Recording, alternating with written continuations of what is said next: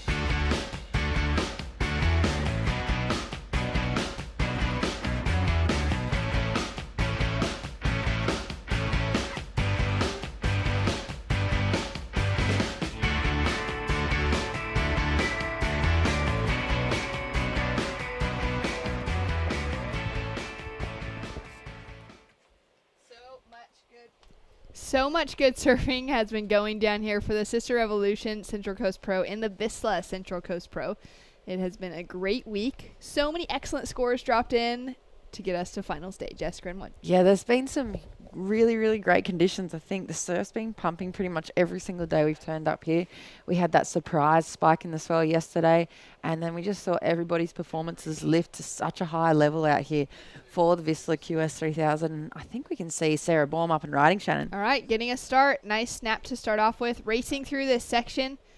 Beautiful looking morning. Gets two little turns connected together. As you were saying, those conditions seem to have dropped off a little today.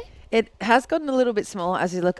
It's so beautiful on screen, so golden out here this morning. It is Sunday morning at Avoca Beach on the Central Coast. So, yeah, we've got a little bit of a smaller swell running. Here's the replay for Bormy, opening up, nice little jam under the lip, and you can see how crystal and glassy and like a chandelier that little lip look running across. But just a smaller wave score for her to kick off her quarterfinal out here, 3.50. Tricky heat to be in.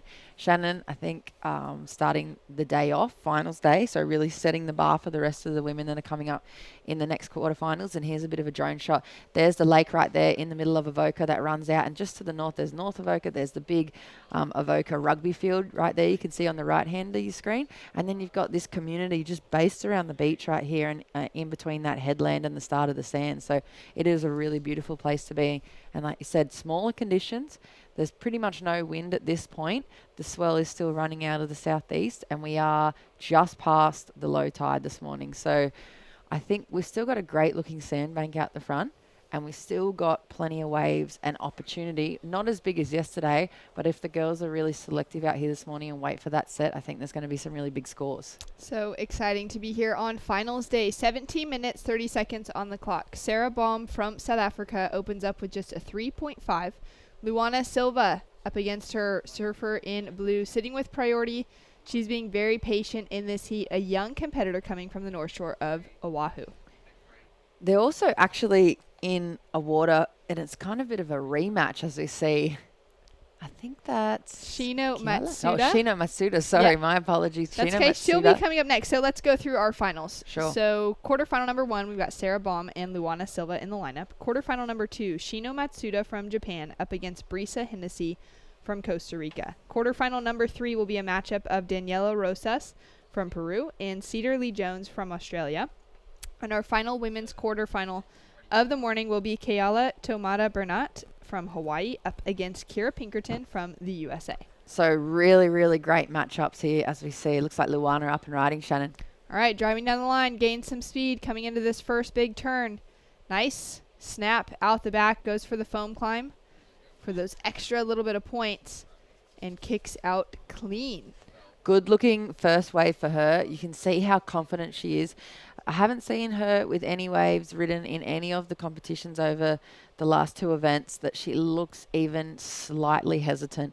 She's always really solid, looks very confident, way beyond her years of competing. She just like she's been around doing this for 10 or 15 years. As we see the replay here, she sets it up, only getting that one turn in. I think she's already noticed that and she's aware of it on the takeoff. So just really puts a lot of commitment into that first jam and rides on out. And you were just mentioning the rematch between these two. They've already met up on finals day so far this year. Yeah, they have. They had the previous final that happened last week at Boomerang for the Vissla and the sister second installment in their New South Wales Pro Surf Series. It was the Mother Nest Boomerang Great Lakes Pro, and here's another drone shot of the coastline here on the Central Coast that is looking to the south. And there's these beautiful little coves all the way around. And you can imagine, and I'm not going to give away any secrets, Shannon, but there are a lot of little reef breaks and slabs and little point setups all the way up and down this part of the coast here. But yeah, they've had a match-up. They were in the final for Boomerang, and Luana getting the nod out there as we see Sarah Baum up and riding. I really feel like there's this full-on rematch vibe around this because Luana being the young gun and Sarah obviously herself and her crew feeling like it's her time. She's put in a fair few years and a lot of energy into the prep to get here, and it's that perfect battle of, you know, older girl. She's not, I wouldn't call Baumie a veteran, but she is an older girl on the QS versus the young gun coming up from Hawaii. Yeah, it's a really great matchup to see in the lineup. Of course, Luana got the better of Sarah Baum at the Mother Nest Great Lakes Pro, which was the second event in the series, but Sarah Baum got the win at the first event at the Carve Pro in Maroubra. So she already has that feeling of winning. She was able to back it up with a second final straight away, which is really impressive, consistent surfing from the South African, now living in Australia for a number of years. And I would not be surprised if we see her really kind of like gather that momentum and that energy and that hunger that she has, being that she's been on the QS for a while now, to get herself into the actual final once again. Yeah, definitely. And look at that scoreline, Shannon. A 7.17 for the last ride for Sarah in the red, and at 3.83. So you can see in the comparison with the threes there for Luana and Sarah, the opening ride for Sarah came a little bit under Luana's opening ride. So that aggression, like we were saying, and the confidence Luana has on her feet, really being rewarded with this judging panel and this this style of competition surfing out here in the quarterfinals. But Baumie answering back, and as you were saying, if she can lift just a little bit more, I know that energy is there for herself and the group. I know her support network are so fired up, and they were firing each other up, and you know, with their words more so. You can imagine getting ready for a footy contest and people slapping each other around on the face. Yep. That's the kind of vibe they had yesterday afternoon, and then obviously getting ready to compete this morning. So I know particularly Baumie really wants to beat Luana, and Luana would feel quite confident coming from, you know, she's one up on Baumie already and coming up into this quarterfinal. Yeah, it's a really fantastic matchup as we come through the morning. So a slow start though. Sarah Baum, with 12 minutes on the clock, has a 7.17 with just a 3.5 to back it up. Luana Silva now having a paddle and a look at that next set rolling through, sitting with a 3.83. Chasing a 6.85 to take the advancing position, but Sarah Baum will be looking to drop and improve on that 3.5. Yeah, so I think it's going to come down to a matter of who has priority when the bigger set comes through this morning. At this point with the swell, I think it's going to play really heavily into the hand and of the eventual winner of the heat. But we'll see, because there's still plenty of time, and I feel like we haven't seen a proper set hit the lineup yet on the competition bank. We are in the same spot that we have been running the event since Tuesday at the Shark Tower in the middle of Avoca, so right in between that north and south part of the stretch of beach here. It's protected on both ends by a headland, a bigger headland to the north and a bit of a smaller headland to the south, but it really still is quite open to filter in the leftover of that swell here, and we do have these really glassy conditions on offer straight out the front. Yeah, it's so exciting to be here on finals day with these kind of waves on offer. Of course, it's a drop in the swell. It's a decrease from what we were seeing in that unexpected spike yesterday, but the conditions are just beautiful, nice and glistening on the shoreline. And we'll have lots of spectators coming down throughout the day. It's been great to have the local community here in Avoca supporting the Sisstrevolution Central Coast Pro. Of course, we've had some big names in this event in the past, thinking of last year's competition. Sage Erickson took out this event win with Sarah Wakita coming in second. Sage Erickson then used that momentum to eventually re-qualify herself for the championship tour at the end of last year, 2019, and she'll be making that opening performance showing at Snapper on the Gold Coast. So it's great to see where the kind of momentum coming out of this QS 3000 can really set one of these women up for a great run throughout the rest of the year. And Sage is such a good example of those women that have been on the QS and around the tour for a while, and they've had their chance on the championship tour and in that conversation, and then fallen back and really relying on these points. So 3,000 points. We've been speaking about it, Shannon, but 3,000 points at the end of the year is going to be so important for either one of these ladies that ends up on top and into the semi-finals. There's still a lot of points for second, but you know they're gunning for that 3,000 points, and obviously the pride and the bragging rights to either equal the score out here this morning or end up with one up again for Luana if she takes the one over Bormy. Absolutely. Well, it looks like there's a set coming through. Luana Silva with just a 3.83 on the scoreboard so far. Now uses priority on a nice looking left. Opens up for a nice big carve, wraps back into the pocket, and to set up for that second section, unfortunately mistimes it. Uncharacteristic for what I've seen of her as a competitor out here this morning. I'm not sure. We'll have to see the replay, but it looks like she may have just gotten stuck between the decision of the final turn and the final maneuver on her backhand. Let's have a look at the replay here. So she drops down, hits the first section, nice little rail transition carve, goes to hit the lip again, and we've seen it on this competition bank for the whole week.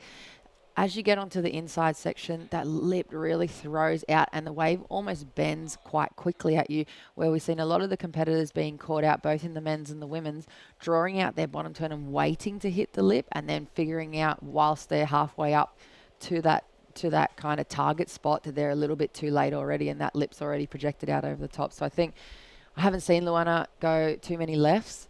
I think she's probably that good of a competitor and that quick to dial it back in that she's already learnt that, clocked it down in her notes mentally out there, and she'll be back on another left and won't make the same mistake. But just the 2.67 at this point, and I bet you the support crew on the beach of Bormy right now are looking at the time.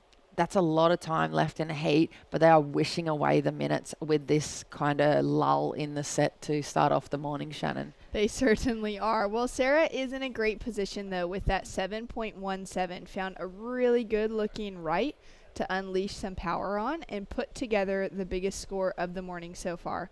Luana Silva now chasing a 6.85, that same requirement to advance and improve on her 3.83 at the moment, with 8 minutes and 15 seconds on the clock. And we've just been speaking about how an event like this can set up a surfer on that track run for the rest of the year to qualify. Of course, this year we've got 4 Challenger Series events on the women's side of the calendar for the WSL, which is a QS ranked 10,000 points, which is huge for the women's side. Last year we had 2 added in for the first time, and these women are going to be doing everything they can to gain some points, even to qualify for those 10,000s. As we see, a huge blast out the back for opening turn of Sarah Baum. Connects it with a second one, looking really sharp out in the lineup. Yeah, she does, and I feel like she's lifted the energy as well. And here we go, Luana up and riding again, Shannon. Nice snap on her backhand, so finding a frothy section, wraps back into the pocket, She's got to put a lot of work and effort into this wave. You can see that she's trying to gain some speed and momentum as she comes down into the second section. She's already managed to connect together a few turns. And what do you make of that last exchange? Oh, this is going to be a really nice way to set the tone for the judging scale. Have a look at the replay of Luana's. She gets a very nice turn on the backhand out on the end, on the start of that section. And this wave's kind of frothy, like you said, Shannon. She has to do a lot of work. You can see her really, really pushing the weight into the board and the transition to get it moving and to get it going. But this is a perfect example because we have a look at Balmy's much bigger wave, drops right to the bottom, tags the lip, plenty of spray, and with that sun behind her and the sunrise, it really accentuates the power and the speed and her rail work. There you go, 6.57. I was going to say it's going to be interesting to see what Luana's score comes in as because it's a nice example of wave choice there. Obviously, Balmy had priority, so she was able to take the nicer, cleaner, open face and the bigger wave of the set. And then you saw Luana dial right back into that left-hander and the backhand attack, learning from the wave previous, and then a 4.57. So she's not out of the conversation yet. Although Sarah looking very solid out here with just over 6 minutes on the clock. That 6.57 is a pretty good looking backup score. I feel like now we've seen that energy from her in that second wave. We're going to see her lift again and maybe relax way more into her power and her style because she's got the lead at this point, Shannon. So she'll be sitting in a great position with just under 6 minutes on the clock. Sarah Baum out in the lead with a 7.17 and a 6.57.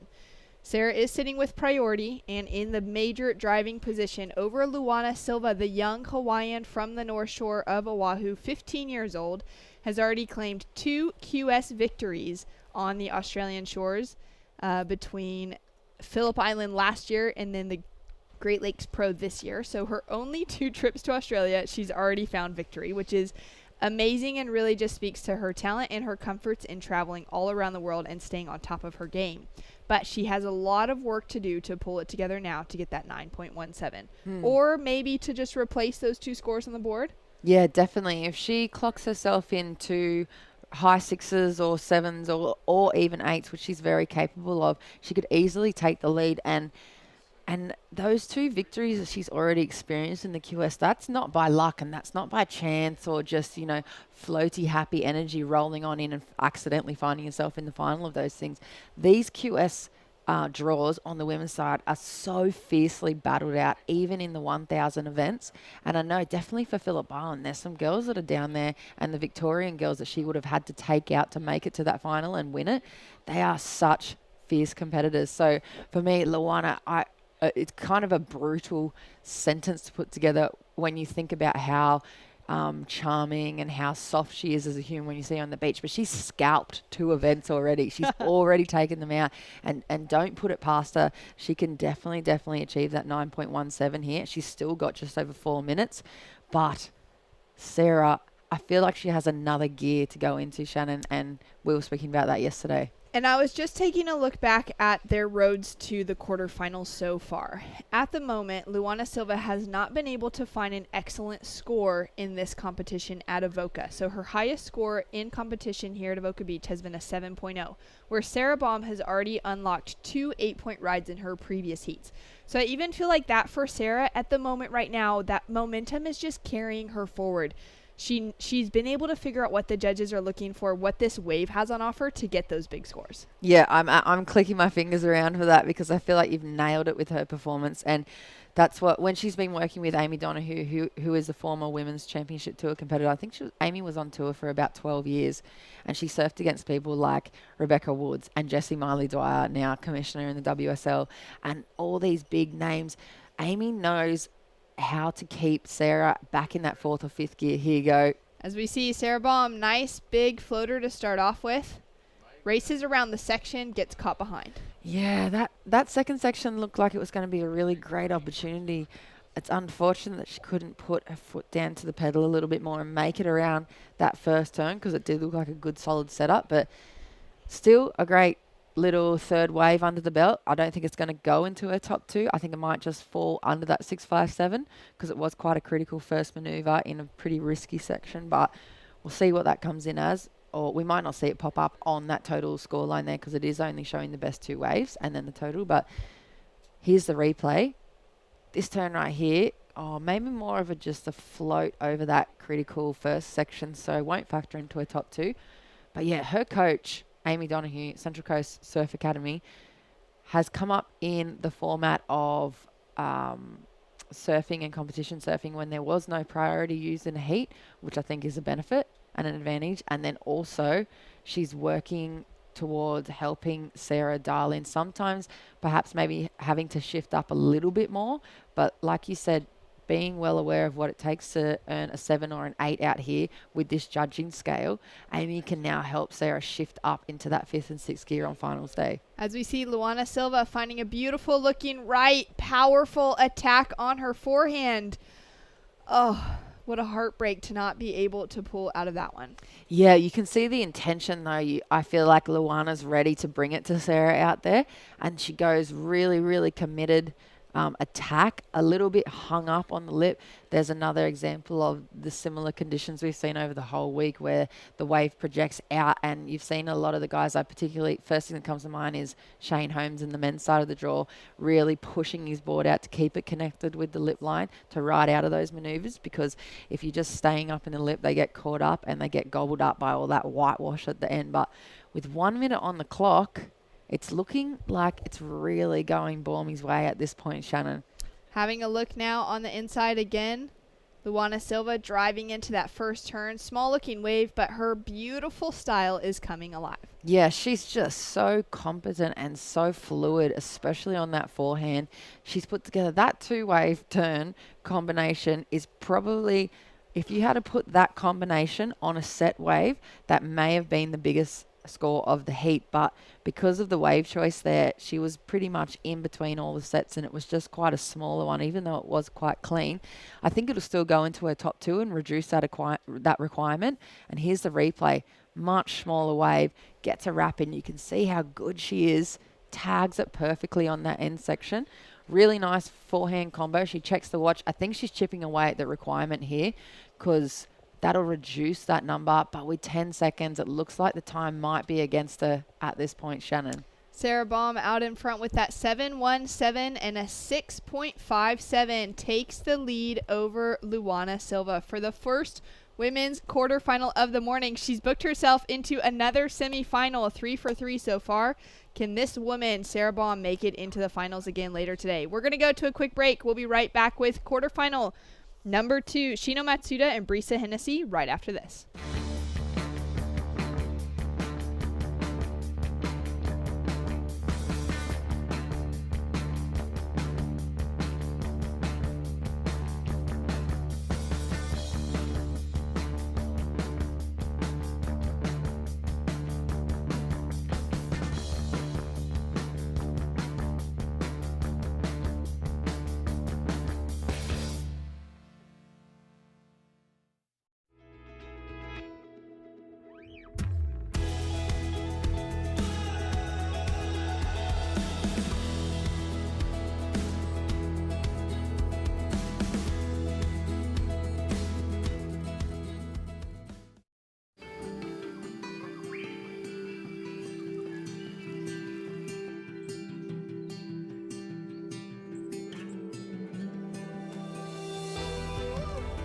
Take a short break on the Central Coast and have a little adventure. Book yours at visitcentralcoast.com.au. Oh, bog day. Nah, mate, just parked. Why are you parked with your wheels so deep in the mud? That's just how I park. Mate, we've got a... Parked! Righto. New Amarok V6 Canyon. The power to handle what others can't. And we're back. We've just seen Sarah Baum take a big win over Luana Silva to book herself as the first semi-finalist of the day. But now out in the lineup in live action, Shino Matsuda up against Brisa Hennessy. Both women have a look at that wave, decide not to go. We are in quarterfinal number 2 on the women's side of the draw for the Sisstrevolution Central Coast Pro. My name is Shannon Hughes, joined in the booth by a frothing Jess Grimwood. Yeah, I am very frothing this morning. I feel like any day you can spend watching surfing is a good day. Any day you can spend watching the women's best surfers compete for this 3,000 points on the line in the World Surf League is a mega day for me. So I'm pretty excited to be here and working along with the crew. And there's still waves, so there's plenty of action to unfold. And I think this is another similar matchup here where we see someone like Shino Matsuda taking on Brissa. I think Brissa is probably the heat favourite in the quarterfinal, just looking at the careers so far. But then Matsuda has so much energy and tenacity as a younger competitor coming through to bring in this quarterfinal number 2, Shannon. Yeah, it's really exciting to see those matchups of the juniors or the almost juniors, as Shino Matsuda is in her first year putting in that full qualifying series experience just out of the juniors from last year. She did put a lot of time on the QS then as well. But now able to really unleash and just focus on the one tour throughout this season. Yeah, and Brissa, of course, such a class act in and out of the water. I've had the pleasure of spending some dinners and stuff with her and her support network and her mum, who generally travels with her. And she's just such a polished athlete. I feel like she's got that beyond her years. She's still quite young and just way beyond her years. It's almost like she's from another sport sometimes. I feel like she doesn't have the full titter-tatter raw edge of the surfer like you'd normally expect from a lot of the competitors, where they're still, especially media-wise, quite raw around the edges. She's just so polished and So true. so beautifully presented and articulate all the time. Yeah, I absolutely agree with you. She's brought this picture into things, even into the Women's Championship Tour last year for her rookie year in 2019, that is just ready to be presented in that space. And it's such a big adjustment for so many surfers to launch out of the qualifying series where they get a little bit of that time in that broadcast and they have a little bit of time maybe with some sponsors and things, but it really comes to life and all that focus hounds in once you make that leap into the championship tour. And Brissa is someone that has carried it with so much grace.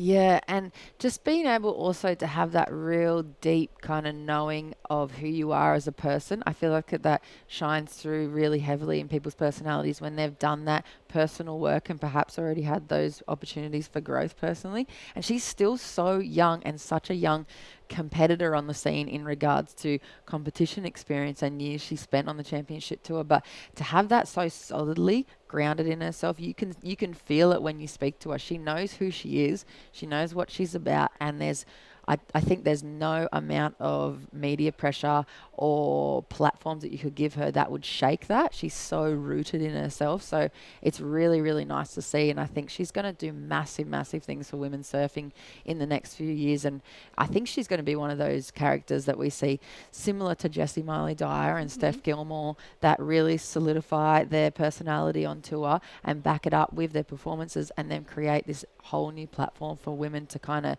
leap from.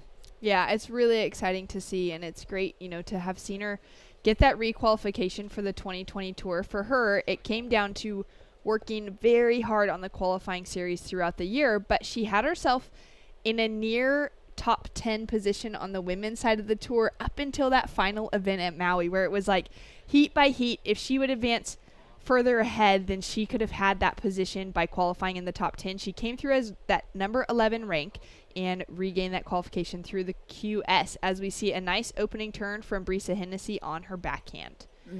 You would have seen her surf a lot on the championship tour, obviously coming from the league last year. What did you see was, have a look at this replay here just shortly then, Shannon. Great looking turn there, really cracks it under the lip, throws a lot of spray, redirects for a little foam climb, just adding maybe a 0.5 or a 0.25 of a point there. So it's a 4.33 for her opening ride. She's really smart at heat surfing as well. I've seen that over just this event even. She dissects the heats. You can almost see it in her surfing. She has 3 or 4 separate parts to surfing a heat, and plan A, a B, or a C that really comes into play, because I saw her surf a fair few heats in China, and watching when she was in the lead, she just went into maybe a different strategy and a different plan on the board. And obviously you can't see them written out you can't see it. It's not something that's tangible you can see, but it's something you can see in her performance where she shifts into a different plan. And at the moment, it's really, really smart surfing, and she's been kicking off these heats very early, Shannon. Yeah, it's really, really exciting to see. That 4.33 on the scoreboard now. 13 minutes down on the clock. And having a look on her forehand, Shino Matsuda driving into that first section. A massive hit, and she nearly rides out of it. What's your call on that side? I think that the judges will deem that maneuver non-complete, I believe. Let's have a look at the replay. Beautiful sunrise here, but creating a bit of glare. It really makes it difficult It to tell. does. She tags that so hard and commits so much onto that attack, but I think that she compressed, tried to regain the stability, and then as she went to stand up at the end through the whitewash there, you could just see it with the sun glare.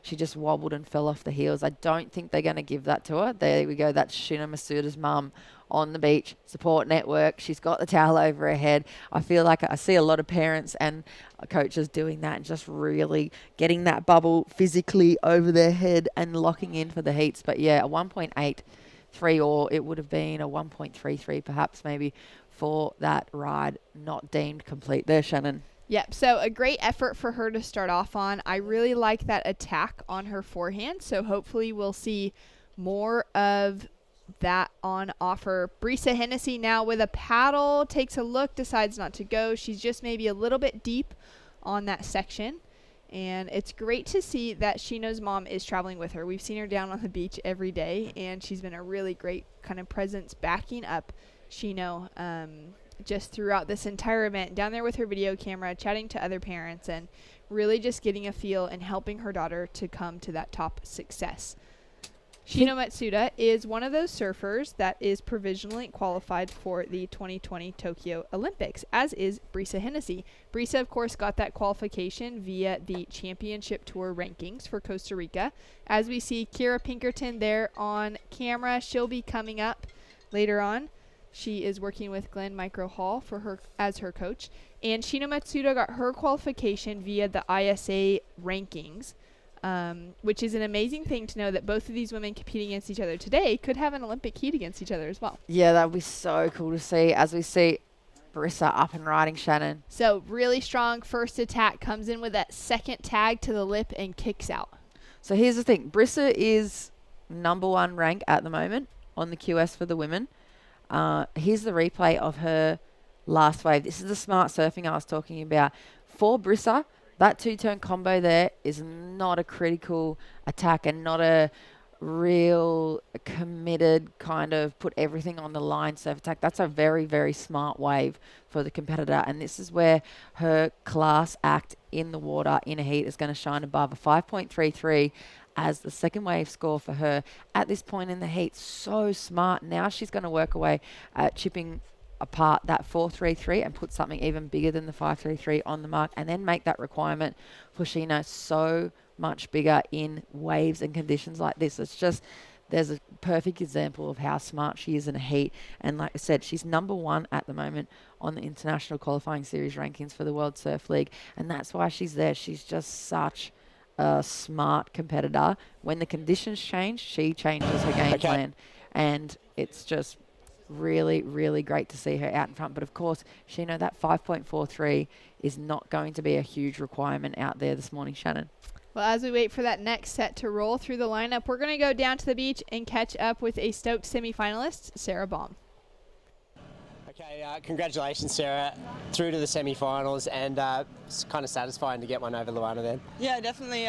We had a pretty good matchup in Boomerang last week, and it was good to come up against her again, and I was kind of lucky to get two really good ones in that heat, and it kind of seemed like she was struggling to find a couple waves. So yeah, I'm happy to get another one under the belt, and I'm ready for the next one. Well, you're clearly in good form. I mean, not just because you surfed well at the last event, but this event you've been in great shape. You're going to go all the way to the podium today? Oh, 100%. I'm going 3 for 3. Yeah. All right, well, I think pretty much you're in the running too to take home the Sisstrevolution, the series here, but we'll come back to that later on. Congratulations, and we'll see you again shortly. Yeah, sweet. Thanks, guys. Thank you. Great. Stoked. Love to hear the confidence from Sarah all the way to the podium. Yeah, there's another example of what we've been talking about as her as an athlete, and then her own individual style and her personality is that's about as excited and frothy as you'll see her get in competition mode. And she has that real ability to stay, we call it like a poker face, just to stay in that middle line, never look too crazily high and energetic, but never also show the big dip. She's so good at keeping that energy in check along the board. And there's the competition site, Shannon. Having a look across a few of those competitors already down on the shoreline. I'm sure as the sun gets a little higher in the skies, as the locals grab a coffee at a cafe here, grab some breakfast, they'll be showing up to watch some of the world's best surfers competing at their home break here in Avoca Beach. A few rowers going by in the background, and it's just a lovely Sunday morning with Brisa Hennessy, 7 minutes, 30 seconds on the clock. Brisa Hennessy out in front with priority with a 5.33 and a 4.33 on the scoreboard so far. Shino Matsuda sitting in second place with second priority. She's got a 4.23 as her high score and just a 1.33 to throw away behind that. She's chasing a 5.43 to advance. Here's something interesting for Shino. Like you're saying, oh, here we go, up in action. It looks like Brisa Hennessy. Really strong attack from Shino Matsuda on her backhand. So Shino the goofy foot, Brisa the regular foot. It's difficult. No, maybe I got that wrong. It's so hard with the backlight, with the glare, to be honest, yeah. to those of you tuning in, to work out what's going on in the water. But we do know that there's been some great surfing, and we'll take another look at this wave now. Nah, you're very right. So I do believe this is Shino Matsuda on her backhand. You're right, Brisa on her backhand on the left, so a regular footer. Just taking a little bit of a second to adjust with that sun glare. Look at that. A 5-point ride for Shino Matsuda has put her right in the mix again with Brisa Hennessy. Oh, yeah. Very interesting exchange. You see the local surf boat going for a row across the horizon, checking out the women's quarterfinal 2 action, but right back in the mix now. And we'll just take a pause on that next little story as we watch Brisa up and riding. All right, attacking on her forehand. Goes in for that first big flare. Love that throw of the fins. Kicks out clean, and she's looking maybe to improve the scoreline.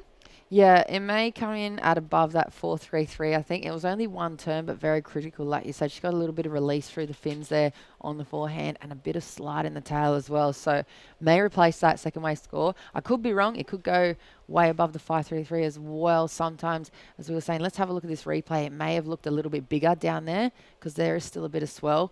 Hits that section, gets the release, but stays quite connected with the lip line all the way as well. So nice, clean attack there. I think you're going to see her lift the bar yet again. And what I was going to say about Shinu from Japan, obviously representing that huge, big Japanese contingent there. I just went through the list of international QS rankings for the women, and the list of Japanese women that are within that top 100 is so big. As we look at that last score for Brisa, there we go, a 5.73 coming in and replacing into the top 2 waves for her. The judges really rewarding, I think, perhaps the finesse that it took to complete that forehand maneuver and control that slide through the end of it. Okay, so earlier in the heat, when you were going to ask me about Brisa's presence on the championship tour for a surf side of things, I think in seeing how she presents herself outside of the water, the way that she comes across, that grace and that finesse that she has in her speech and in who she is as a character,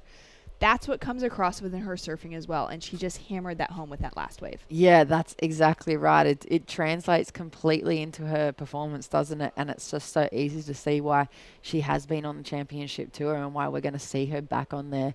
But with Shino, I feel like she just has she would have had so many battles against these women, because within the top 100 we have the other Japanese competitors that would be her fellow teammates that she's battling it out for the Olympic qualification with this year, and obviously plenty of Japanese events and the tours that go on that side of the world, and there's plenty of QSs over there. So people like Mahina Maeda, Amura Suzuki, Minami, Hanako, Ren Hashimoto, now Sai, Kana, Nanaho, and Sarah, as we see a big bit of action rolling in from Lady in red, Shannon. Wow, Shino answering back. I love that she is able to hold that composure. She's able to find a really nice pocket to unleash on to start.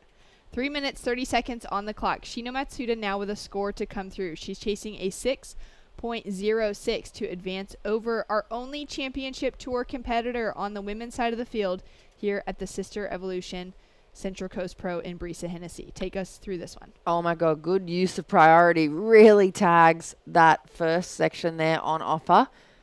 Kind of only gets that little foam climb. Probably won't even be deemed complete, that foam climb, unfortunately, but great aggressive tag right in the face of Vissla too, and under the priority. It's going to be pretty solid score there. I think that we'll just wait for that to clock on in, but for Shino, just such a depth of talent coming from Japan at the moment, and obviously a massive year for them, 2020 and the Olympics in Tokyo, and the first year of inclusion for surfing as a sport.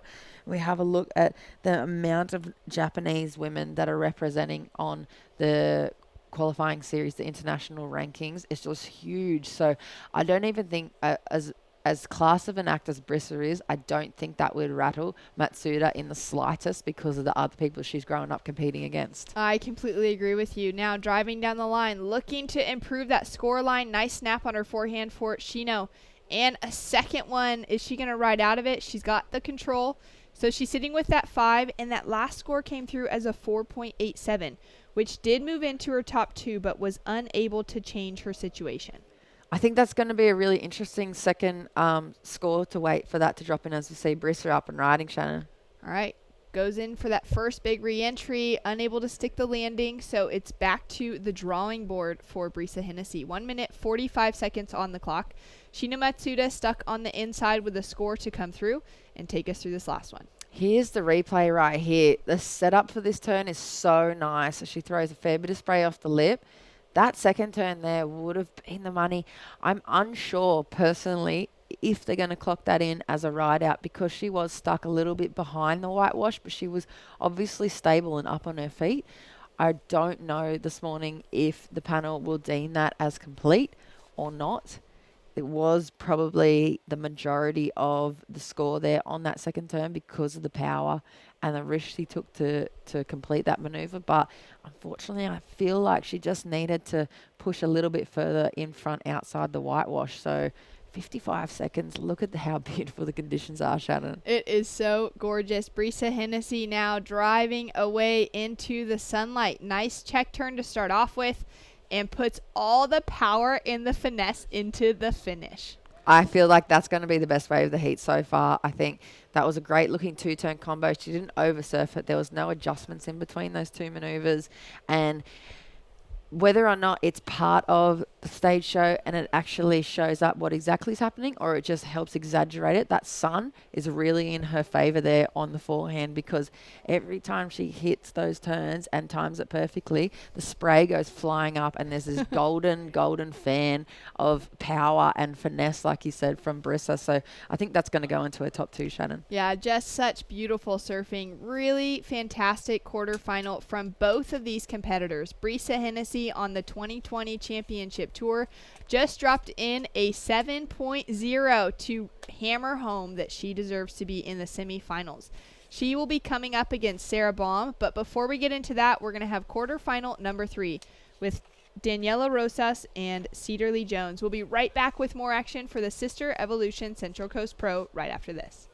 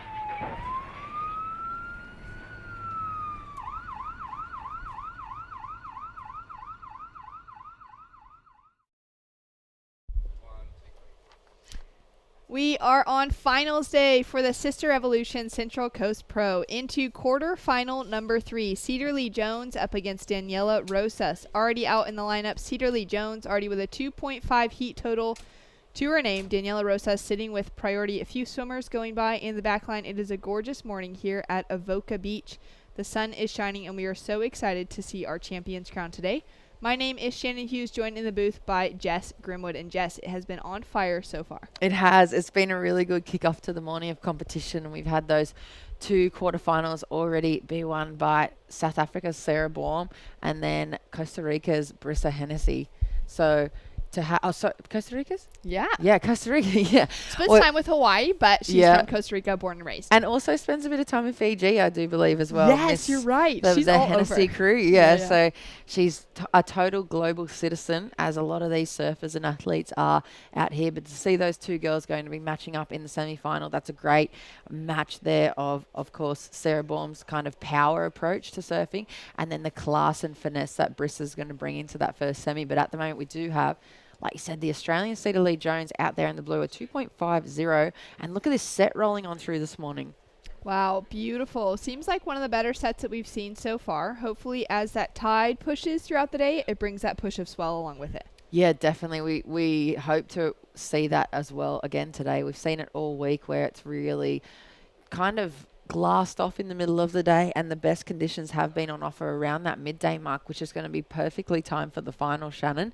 Like you said, crowning a champion both in the men's and the women's, as you see a beautiful looking right-hander roll through the competition area. Oh, no one, well, they take a look, decide not to go. It's got a little pocket to it, though. Yeah, that looked like a really nice wave, and perhaps maybe the most critical part of that wave just a little bit to the south of the bank, and the girls probably sitting a little bit further north or more towards the middle of it, so opting not to go on the shoulder. They're going to wait for those big critical sections that are on offer on the bigger set waves.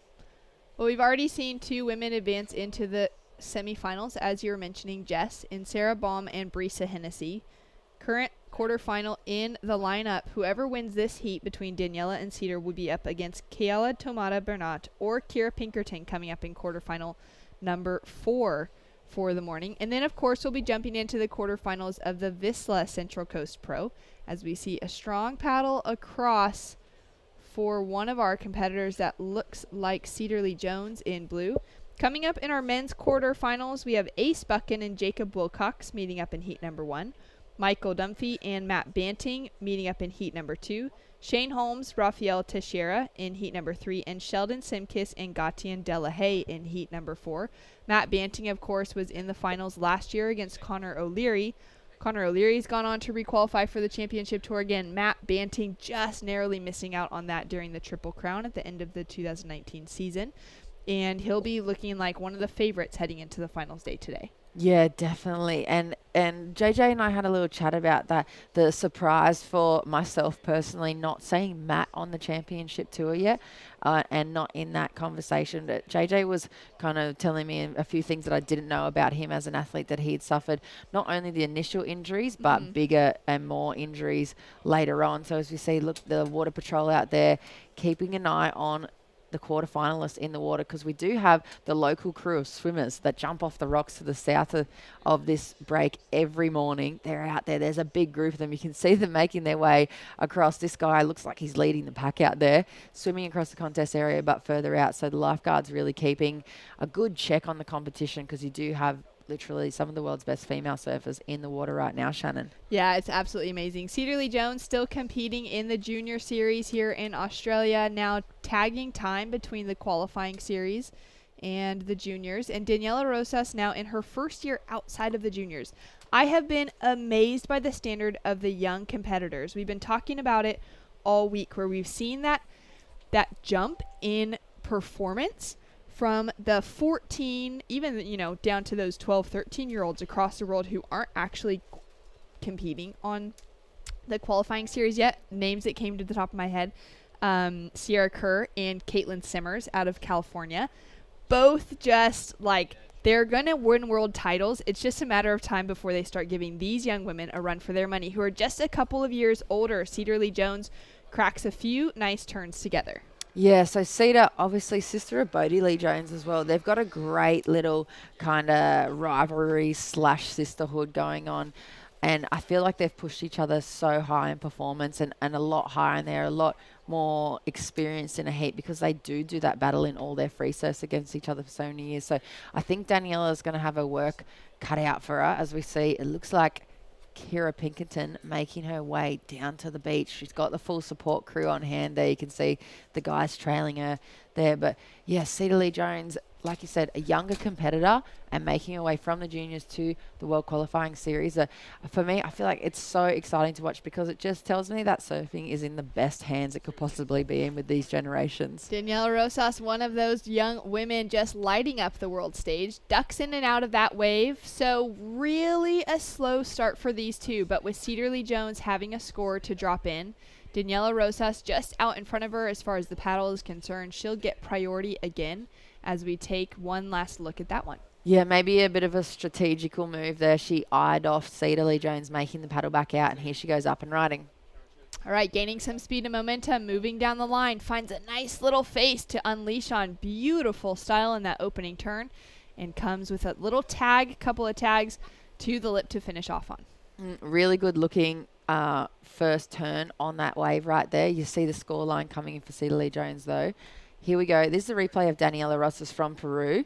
Opens up on the rail. Really nice kind of use of the wave face there and putting a fair bit of power. You can see how much actual power she might have on tap there, and only probably locking into about 40 or 50% of it. So just really wanting to see Daniela open up performance with that 4.83 for that opening ride, and just a 0.5 as a backup. Cedar Lee Jones at 3.33 and 2.5. So Daniela, one of these ladies coming across from Peru, obviously from former world champion Sofia Milanovic, also from Peru. There was another competitor, and she was so tenacious on the QS, Annalie Gomez, and she's someone that I'm sure Daniela and I know actually Daniela has worked with along with Sofia. And the Latin American girls, we call them the Latinas, they are so well known for their ferociousness in the water in a competitive sense. Of course, really great athletes and really nice as we see up and riding. Driving into that first turn, nice big slam out the back. Reconnects on this inside if she can find the reform. It's a smaller looking wave, but she put in a lot of power to that opening turn. And now she's got that speed and momentum coming in for the finish. Connects two turns together, maintains a lot of flow as we get a little bit of sunshine onto the cameras here. It is a beautiful morning in Avoca Beach, and Daniela Rosas is down on the shoreline. Yeah, that's going to be a good second wave score. It's good that she's got the action going, and she tags that really nicely. Very small little wave and not too much else on offer. She really manufactures this score here, I think, on this wave, but it may play into the end of the heat, depending on the next situation there. You see, she really has to put a lot of work in, but have a look at the replay from Cedars. Wow, beautiful wave stands up in front of her, finds a little bit more size, puts in a great snap under the lip. Yeah, so both of the girls, I think, just trying to get some scores on the board and then work away at improving, just so that they don't end up at the end of the heat only needing a 2 or a 3. So both of those scores there, 3.60 for the last of Daniela Rosas, waiting for Cedar Lee Joneses to lock in. But yeah, I think smart surfing, getting busy, maybe identifying that there's no set waves at this point, and they just wanted to make sure that they're not going to be ending up the heat with the last minute or two only needing that 2 or the 3. So hopefully those scores are going to go way back into either the second wave or not even relevant at the end. But at this point, smart surfing from both ladies. And that conversation for Daniela coming from that side of the draw, the Latinas and the Latin group, that they have such a strong bond, and another one of those examples of kind of like the Brazilians and the way that they seem to rally together as a big group, and they're very supportive of each other, and they just have this fire and passion that I feel like we haven't seen from the other nations as openly and as raw as what we see from the Peruvians, especially from Annalie and Sofia. And maybe it's a case of coming from the areas that they come from over there in Peru, with not as many opportunities. I wouldn't exactly call it a hub for surfing over there, but being able to make it on the world stage from that place and bringing that rawness and the fire across from countries like Peru is so exciting to watch their stories unfold. And I think just looking at that, the way that we saw that jump in that spike on the Brazilian side of the men's world tour, I think we could see that from the Peruvian side of the women's world tour, where from Brazil, we haven't seen any of those women really stand up. Ando Santos is a fantastic qualifying series competitor. She was here present in this event at Avoca, but she's kind of the standout that's, that lone charger alongside Tiana Henkel on the Brazilian side of things. But I love to see that this Peruvian group of women could be that next up-and-coming generation, as we see a great re-entry from Daniela, looking for that reform again as she just races down the line, pumping along, trying to gain some speed as that wave is really soft. She's now going to reconnect with the pocket. Just unable to get there. A 4.83 and a 3.6 on the scoreboard for her so far. Yeah, so Cedar Lee Jones out in front, I think improving her situation on that last big crack on the outside. So Daniela now needs a 5.28. I feel like she needs to get out into the lineup and wait for that big open face, because she's got that rail game on tap there and she's got the power. If she gets to lay right into one of those big either forehand or backhand rail maneuvers, she's going to bank easily a 5-point ride. And if she gets to tag that thing again in a second section, then I just feel like there's no chance that she's going to fall short. So see a little replay from the last maneuver there. Good commitment, sticking with it, looking for probably a bit more of a critical section on the inside, but a great display there of the intention and hunger that she has out in this heat. It's quarterfinal number 3. And like you said, not a lot of names coming across in a pack, as you would say, from Brazil, but having this already generational performance and success that Sophia and both Annalie have experienced for Peru, it already put them on the map. And I know them as a nation and ISA competitors. They tapped into that quite a few years ago, and that's when they made the call out to Martin Dunn, who was at the time pretty much revered as one of Australia's, if not Australia's best coach and best surf coach, and they pulled him across into their coaching team, and he became head coach of Team Peru for a while. And then he led them to victory at that ISA World Games, and where they took Australia out, actually, I think it was back in 2014.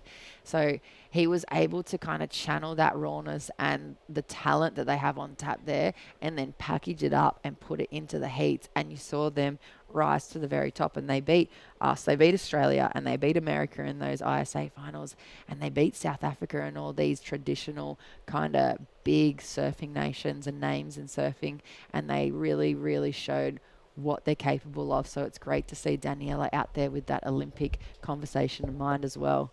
And has a look at that one, decides not to go on the closeout. Daniela Rosa is sitting in second place, chasing a 5.28 to get the advancing spot over Cedar Lee Jones. Cedar out in front with that 5.83 and that 4.27.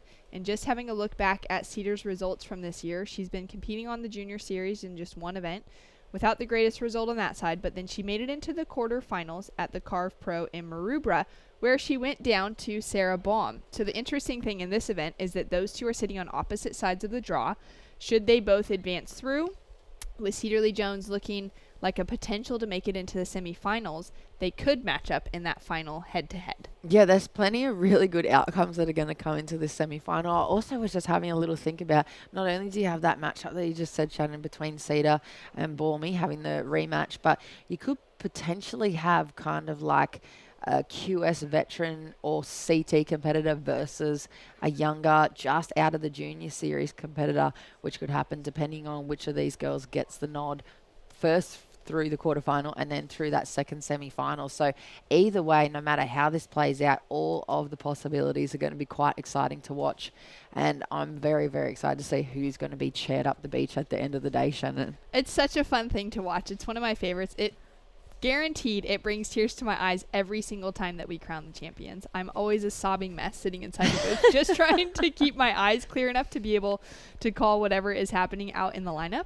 But yeah, it's just such a special moment, and I love to see it when other surfers are cheering other surfers up the beach. Yeah, and it coming from, I'm not sure if the same tradition holds in longboarding. Yep. Oh, it does. So I feel like I've read a lot of books about this and where this comes from, as we just take a quick break in that to view the action, Shannon. Daniela just gets caught on the takeoff. She'll kick out of that one. A decent set coming out the back. Where is Cedarly Jones? Is she going to have a look at that one? Decides not to go. Interesting. Look at the open face on there. Must have looked like it was running off too quickly to the north of the contest bank there. So unfortunately not being able to capitalize on that bigger looking set, but possibly a little strategical move for Cedar as well. She wants to hold priority. If she had have gone that wave, even though it did look really good, it would have left Daniela sitting out the back with priority with over 2 minutes on the clock and only needing the 5-2-8. So I have a feeling that Cedar may have played the cards very well then and let that really nice looking wave roll on by to play defense in the last few minutes of this heat, Shannon. Such smart surfing. And that's where that full picture is coming together for so many of these young competitors, that they're stepping into this world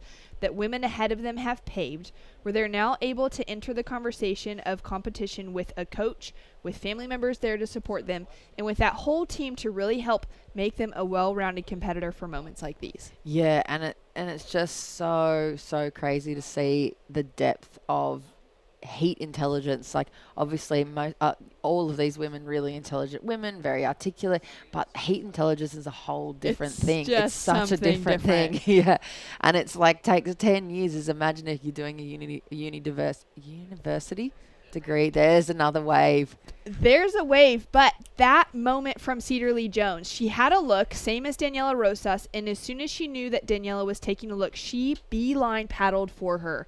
From a competition perspective, for her to get on it that quickly is such smart surfing. As we see, Daniela Rosas now on her backhand, snaps into that wave. She's chasing a 5.28 to get that advancing position. A few nice turns connected together, but a really small wave as we come down to the final minute. Down on the shoreline, Brisa Hennessy. We're going to catch up with her quickly, and then we'll finish off the action for quarterfinal number 3. Here with the winner of the last quarterfinal, Brisa Hennessy of Costa Rica. Brisa, I mean, you know, we saw you with the big win in China, and your form has been outstanding throughout this event. Quarterfinal win into the semifinals. How are you feeling?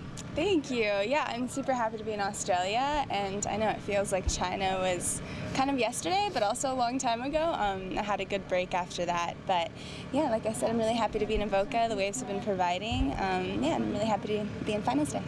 I gotta say, watching you surf your heat, your equipment, your Glen Pangs that you're riding, your Town and Country surfboards, they seem to be really in sync with what you want to do on the wave.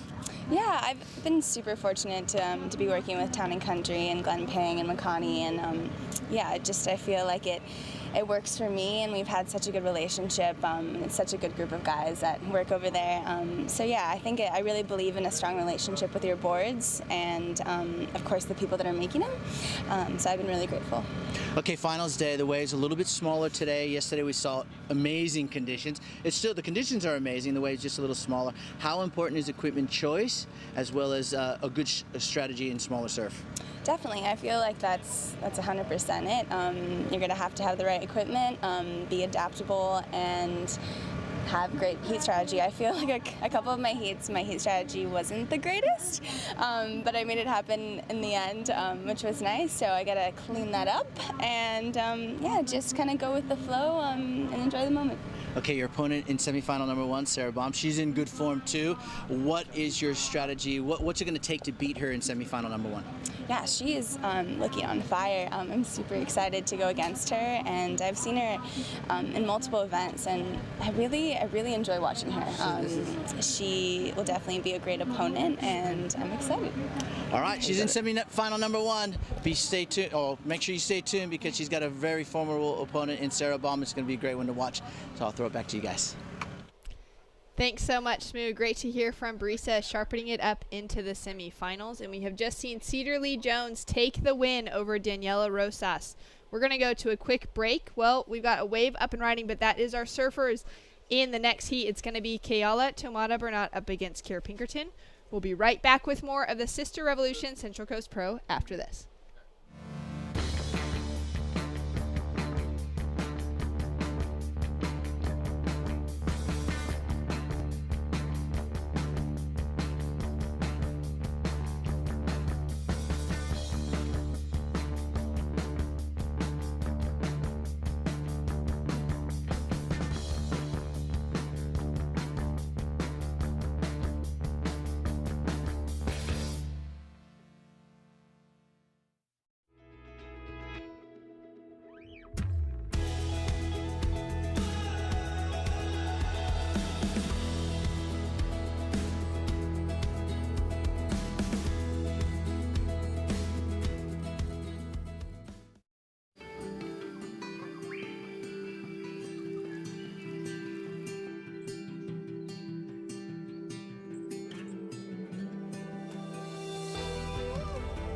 Take a short break on the Central Coast and have a little adventure.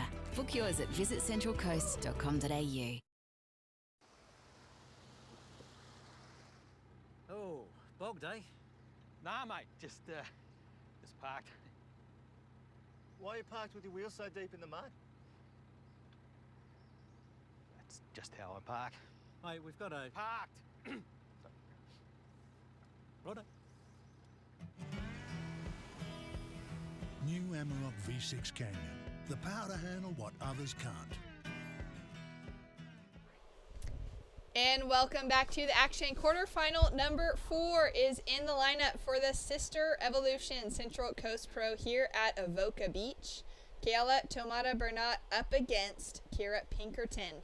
It is going to be a fiery one, as I've been saying all morning. The scores are going to light it up. We are here on the sand at Avoca. My name is Shan Hughes, joined in the booth by Jess Grimwood. Good morning, and look at that first score coming in for Kiala already, a 5.83 on the board. Have a look at this replay.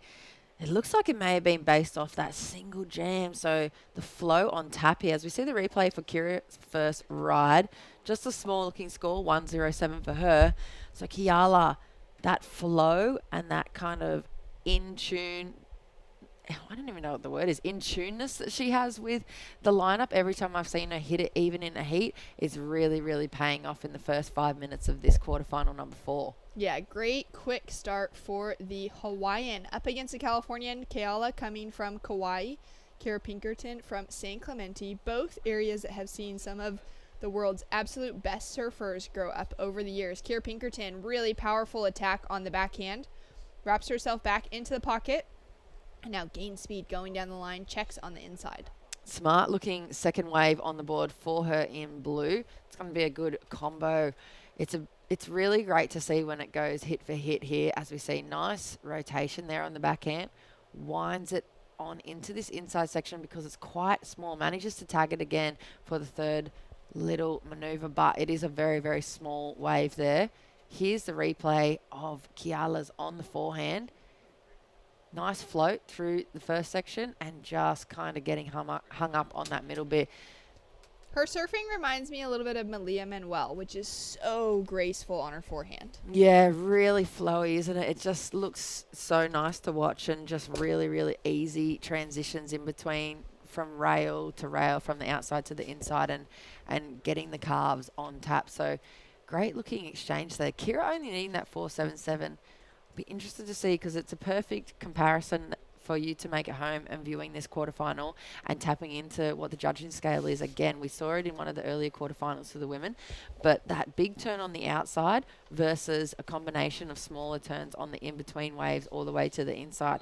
You can really see what the judges are looking for and start to kind of collect some clues maybe of what it's going to take to become a finalist and eventually the champion out here in the girls' side of the draw. So we'll wait to see what those scores lock in as. I think there's both waves for red and blue to come at this point in quarterfinal number 4, and one of these ladies is going to be meeting Cedar Lee Jones later on in the semi-finals today. So whoever it is, and there we go. There's the scoreline, 3-3-3 and a 5-point ride for Kira Pinkerton. So interesting exchange. Perhaps judges looking more towards now a combination of turns, not necessarily on the biggest waves, but more high and tight in the pocket and more critical and powerful, Shannon. So a decent start for both competitors, though, with that 5.83 for Keala starting off, and now Kira Pinkerton answering back with a 5.0. Great positions to start from. Coming into this heat in this matchup, Kira Pinkerton has the upper hand. Not only has she been dropping the scores of this event, she had that 9.27 on a massive backhand re-entry, one single turn. Got her a 9.27, a near perfect score, which, as you were saying before, Jess Grimwood just shook up the women's field. And then she had a 9-point ride for another left, which was more like a 3-turn combination later in competition yesterday afternoon. She came in from the beach. I had a post-heat interview with her, and I had a chat with her before, and she was shaking. Like, she was buzzing so hard that she said the heat finish, she beeline paddled for the shoreline, and she went sprinting up the sand, and then she suddenly dawned on her that she didn't need to be running because the heat was over, and she had she could relax. And by the time she got to me, though, she was still speed talking the way that I speed talk. And it was just such a cool moment to see like all of this energy that's been bottled up inside of her as we see a big set out the back. So coming into that, based off of this, the scores in this event so far, Kira Pinkerton with those 9s. As we see Kayala, though, with a great hit to start off with, racing around the section. Is she going to find the open face again? She's going to decide to kick out of that one. Great comparison, I feel like, that you've brought up between her and Malia Manuel. You saw it then, the way, her style, the way she kind of sits her hands. As we look at the replay here, flying down the line, straight to the bottom, tags that thing nice and early under the lip, because I feel like she's hunting down that second turn, but that wave's just hitting a bit of a hole in the north side of the bank there that we saw probably earlier on in the rounds at the start of the competition. Didn't play too much in to the disadvantage of the competitors over the last 2 days because of the bump and swell, but we see it reappear now in these type of conditions, and probably more so as we go towards the finals with that rising tide. But like you said, Malia Manuel-esque forehand approach to that surfing, very flowy, very, very nice turn from her. I think it's going to be a good looking second score. Yeah, that bottom turn looks just so much like her fellow Hawaiian.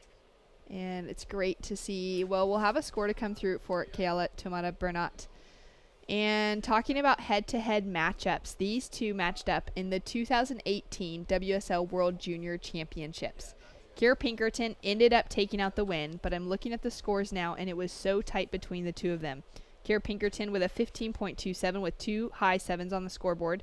Keala with a 15.03 with an 8-2 and then a 6 as her backup score. It was such an exciting day of competition as we saw Kira Pinkerton take down her World Junior title. And down on the shoreline as we wait for the next set to come through is John Shimuka.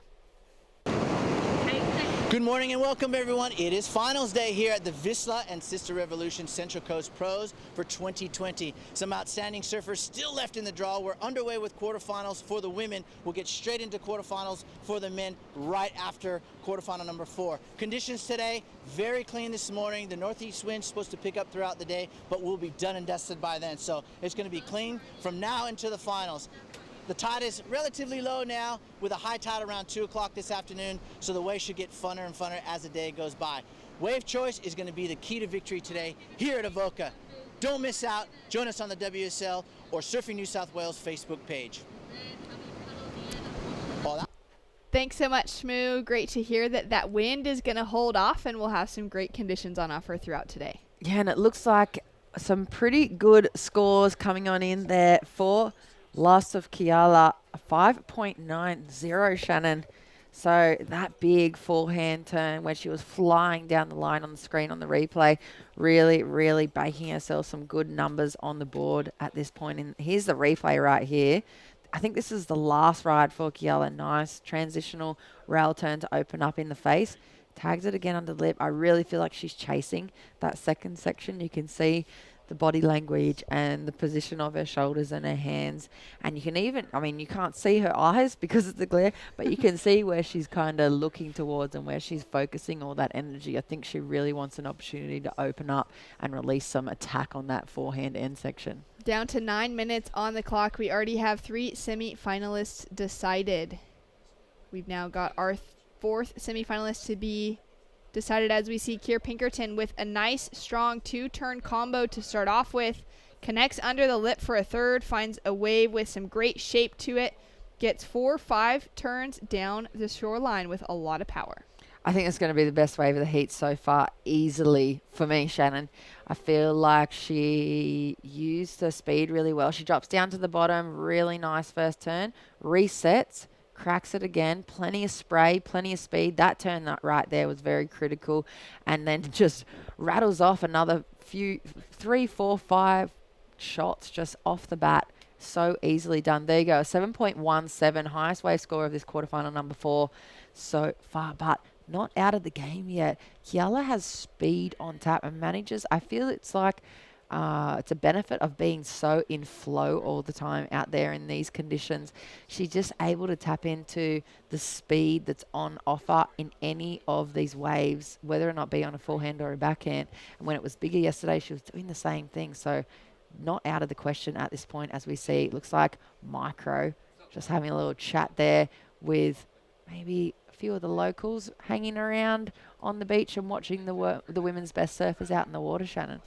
Micro's been working with Kira Pinkerton this week as we have 7 minutes, 30 seconds on the clock, and we wait for the next line to come through. We're going to go down and hear from our third semifinalist of the morning, Cedar Lee Jones.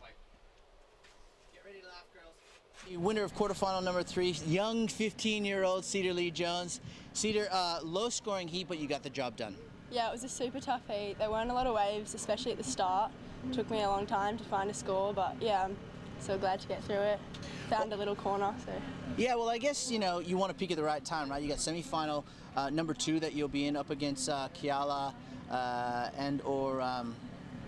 forgot who it was. Sorry, I went blank there. But anyways, I'll get there. But you're up in semifinal number 2 anyways, and obviously being 15 years old is a big step for you. This is the furthest you've been in a 3000 or a QS event so far. Yeah, I think the first I gotten before was maybe round 2 or 3, so I'm so glad, and every heat I've gotten through I've just been so stoked at the end, and I'm so glad to just keep making it through, so hope I can do it again. So how do you at 15 years old keep that froth level down, because you just want to go out there and just tear every wave apart, don't you? Yeah, I've been looking at my rivals and just, I know they all surf so good, so I've just been trying to surf like a free surf and just have fun and find some waves. Waves a little smaller today. Have you changed your strategy at all? Not really. I'm still just trying to have fun and find the little corners, and yesterday was really good waves, so a little bummed it's a bit smaller today, but it's still really fun out there. So. All right, she's into semi number 2, and that'll be coming up later on during this morning, so watch out for Cedar Lee Jones. Thank you. Back to Well, she'll be matching up against either Kira or Kayala. Shmoo will get things right one day. Cedar Lee Jones advanced into the semifinals. What a great result for her. He was looking good, though, in that post-heat interview, He's been Shannon. so sharp, hasn't he? I've said it when I first started working with him, but here we go, in action, Kiala up and riding. Nice check turn to start off with. Gain speed, power, flow. Unfortunately, that wave just flows over the top of her. Yeah, unfortunately, as you see, there's some more bait fish jumping around at the back, quickly distracting me. I get very distracted very easily. If it's spray, I could never be a judge, because as soon as the girls start throwing spray off the lip, I stop watching the performances and keep watching all the water droplets drop into the... You see the pretty things and it gets so exciting. I know, and here's the replay of Kiala, kind of... little bit of a check turn to line up that end section. She's really had her sights set on connecting with that end lip. I think it's going to be a nice critical section for her when she's able to dial it in, but at this point, not quite in the flow of those last final maneuvers, so she's still chasing the 628. And what we've seen reflected in the scoreline across men's and women's this event is hitting that section out the back, whether it's that second turn where you've already got something connected, or it's that one single hit. To be able to finish on that hard second section is so important, as we see Kira Pinkerton demonstrating that perfectly. Oh my goodness, I feel like that was a really great boost for what you were saying then. Right then, out the back and up and riding, just a quick up and out. I feel like Kiala may regain priority there, so bit of a smart move if that wave only had that single turn on offer. I think she just needs to find a bit of open face. Here's the replay of Kira's great looking forehand turn. She's so solid on her feet. I feel like you heard her make it clear in the post heats yesterday, and she was talking about the fact that she wants to be on the tour and she wants to be up there with Caroline, and she's ready to bring it on that championship level. And I bet you the amount of work she's doing in the background, as we see Jacob Wilcox just taking a quick run across the shore, getting ready for the first quarterfinal for the men, but the amount of work that Kira would be doing in the background would be phenomenal, and especially to come from a surfing nation powerhouse that is the US of A. I feel like you guys don't do anything in halves over there. Everything seems to be completely done to the absolute optimum and the max. You see grommets coming from the US of A with full setups already, like dietitians and physios or chiros. They've got sports psychologists, they've got their surfing coach, they got their, some of them have board shapers traveling with them, plus they got their family. And so to know that that is probably going into the background work of Kira, I can't wait to see her make that transition. And turn up in the 10,000s and then again on the championship to a level, because I feel like she just has the energy and the skill to push her performance way up into that conversation, Shannon. Yeah, it really is this very full throttle society that's happening within the United States, especially in Southern California. Keala, of course, also an American competitor, but coming out of Hawaii, and Kauai specifically, it's a very small place. There's great waves on tap. It's very remote. You're able to really find your space and just live a quiet lifestyle. We're coming out of Southern California, San Clemente, where Kira Pinkerton has grown up. That is one of the most intense places that I have ever been to. I grew up in Huntington Beach, and it is like next level surf society, similar to the Gold Coast. I don't even know what else to compare it to within a lot of other zones of the world outside of maybe the Goldie. And so for Kira to grow up in that kind of environment with that push of young competitors all surfing out at T Street in the morning, surfing at trestles when they get that opportunity to walk through, down the dirt and actually find their way down the train tracks to get out at trestles and some of those different waves on offer. There's such an intense environment within the lineup, and these kids are pushing each other to be so good at such a young age. And that's why we're seeing that San Clemente radiation, as Kalohe and Dino coined it, really blow up throughout men's and women's surfing coming out of that zone. Yeah, and like you're saying, it's cutthroat over there. I've managed to visit it a few times, and of course I feel like they call Huntington Beach, where you're from, Surf City. Yep. It's literally the hub of American surfing there. And like you said, that the society that you guys are brought up in, you don't tend to do anything by halves. So just to know that she's coming from that kind of pressure and the push is really interesting. And keeping such a great head on her shoulders as she puts in a great re-entry. She is loving that little right hand snap as she's going to connect together onto the inside. Just takes a look back at her fellow competitor. At this stage, Keala could get that score, but Kira is looking in form. Yeah, she is looking really in form. But you see here, she's looking towards the beach, I think, for a little bit of a clue as we see the replay of this single turn, but really nice looking connection with the lip. Kind of gets very, very light on her feet to ride on out of that. She's looking because with 30 seconds on the clock, Keala has another opportunity here, Shannon. Keala up and riding, driving into that first turn, puts all the power, goes for the layback, but that board gets away from her. Yeah, that was just really unfortunate. She still has 20 seconds, and Kira's on the shore now. I know Kira was looking back to the beach to try and see if she should make the paddle back out. She was in a real two mindset there, watching, keeping an eye on Keala. She still has time. There's still 5 seconds on the clock here. Here we go. She's up and riding before the buzzer. This is a beautiful right hand opening up. Nice drive in that first turn to start off with.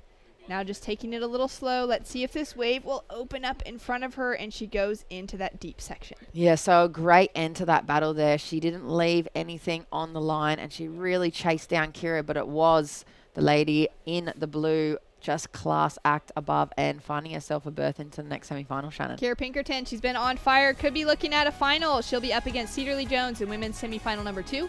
After this, we're going into the Vissla Central Coast Pro. Ace Buchan, Jacob Wilcox coming up next.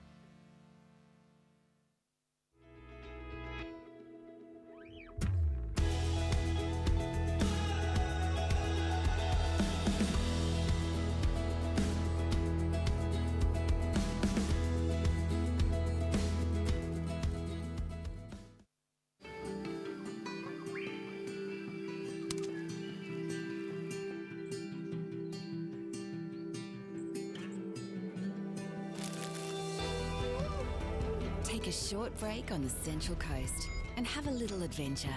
Book yours at visitcentralcoast.com.au.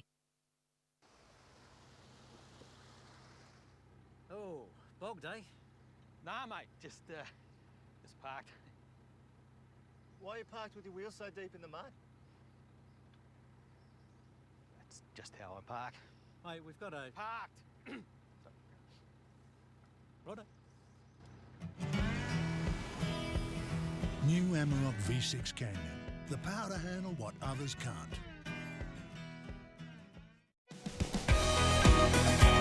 And welcome back to the Vissla Central Coast Pro 2020. The men are underway with the first quarterfinal of the day. John Chamoka alongside Jonathan JJ Jenkins. We're still laughing about my interview that I torched with Cedar Lee Jones, but we're straight into the action, and it's Jacob Wilcox of Western Australia up against Adrian Ace Buchan, the local boy. I can't even pick a winner because Jacob has been on fire the entire event, JJ. And Ace, well, you got to think that with the local knowledge, a little bit of local advantage, he's the one that's the one to watch. I guess so. I'm with you. It's a tricky one. Are you on the fence again? Well, no, we just got to give credit to both of these guys. I think maybe, yeah, it's a real tricky one. Jacob might do some crazy air finner move, something that Ace may not do, but then you can't discount Ace. He's one of the best, cleanest, most experienced, confident surfers in the world. I saw both guys before they paddled out. Ace looked super relaxed. Earlier on in the event, he was a little bit nervous. He knows he's got the home crowd behind him. He's got to go out there and perform. Whereas Jacob Wilcox is, relatively new to the QS tour, and he's been doing it for a few years, but just really trying to get points so he can get into these 3,000s, 5,000s, and so on. But he's really filled into his body. He's grown up a lot. He's filled out. He's got a lot more muscle.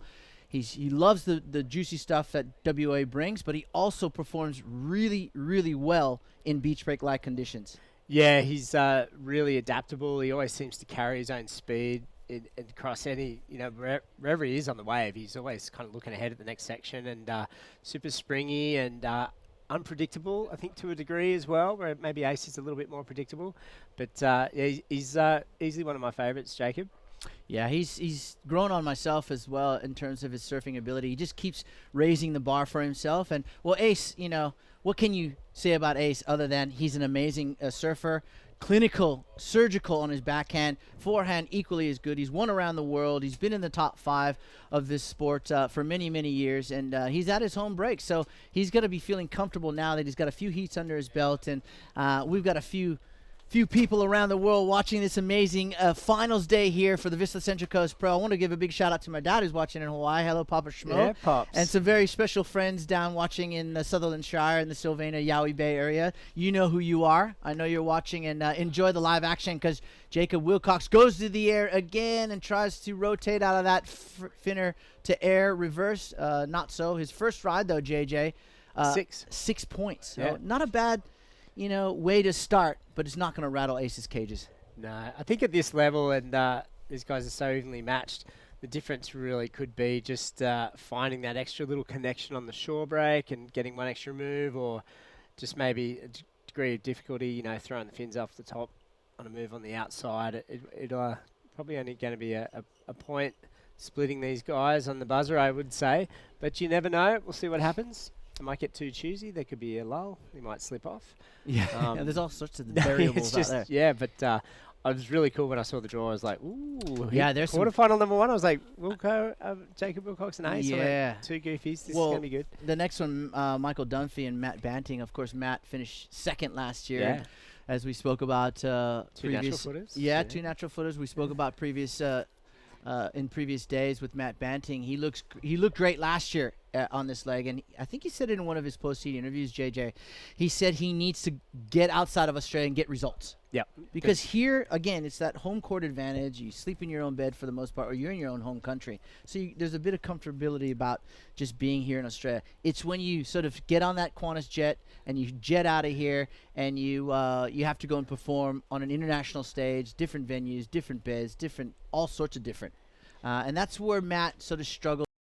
Obviously, he was close, but he didn't get the cigar. Yeah. Well, maybe Matt's consistency will serve him well this year. We've got an extra couple of Challenger Series events. So maybe across that kind of seven event kind of series, he might catch a couple more lucky breaks throughout the season. So here we go. It looks like we're early morning like Indo right now with the it looks like the fisherman boat out there. I think those guys are just doing some Sunday morning exercise. It is Sunday here. It is finals day So buckle up, strap yourself in. We've got quarters, semis, finals, and of course we'll also be giving out the Air Asia Big Air of the event, $250 to one lucky person, courtesy of Air Asia, who flies to over 150 destinations around the world. JJ, but they specialize, of course, in places like Malaysia, Lombok, all through Indonesia, Bali, and guess what? Your boards fly free. So thanks to our partners, Air Asia. Direct flight into Lombok's a good one for surfers. It certainly is. That Yeah, is, you don't have to go through Jakarta or Bali or Denpasar. Yep. Keep that in mind next time you see a swell heading up that way.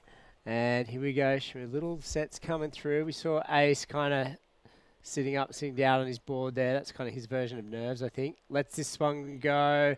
Wilcox on the end. He's got some room to move here. Let's see what he does. Up into the lip. He's not going to ride out of that one cleanly at all. And he's come off completely. So Jacob going for it. Ace probably was really keen to see what he did with that one. He was definitely too far on the inside, so he didn't want to lose that priority. Do you think that's Jacob's strategy, is just keep busy, in his face, popping scores into his score line, and in hopes of maybe, cracking it, maybe cracking a 7, and that way putting a little bit more pressure on Ace to perform? Obviously, Jacob, like you said, he's going to go to the air, whereas Ace will be out on the open face. And here he is, surgical-like on his backhand. 2 big backhand snaps in the looking very sharp to start. We'll see what the judges' scale looks like for the men. We saw the women. Our semifinals are set, and now it's up to the men to perform. Here we go. Nice first turn, and sets it up for a big, deep bottom turn. Nice tail slide snap for Ace Buchan. I call him the surgeon for a reason. And with that being said, waiting on that first score, there it is, a 7.5. So drawing on that experience, talk to Jess Grimwood. She's with the winner of that 4th semi-final. So here we are with the next semi-finalist, Kira Pinkerton, taking out that final quarterfinal for the women. Kira, how are the conditions out there? They're pretty fun. It's pretty soft, and you can find a few good ones that open up, but when you can't find one of those, you're just going for one-turn waves. And Kayala really good, and she got a few rights that I was like, oh my god, it's such a good wave, and they kind of bend a little odd, so I'm just so thankful it worked out. Great, and we've seen a little bit of equipment change up with you today. You have been on your camo board for the start of this event. What's happened here? Tell us a little bit about this equipment. Yeah, this is my epoxy. Yesterday the waves were a lot bigger, and that board had a lot more drive going into the bigger waves, and this one's just getting me through all the mush, so good switch up for today, and I'm glad it worked out. Yeah, and it looks like it's got a fair bit of volume going through the nose as well. How many litres do you ride, if you don't mind me asking? I'm so interested. I might be able to sneak a little ride on it. I think this is 26, so it's a lot more than I usually have, so gets me into a lot of the waves. So. Well, it's working really well for you so far, and you're coming up against Cedar Lee Jones in the second semi-final of the women. Is there anything that you change in your approach to coming up to someone like that, or do you have the same kind of routine that you stick with throughout the whole event? I kind of just have my same routine. I just do what I need to do to make it through and not worry about anyone else. She's been surfing really good. We had a heat yesterday, and she had a few solid waves, so I'm looking forward to this heat. Great, and any last words? I know you've always got your dad by your side on the support network. Is there any words you want to throw out to the community tuning in for the live webcast in the semi-final coming up? Yeah, I want to say hi to my grandma and my brother and my mom, and then my dad for coming here with me, and then Micro for helping me out throughout the whole event. Great, so there we have it. Kira picking up in that second semi-final of the women. Back to you guys in the booth. Yeah, thanks, Jess. And Kira, she's surfing very, very well. I mean, compared to last year in 2019, she really stepped it up a notch. She looks solid. She doesn't look... at some points during the year, I saw her get a little rattled, especially in pressure situations, whereas in that quarterfinal, she looked very sharp, very focused, and well, now she's into the semifinal. She's going to be up against Cedar Lee Jones. That's a great semifinal. And then Vissla Hennessy and Sarah Baum. That is one you do not want to miss. So the women are set for the Sisstrevolution Central Coast Pros. I want to give a big shout out to our sisters over there in the United States as we look at this beautiful shot here right in the middle of Avoca Beach. It is such a great morning here. Sunday, you can see the lake. You can see the mist coming off the lake. It's just beautiful. Should we hold hands now, or like should we wait till the quarterfinal? We can have a group hug. We can have a group hug. Let's have a whole world group hug. I get so excited on finals day, JJ. I was driving up the coast as we go straight to the air with Jacob Wilcox rotating and riding out of it. We said he was going to go to the air, And he did. He rode out of that wave. Let's see what the score is. He's got a 7:07 now and a 6. He has the lead with 8 minutes and 20 seconds to go. As I was driving up this beautiful coastline, I stayed at home last night. It's about an hour and a half drive from the Sutherland Shire. It was just the most magnificent morning. Every little town that I drove past on the highway was just beautiful. There was mist coming off the lakes, and the sun was rising as I knew that when I would get to the Avoca part of the coastline, I knew there was going to be waves. I knew there was going to be a great finals day, and I'm super excited to be here as we welcome everyone from around the world. Of course, the crew in America, Vissla, Sisstrevolution, and of course John Mossop and Jen Mossop. They're up the coast in Queensland watching this live broadcast. Wes Berg from Stokehouse is down here managing the team. We've been hanging around with Cole Hushman and Cam Richards and Toby Mossop and the rest of the crew. JJ, 7.5 minutes. Jacob Wilcox is in the lead. Ace Buchan starts off with a 7.5. Right now, we're of up around the 7+. Again, he's going to do the same. He is. That one was a little bit cleaner on the landing. Definitely. He got it right around facing the beach. That was a sick kind of backhand air reverse there, and he landed it so clean, smooth. So bit of a ramp here for him. That was very clean. Yep. Rode right on top of the transition, rode out of it clean rotation. Didn't look like he stumbled, fumbled, or lost speed at all.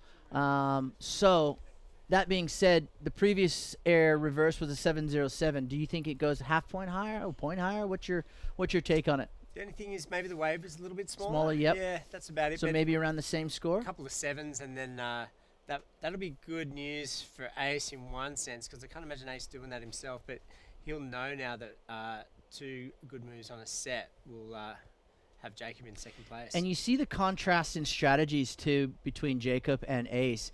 Jacob, very busy. He's ridden a lot of waves, whereas Ace is just being very patient. He knows there's scores out there.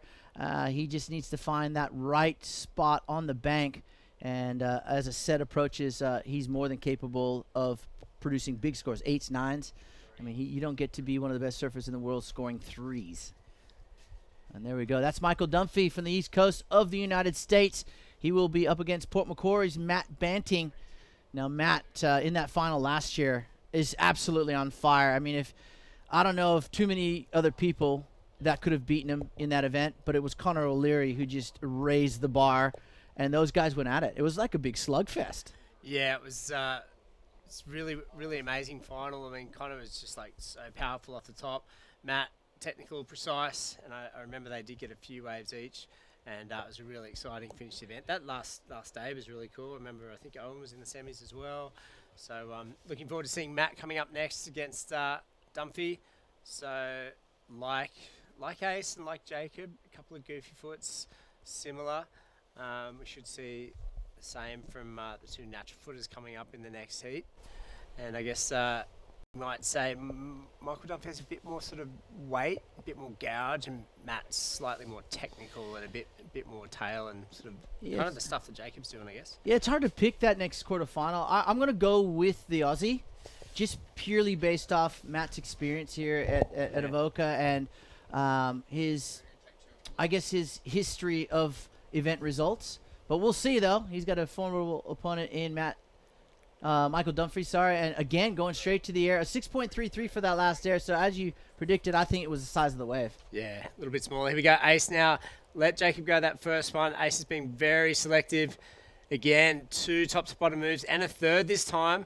So Ace playing to his experience, just really selecting the very, very best waves. He might only ride 2 waves in this whole quarterfinal, and he would have known that before he went out. If I can get the 2 biggest waves, that's my best shot up against this guy. He's full of tricks. Well, and very busy. So this wave, great wave selection. It's about wave selection today, and Ace has picked a beauty. Second turn, so strong in the pocket. Look at how he sits down on that bottom turn, puts that board vertically through that last section. 3 turns. I talked to Luke Rito before the event started. I said, what's going to win today? He said wave selection and turns in the pocket. That was a great example of wave selection and turns in the pocket. It was clinical. It was surgical. That's why we call him the surgeon. On his backhand in particular for Ace Buchan. An 8.67. So you know, the experience coming to the fore here for Mr. Ace Buck, and Jacob Wilcox now needs a 9. You know, in previous heats, that scoreline for Jacob would have been, you know, keepers. Absolutely, yeah. But 4-man heat, different story to a 2-man heat against one of the most tactical, patient, and self-assured surfers there is. So here's the replay now. So Ace would have known, like, you know, he's going to sit there and wait, and Jacob, under priority, will probably start throwing the tail and doing airs and all kinds of stuff. But eventually the wave will come. He got it there. That's wave number 2 for Ace. And the other thing I reckon too, Ace would have done, he would have thought, if the wave doesn't come, you know what, I'll just, too bad, that's how it is. Jacob, he might beat me, he may not. Well, again, he would have resided into that game plan. Because it's not as if it's inconsistent. There are scores out there. And Ace, you know, obviously with the experience that he has, especially at this part of the event, it's quarterfinals, it's finals day. Your game needs to be mistake-free. And if you catch the wrong waves, that's a mistake as far as I'm concerned. And Ace will draw on that competitive success that he's had over his amazing career over a decade plus. And just like you said, wait it out. Why would you surf a 2 when you need a 7? Right? And there's 7s and 8s out there. Yeah. And that last wave was a perfect example of him being very patient, backing himself, knowing he's got time, and knowing that the board under his feet will produce the turns to get the big scores. And he did exactly that. An 8.67 out of 10. Ace is... I got this feeling about Ace. We talked about let's make a call. I got this feeling that Ace is just going to peak at the right times. I would struggle to not see him in the final the way he's surfing right now. There was a nice kind of nonchalance about that paddle too, wasn't it? It's like, oh, you need a 9. There's 2 minutes to go. I'll just go over here into the kind of deep water and see where I'm situated. He's coming back. So 90 seconds to go. So based on this the scale, Jacob's going to have to do probably another full rotor, but he's got to get something in before that just to get himself up over a 7.5 or a 7. Get that extra 1.5. So here he goes. Smaller wave, does have some steepness to it. Kind of gags that a little bit. Here we go. He's getting some speed now. He's going to have to produce something solid. And no, it's not there. So 50 seconds to go. He could probably get back out there in 30. Whether or not Ace is going to let him catch a wave, that's a whole different story. Well, look, nonetheless, it's going to be a good result for Jacob Wilcox to start his 2020 campaign. You know, he's a freshie in terms of the QS Warrior pack. He's got a tremendous amount of talent. He's not going to go anywhere, but he's going to take this event result, an equal 5th place. He's going to go to the Surf Fest, which starts tomorrow, up there in Newcastle, and he's going to have the confidence that he knows he can win heat up against, you know, a big field of international players or surfers, if you like. Ace Buchan, however, looks to be into semifinal number 1 with 15 seconds on the clock. You wouldn't think anything less of someone like Ace. His first few heats of the event, Jacob, for Ace, a little shaky, nerves. He talked about that, but he's settled right in, hasn't he, JJ? Yeah, that was 2 waves ridden, best 2 waves of the heat, and little point to the crowd there. Yeah, I got you. I got you guys. So that being said, the winner of quarterfinal number 1 is going to be Adrian Ace Buchan. He will meet the winner of quarterfinal number 2 between Michael Dunphy and Matt Banting in semi number 1 here at the Vissla Central Coast Pro QS 3000 for 2020. Guess what? We're going to go to a short break, but we're coming back with plenty of surfing action right after this. We're not perfect, but we sure can do our part to minimize our impact on our precious ecosystem. Vissla's sustainability program is an ongoing mission to keep creating and innovating in order to help keep our waters clean and use less resources to make good products better. It's a long journey, but even small steps can get us to our destination. Join Vissla on their mission to protect and surf.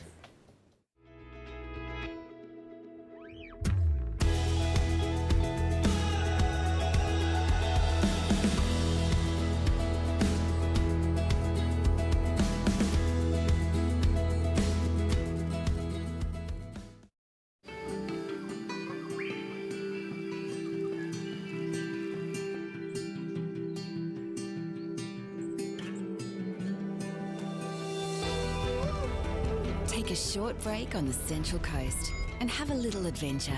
Book yours at visitcentralcoast.com.au.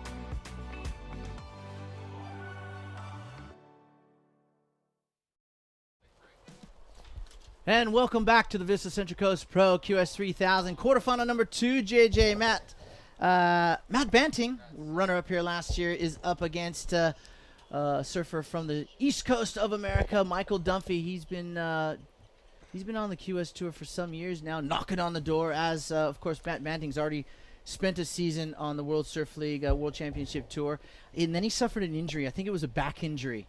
He had a really, really bad back injury and knee as well. But he looks in good form. He looks in good shape. And here he is up and riding on this replay. This is Matt's first ride and effortless. Just makes it look so easy, doesn't he? Yeah, that one wasn't even at full throttle. Kind of in third gear there. And he's done them a million times before.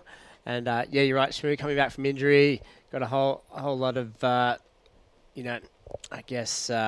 a whole lot of meaning and purpose behind what he's doing these days. Had that kind of sponsor, kind of leaving him and all that. And so, a long time to refocus. And they're quiet days and weeks and months when the tour's moving on without you and you're doing rehab and you're sitting at home and suddenly reality is very close and very real. It kicks you right up the backside, doesn't it? Look, I've been in that boat before and it's a big pill to swallow. You've got injury.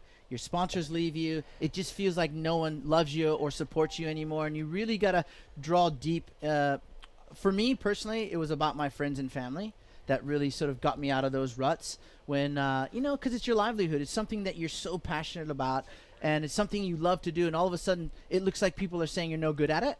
But Matt, to his credit, got right back on the horse. He did his rehab for his back because he had a really bad back injury. His knee injury was pretty bad as well. His sponsors left him. But you know what?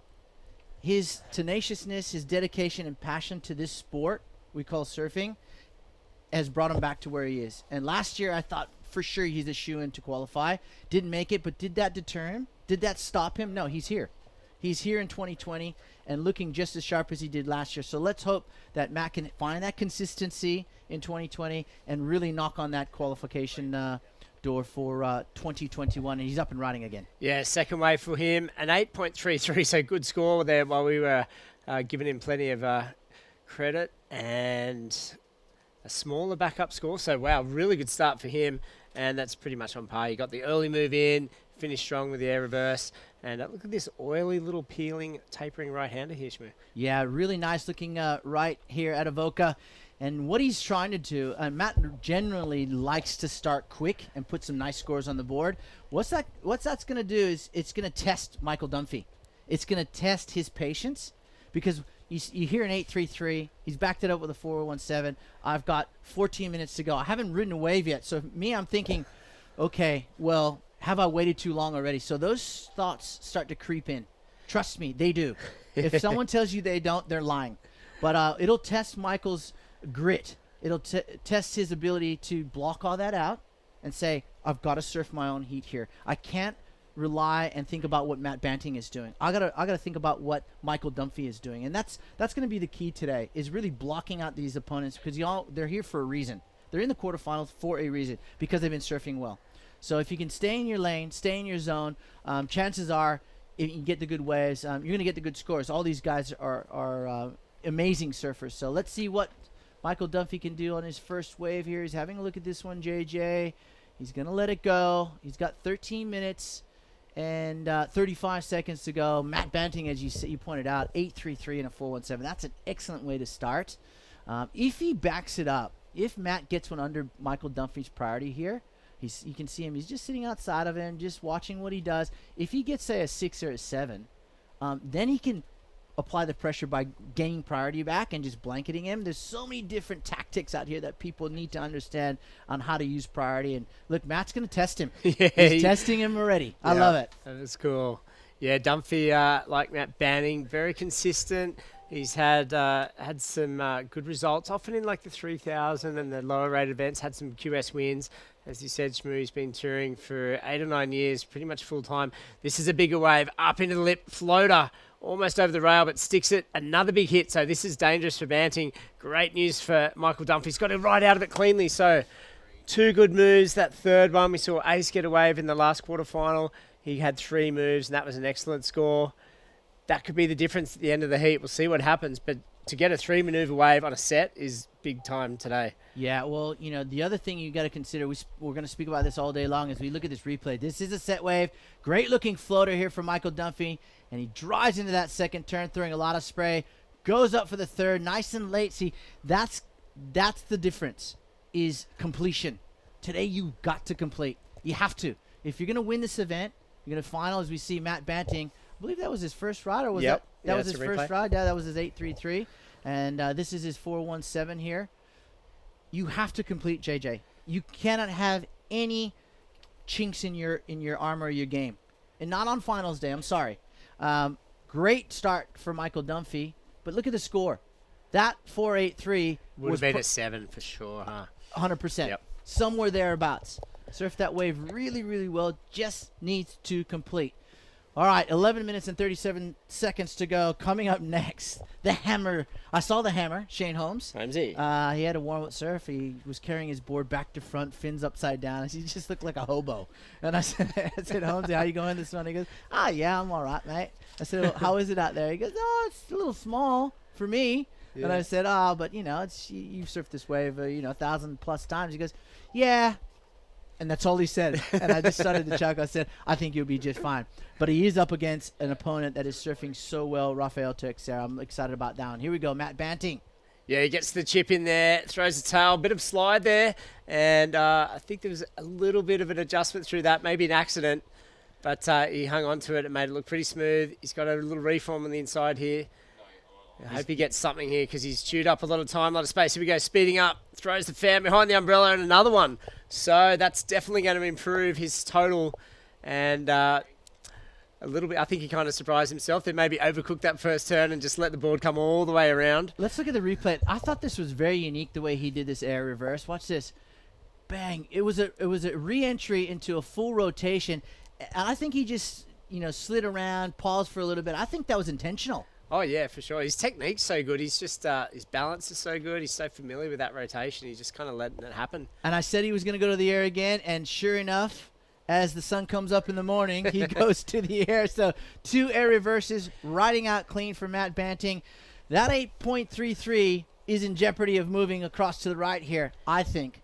I think with 2 committed turns like that, those 2 airs as we watch again, the degree of difficulty, the sections he did those 2 turns on, that was amazing. Like, honestly, he was so stretched out there. That was not an easy turn or maneuver to make. And then he just sort of glided his way to the inside, and we were looking at what the wave was doing. I was trying to gauge what he was looking at just over to the left side of your screen there, and then I could see him just waiting. You could see him bouncing on that deck pad, waiting, speed. He goes for another re-entry, but decides, oh, my fins are above the lip. I'll just do another air. Ho-hum. Matt Banting, runner-up last year. Will he go one better in 2020? Let's see where that score comes in at. He's going to replace that 4.17 without a doubt. Holmesy on his way out there. So the hammer. Every time you say that, I'm thinking like Thor with the hammer. It kind of suit him. It's a concrete, maybe take that to work. Yeah, give him some long blonde hair. Good morning to the boys. Whoa, big score schmoo coming in from Banting. You picked it. Well, Michael Dunphy is now in a spot of bother here, the man in red from the East Coast, because Matt Banting just dropped an 8.20 to back up that 8.33, and now Michael needs a combination of rides, basically wipe the slate clean and start over. Needs to start with an 8, at least an 8.2 to get back in this heat.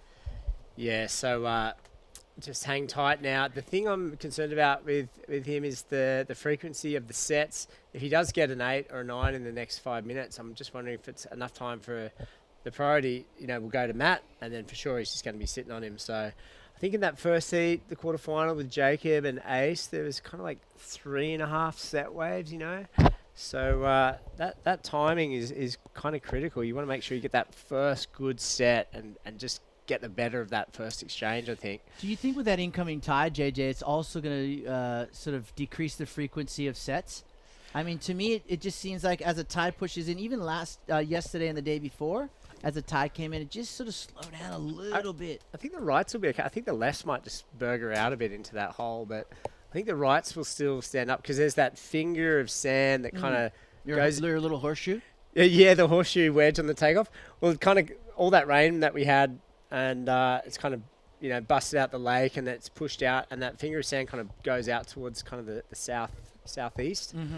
And that's why I think these rights are lining up so well, because normally it's a bit straighter than this. Yeah, look, and again, we said it before, the screen doesn't do the waves justice. It's actually a little bit bigger than it looks. The drone shots, you can get the vibe on the sand there. Yeah, it's a great little setup here. I don't think we're going to struggle for waves. It's just the consistency going into the semis and the finals. I mean, obviously, these surfers who make the semis and the finals, they'll be paying very close attention to what the ocean's doing, because no wave's ever going to be the same. No, you're never going to sit in the same spot, and you're never going to do the same thing on separate waves ever in this sport. It may look like that, but it's not. All right, so with that being said, 6:45 on the clock here in quarterfinal number 2. This man is just having a whole lot of fun. Matt Banting drives into the air and just goes for a massive air reverse. I mean, he was so tweaked out. His whole body, his lanky 6-foot frame was just super stretched out. Have a look at this. I was going to say 5'6" frame, but anyway, yeah, Matt Banting is... I'm almost 5'6". I know. 5'5.5". That's 5'6". On your tippy toes. Yeah, well, tippy toes. Matt Banting is free to roam now, so really just throwing caution to the wind there. No harm, no foul for him. If you made it, probably got a 9.5 or something, but yeah, that's an indication that he's feeling safe and he's kind of not too concerned, to be honest. Like, he's just hanging wide. It's scary when someone like Matt Banting starts having fun. Yeah. You know, he's got a lot of his work done here in his 2 scores, and now he can have fun. If I'm his opponent, if I'm sitting out there and he's going for maneuvers like that, I'm going, oh, if he lands one of these things, I'm in dire straits here. I'm already up against the ropes, and if he just goes one more, gear up, I'm in big trouble. I think it's be pretty scary if Matt Banting knows he needs something. That's when he just goes 9.5 redlining Richter, fins out. That's a sign of a good surfer, competitive surfer. Leave someone some who gas in the tank. Yeah, someone who can handle the pressure and then deliver, like you're just saying. So right now he's not on the back foot. He's on the front foot with 5 minutes and 10 seconds to go in quarterfinal number 2. Coming up next is that quarterfinal number 3. We're talking about Shane the Hammer Holmes up against Brazil's Rafael Teixeira. Both surfers been in outstanding form. Then we're going to see Sheldon Simkis up against Gaëtienne Delahaye of France. And Gaëtienne and Sheldon both.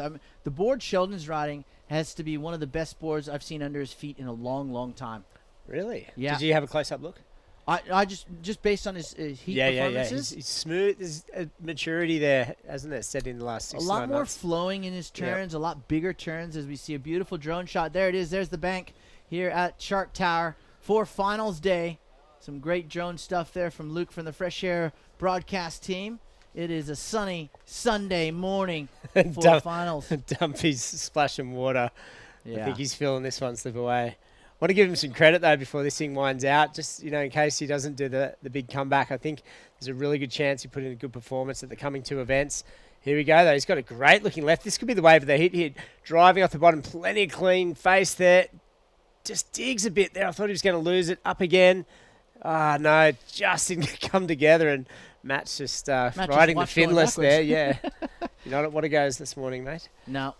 Well, have a look. He knew he had to push hard, and he did. Off the bottom, that board just caught a little bit under his feet, and then he goes for another big turn with the closeout reentry, and this is Matt Banting just doing what he does best.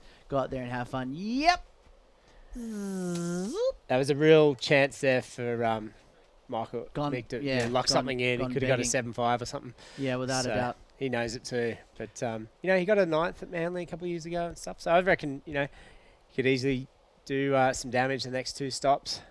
And there you are. If you've never seen this beautiful beach called Avoca, there's a nice little shot of the lake. It's been opened up. It's created this great little sandbank here at Shark Towers. The entire north and south of it. I just love the Central Coast. Let's make that very clear. This place is unbelievably beautiful. The food here is great. The people are awesome. The locals are really, really welcoming. We've been staying at the Avoca Beach Hotel. We want to thank Emma and her crew there. Get there if you need a place to stay. Go to the Avoca Beach Hotel. It's awesome. The Saltwater Bistro there has got amazing food. Of course, the Central Coast Council. We had Adam Crouch down here yesterday enjoying the surfing action, the local MP. Volkswagen, who allows us to bring all those tents you see on that drone shot down on the beach. Sarah and James and Nick from Volkswagen, we really got to thank them for all they do for us with their crafters and their Amaroks. Air Asia takes us to places all around Asia and the world. And this guy right here looking solid on this left, floats over the first section. Here he goes, drives up into the second one. Nice. And that was a set wave too. Ooh, that could have put him right back in the contention. Yeah, got 2 good waves there off the bat. Bigger waves too, Smooth, and bigger than we saw in the first quarterfinal. And Matt Banning might start to think I'm giving this guy too much space. Yeah, I think that he needed to have an inside section to have any hope of, looking at an 8-point plus ride that he needs with 2 minutes to go. Matt's just going to, he's looking to see where Michael is. Michael's quite some distance from where Matt is. It's in Michael's south, so he's to ride a screen that's south. To the left, obviously, is north. And Matt's just stretching it out. I think the strategy that Matt's taken into this quarterfinal is his thinking, his thought process is get quality waves. Don't peak in the quarters or the semis. I need to peak in the finals because I was one short last year. I want the 10K and I want the 3,000 points this year because that could have been the difference. We talked about this in hindsight as he reflects back on 2019. That could have made the difference, all the difference in your seeding and where you finish. 400 points. 400 It points. could have moved you up 5 spots in Hawaii. 100%. All right, well, here he is just probably riding one of his last waves of the Vissla Central Coast Pro. Michael Dunphy has had a great event, and he will take some points into the next event up there in Newcastle. Warren Smith and those guys ready to roll up there at Surf Fest. I'll be up there tomorrow morning, bright and early. We'll start, I think, around 7:30. I don't even know what the schedule's like. I got to find that out today. But I love going to the Surf Fest. Kim Burton and Burton Automotive, massive supporters up there. All the local businesses, they get behind the women's event. They draw the naming rights out of a hat, and it's just a great environment. That event is 30-plus years old, and it's not going anywhere. It's part of the surfing fabric. So I'm looking forward to working with Warren Smith and all the gang up there at Surf Fest. I'm coming. Shmoo Dog is coming your way tomorrow, and he's fired up after this event. And why wouldn't you be? The waves have been great all week. Yeah, it's going to continue as well. Nice swell coming up through the week. So, well, Shmoo, here we go. Michael Dunphy, a little dejected there. Matt Banning got off to a great start and kind of locked it down. He had a little chance to come back on a couple of left-handers there, but this one for sure, Matt Banning progressing on through to the semi-finals. Yeah, it certainly is, and we'll go to a short break because we got more live surfing action on Finals Day here at the Vissla Central Coast Pro 2020. Stay with us.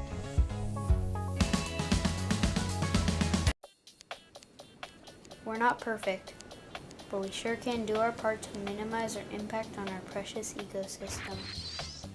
Vissla's sustainability program is an ongoing mission to keep creating and innovating in order to help keep our waters clean and use less resources to make good products better. It's a long journey, but even small steps can get us to our destination. Join Vissla on their mission to protect and surf.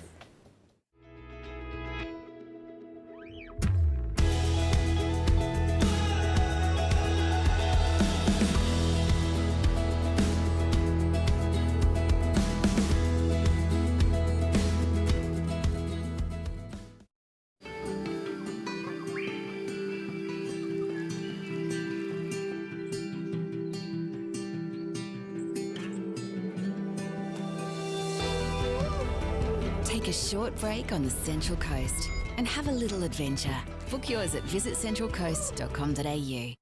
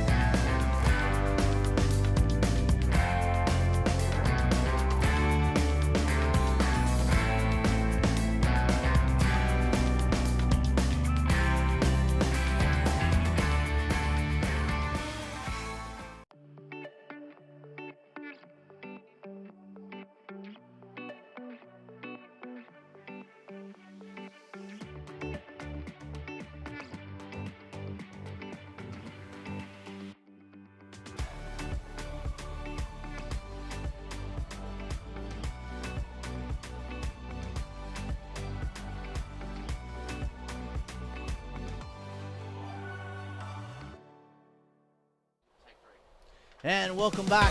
That is a beautiful shot of South Avoca. We are here on finals day. It's Sunday morning here in Australia. Vissla Central Coast Pro QS3000 on the World Surf League calendar. There's a beautiful shot of where we're located for this finals day. Quarterfinal number 3, Shane Holmes takes on Brazil's Rafael Teixeira. It's setting up to be a fantastic quarter number 3, straight into quarter number 4, and then we'll get back into the Sisstrevolution semifinals, JJ. John Shamoka, of course, Jonathan JJ Jenkins bringing you all the live action of these two incredibly talented surfers. Yeah, look at them sitting shoulder to shoulder. They've had a couple of heats to watch and gauge conditions and see where the exact spot where the best waves are coming through. And, well, Holmesy, local favourite. He's got a full crew down there on the beach, had the umbrella set up and just kind of bit of a casual stroll. Another day. Everything about him is casual. He'd probably be down the beach here anyway if this event wasn't running, but he's here and he's in the quarters. And Rafael, he's familiar with this neck of the woods. He's been travelling here the last few years, on and off. Had some good results. He made the semis twice during this leg in 2017. Yep. And, well, you don't get to the quarterfinals by fluking your way there. No. So he's had a good few days as well when the swell was up, and let's see what he can do now against Holmesy. Yeah, I tell you what, the field this week has been outstanding on both the men's and the women's side of the draw, and these guys, they deserve to be where they are right now in these quarterfinals. So let's see how it plays out. Like you said, JJ, coming up next though, quarterfinal number 4, Sheldon Simkis and Gatien Delehi of France. And again, I got a special friend I want to say a very, very big good morning and hello to down there in the Sutherland Shire, watching online. Has never seen me or heard me online, and definitely would agree that I've had way too many coffees this morning. So a very good morning to all of my friends and my son down there in the Sutherland Shire watching. So he's never watched you online? No, he is. But some of the friends that are watching online that I got a message from, yeah, right. Okay. Have never watched me online or heard me online, so they'd be giggling, going, "Yes, he's had way too many coffees, way too many coffees." So yes, I have. Do you remember Joey Jenkins from California? Yes. He was on tour for a while. All my family used to go, "Oh, I saw he did really well again over in Spain or something," and he was in the top 44 for a while. Yes, he was. It kind of sucked, I have to say. That's not actually me. Yeah. I'm coming 180th. Wrong. Oh, wow. I would have ran with it, to be honest. Here we go. The Brazilian up and riding on his backhand, Rafael Teixeira, and he drives into that third turn, very low center of gravity. And well, with the smaller conditions, JJ, you got to stay low and compact. You got to make the turns look bigger than pretty much what they are. Yep. Find the drive, get a little chip in if you can, work with the shape of the wave, keep the momentum flowing, and make sure your feet are in exactly the right spot. Because, oh, look at this one. Biggest set for Holmes, the biggest wave of the quarter so far, and he's come off. So, a bit of a chance gone begging there for the local hope. Looks kind of pretty casual over the top there. He wasn't crouching down across that roof ride float there, and he kind of landed with his knees locked straight. So he'll be a little bit bummed. That's mainly because it's one of the biggest waves of the morning. So he'll head back out. Get first priority. He'll be the first one to line up. 6.83 for Teixeira. Good start. So puts him in the box seat, so to speak. And the takeoff, I've seen a couple of lefts coming through too. So we'll see how close to Holmesy that Rafael chooses to sit. Yeah, well, someone's just come out of the gates firing, hasn't he, Rafael? I tell you, he's on point right now. But having said that, with 13:20 on the clock, we all know how sort of cruisy Shane Holmes is with his approach to heats and surfing in general. So it's not going to really rattle him one way or the other. It could be 2 minutes to go, and he'd still be like, okay, well, you know, if I need a 9, I'll get one. Here we go. He's up and riding on a set wave. Holmesy, the hammer, throwing it down. Drives into that first turn. Squares it off the bottom for the second. Oh, second just mistake. gets that inside rail a little bit too on edge, and down he goes. The hammer getting hammered on that second section or that second turn. What went wrong here, JJ? Yeah, it's funny. He fell off on the first wave. I thought he'd obviously be thinking, I've got to nail this one. And something unusual there. He just looks a little bit straight up. He wasn't kind of crouching down, projecting out of that one. So not really sure. So the concreter, builder's labourer. Yeah, and, well, he had some concrete boots on that last turn. One of them. Yeah. But yeah, he won the Australian QS leg a few years back. He came second to Ace, who we saw in the first quarter in the 2016 Central Coast Pro. And he came second to Taj at the Karamas event a year later. And then he won the Central Coast QS event in 2018. He certainly did. So he's got, look, he's no stranger to the winner's circle, that's for sure. But, what you pointed out with the 2 mistakes on his first 2 rides is what we spoke about in the previous quarterfinal heats. Yeah, where you on said. finals day, you cannot make mistakes. You have to be, your game has to be as tight as possible. You have to be in your lane. You have to be laser sharp. Otherwise, expect to get beat. That's just the end of the story, really.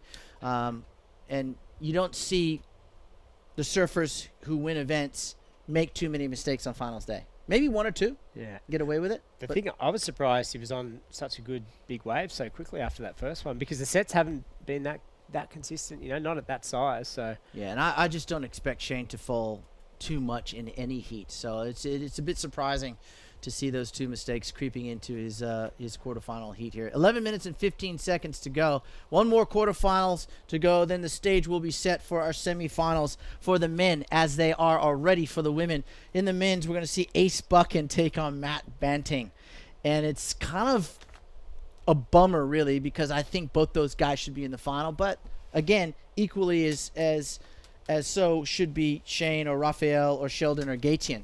I mean, one's got to win, one's got to lose. That's just the way it is. So semifinal is set. Who will make up semifinal number 2 here at the Vissla Central Coast Pro? And Shane Holmes, well, that's just going to be a very small score for him on that backhand wave. It's nice to see him getting a little busy. Now, the women's semifinals, again, we spoke about Sarah Baum taking on Costa Rican Brisa Hennessy and Cedar Lee Jones from down there in the North Caribbean area up against the USA former junior champion Kira Pinkerton. if Sarah beats Brisa, Sarah will win the event. You think so? I reckon the winner of that heat will probably win the event. Ooh, okay. JJ makes the bold call there. I like it. Makes a bold call with 1 round to go. Wow. Still yeah, yeah, I reckon. still, You think so? still got to win it. Yeah. It's not going to be easy, but look, it's a safe bet. Yeah. Because Sarah's been on fire. Yeah. But don't ever underestimate the grommet. Yeah. If it was 4 foot like yesterday, Kira was really impressive, man. As soon as you start getting 8s and 9s from one maneuver, your surfing's at another level. Yeah, 100%. So Kira's, I think she's 18 now. Yep. Cedar's 15. I won my first pro contest at 15 years old. Did ya? And I said to Cedar, I said, you know what? I told her that. I said, today could be your day. I didn't want to jinx her, though. Can't believe you're not more famous for me. I know. I'm only famous in my own head. Trust me. As we see the current quarterfinal leader, Rafael Teixeira, up and riding. I'll tell you how famous I am. You just got to ask. Everyone knows. Everyone in the track I'm here knows. Insta famous. Yeah. No, it's, wait till I pull out the shots of you dancing on the bar and the rock food. Oh, no. With no clothes on, long hair. And oh, did I not have any clothes on? I don't remember that. yeah. You were there. I was there. There's proof. I was there. In the physical presence, I was there. Oh, boy, those were the days. Those were glory days. As we see the replay here from the quarterfinalist from Brazil, Rafael Teixeira. He's looking sharp. And, I really like the board under his feet. His wave selection has been on point the entire event. And right now, he's somewhat got Shane the Hammer Holmes on the ropes. Shane's sitting out there patiently. And Shane was one of these surfers that will wait it out. He won't. There's no way he's gonna pick a 3 out of what's out there on offer. Yeah. So Raphael is probably quietly relieved at this point that the pressure hasn't been too much greater. Holmes, he'd be a little bit bummed with himself. We saw that that left-hander he had. He kind of fell off the back of it. He's just like, oh, man, it's not going my way. But, 8 minutes is plenty of time in these kind of small conditions to get 2 or 3 waves. And here comes another set now. So I wonder, we talked about the tide earlier. I think the rights will keep standing up, but it might just give them a bit more shape. And look at this thing. Hang on, this is like the 3rd decent set of the heat. If Holmes is right in the pocket here, this is his chance to come back. Clean wave. We know he's a power surfer. He's a face surfer. And let's see the gouge. Here it is off the top. Jams it. Controls it up into the lip again. He's getting the job done now, and he finishes it. So that's a good wave. Probably the best wave of the heat.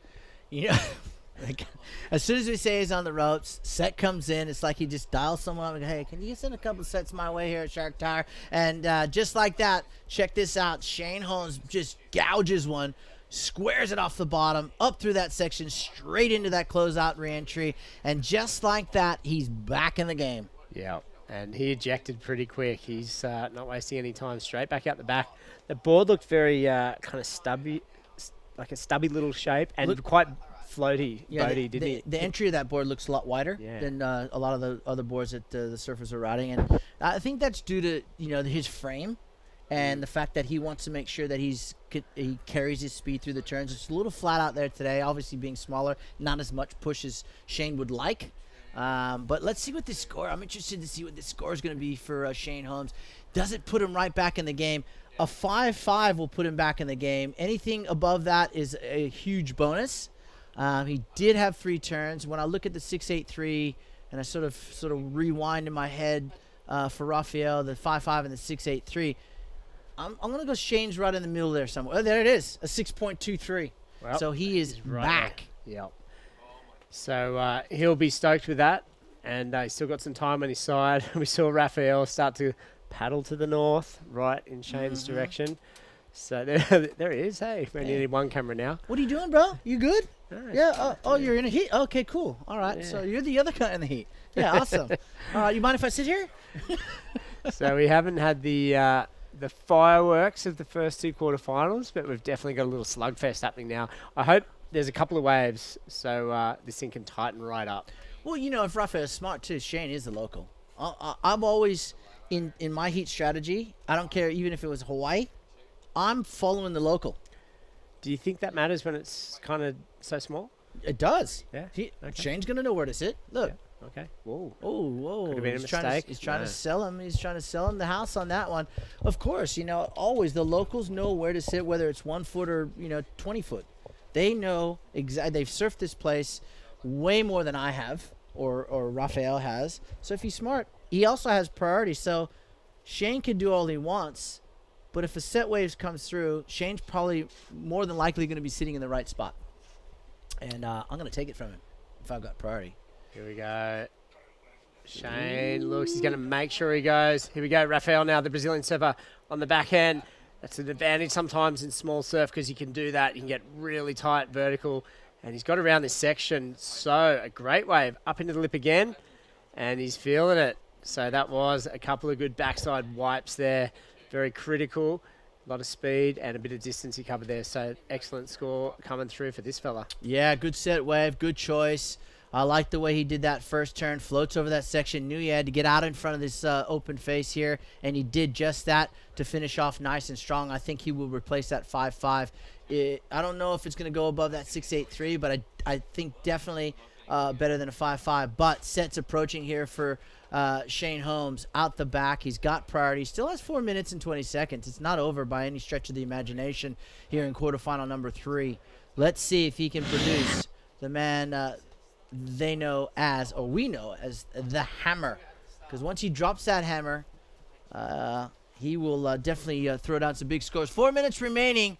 Shane Holmes chasing a score now because it was better than a 6.83. It was a 7.13 for Rafael Teixeira. Now out the back before we go to this post-heat interview. Shane Holmes doesn't like it. Kicks out 3 minutes and 50 seconds to go. Let's go and talk with the winner of that last quarterfinal. We are here with the winner of the previous heat, Matt Banting. You're into the semis. How are you feeling going into that? Are you going through a different heat preparation, same boards? What's your plan? Yeah, I'm just keeping on track. I've switched to an LSD the last couple of days and it's feeling really good. In these conditions as well, I got a couple little ramps that heat and the wind starts. It feels like it's going to come into the rights, it'll be fun for the semis and final if I can do a few airs. So fingers crossed, all goes to plan. But yeah, just keep having fun. And we are going into Newcastle. It starts tomorrow. How are you feeling coming into the semis in this one? And then, are you going to keep the ball rolling over into the Newcastle?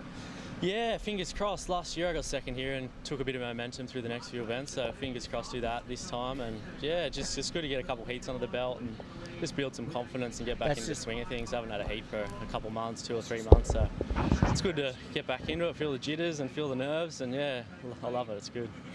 And, you know, you just said you haven't had a couple of heats for like 3 months. So, you know, has your heat preparation and prep coming into the comps changed since the last few events last year, or has it kind of stayed the same? Yeah, last year a couple of decisions cost me just with wave selection and stuff, and just a few little heat strategies and that in the back half of the year. And I could have qualified if I got through a few more heats. It was mainly due to wave selection and just having a few shockers. So trying to clean that up slowly but surely and see what I can do. And, you know, towards the end of the year, is your main sight set on that qualification spot? You know, what's your goal? Yeah, I think I finished about out of the zone by about 1,300 or 1,500 points last year. So if I can get a few more results in the primes and just have a long, consistent year, I'd be stoked.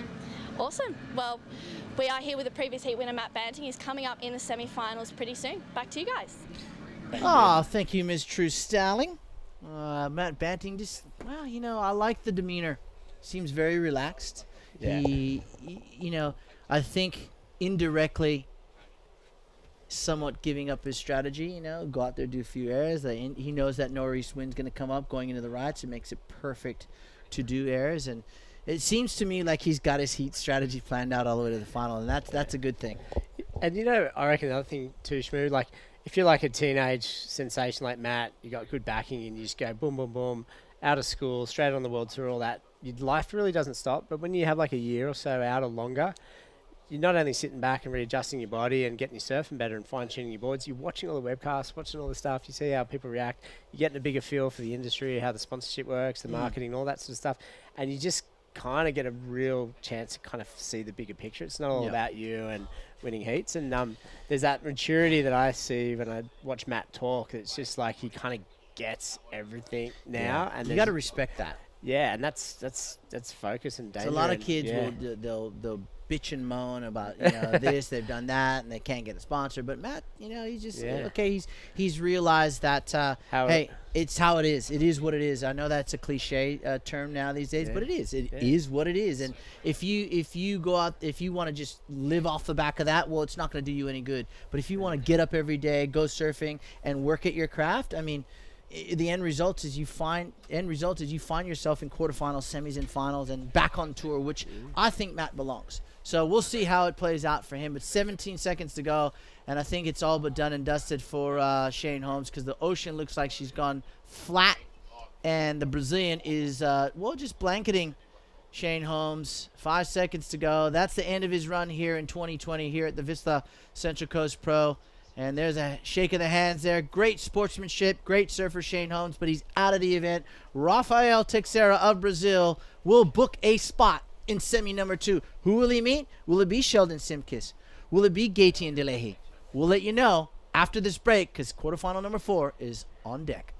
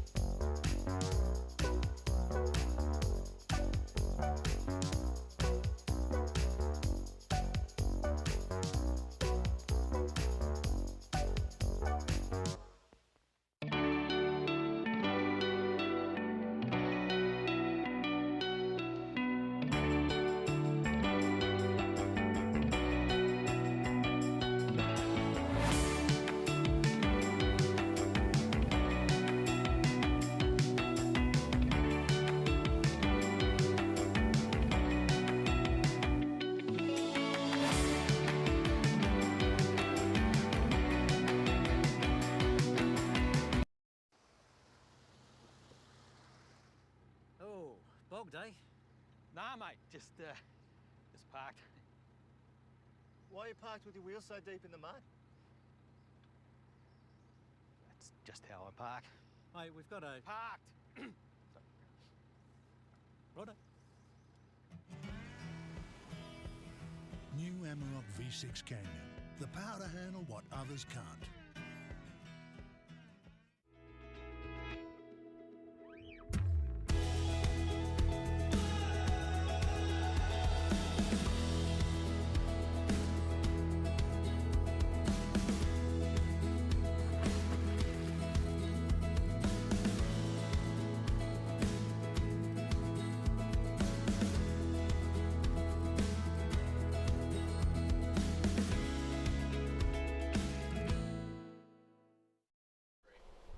And welcome back to finals day here at the Vissla Central Coast Pro QS3000. That is south of Voca, and a lot of people enjoying their Sunday mornings here, catching tonight's dinner, perhaps right now. Though in the center of the beach, this is where the finals are happening today. Quarterfinal number 4, Sheldon Simkis takes on Gaëtan Delahy of France. Another great quarterfinals, and we'll get straight back into the Sisstrevolution semifinals coming up after this heat here. And before we get started, Sheldon's going to have a look.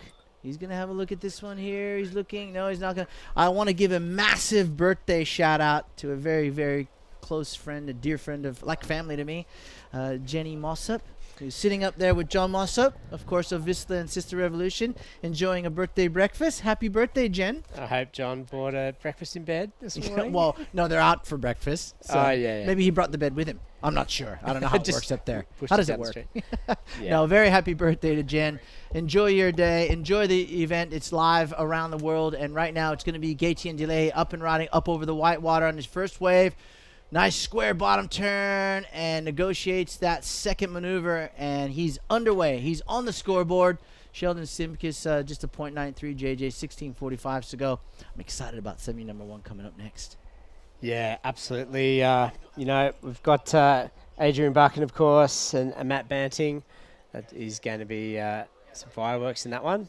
A couple of very experienced surfers, slightly different in their approach.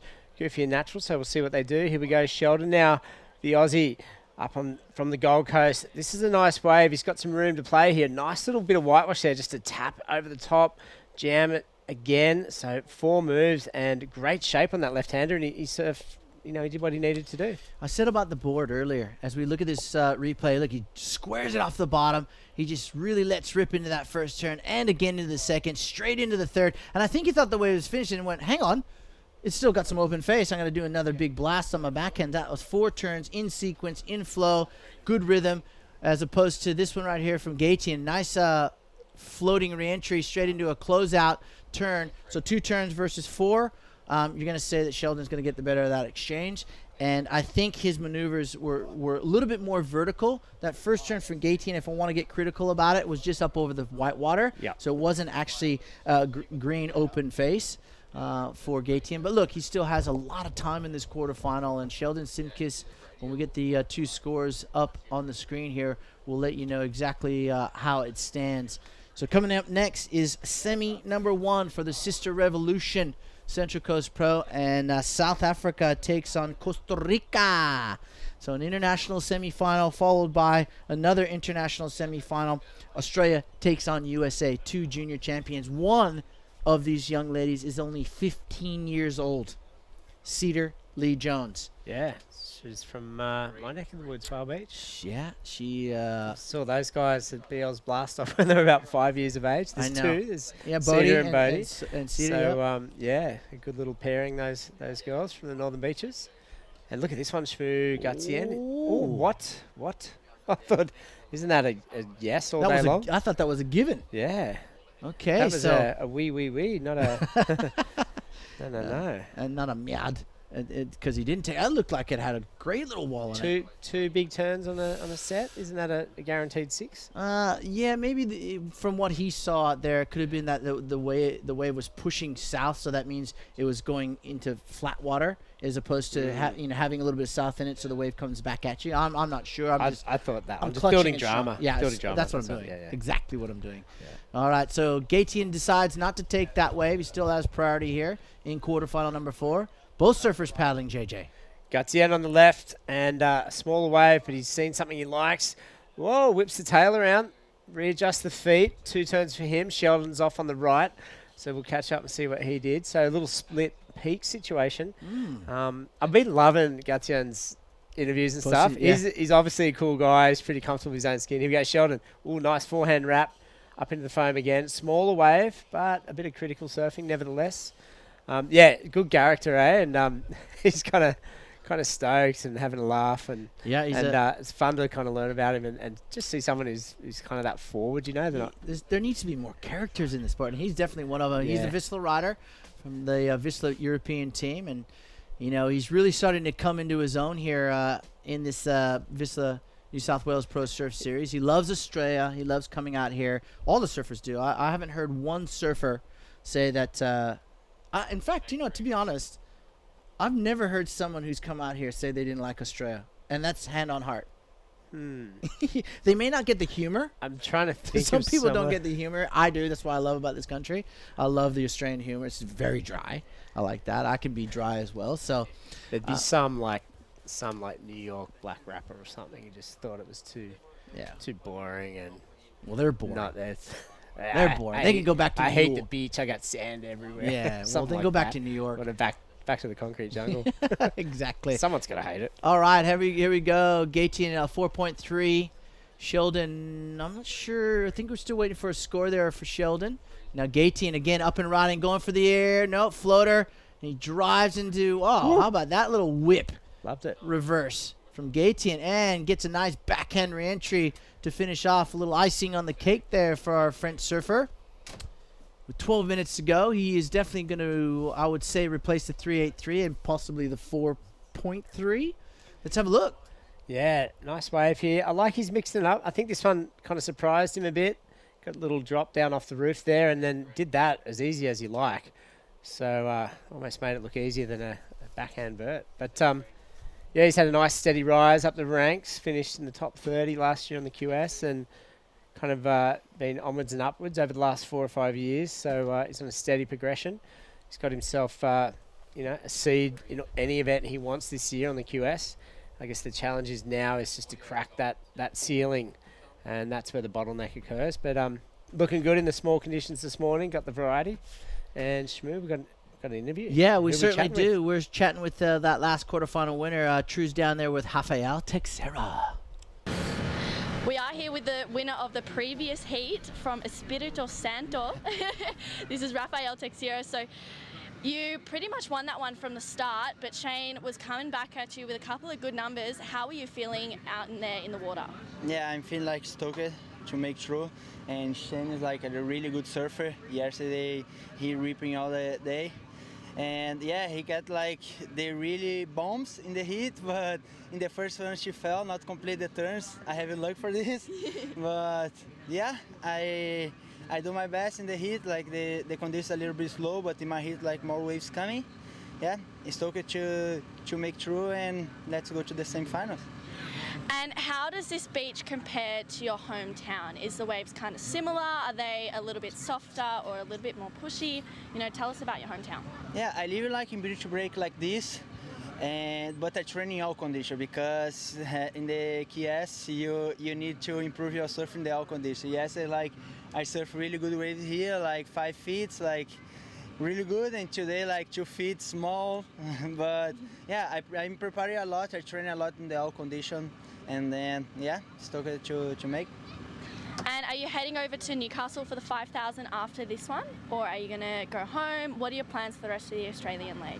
Tomorrow 7:30 I have heat because I'm in the first heat in the Newcastle tomorrow. Wow. Yeah, I hope to make here, to win here, and then go straight to my heat tomorrow. Yeah, well, it looks like you will have some momentum rolling through that one. Is there anyone you'd like to say hi to, or thanks for watching too back at home? Queria agradecer a todo mundo que está torcendo por mim. Está sendo campeonato especial.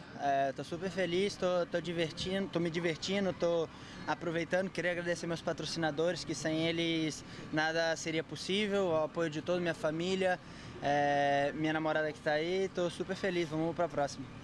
Awesome. Well, this is the winner of the last heat, Rafael Teixeira. He is coming up in the semi-finals very soon, so stay tuned, guys. Back to you in the booth. Yeah, thanks, True. Well done, Rafael. And yeah, I mean, a lot of the breaks there in Brazil, JJ, as you would know, are very similar to this type of beach break. So he would have honed his skills on waves just like this. And big turn from Sheldon Sinkis. Of course, that's a replay. And Gaetian on this left here, going for the big air reverse, not complete. But that wave from Sheldon, very impressive.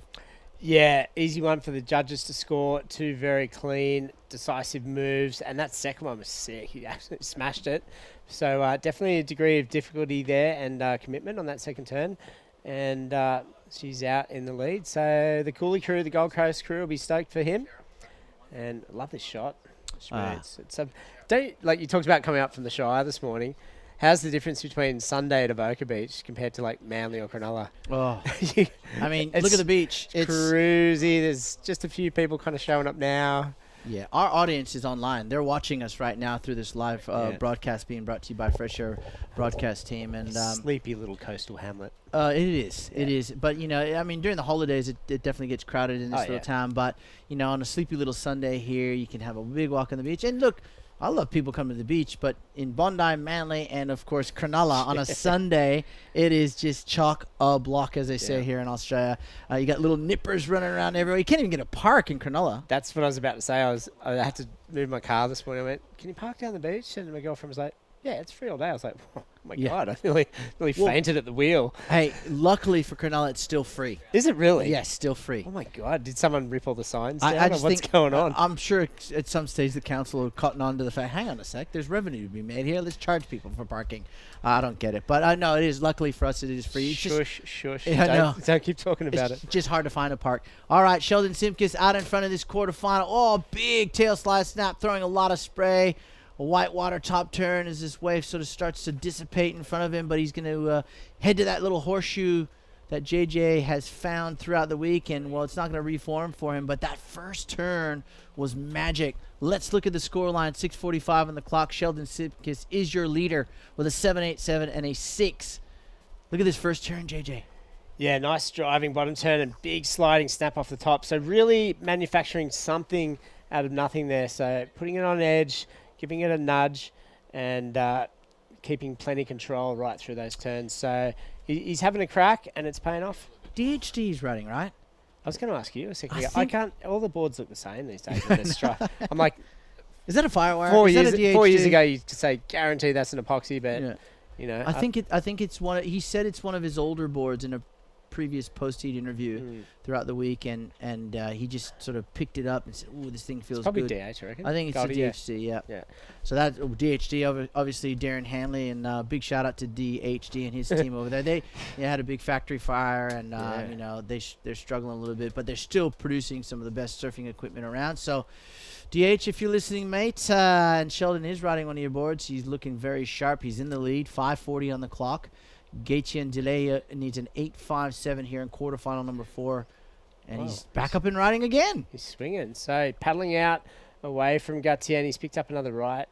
So it looked very similar to the last one. Ooh, Gatien. He's out the back, so he won't lose priority. Yeah. Yeah, Sheldon, of course, is in that process. He's come out of the junior ranks, and he's kind of gathering points. He's kind of like in the QS 1 to 5,000 shmoo.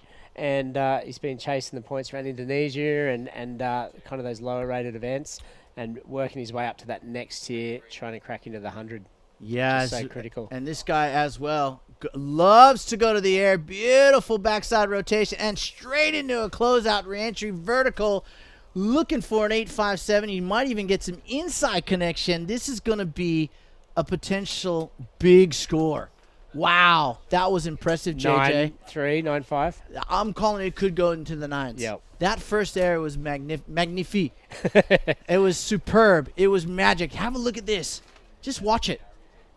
So space there, up. He's got some height, and he hung on to it. And then how lucky did he get with this thing after this section here? I thought he had an 8.5 by then. Yes, and then agreed. the green face. Maybe that tide's helping these things stand up on the inside. And this thing just bad luck for Sheldon. Great news for Gatien. I missed that. Double fist pump. I missed that the first time. Oh, and why wouldn't you? Superb. Yeah, superb. Magnifique.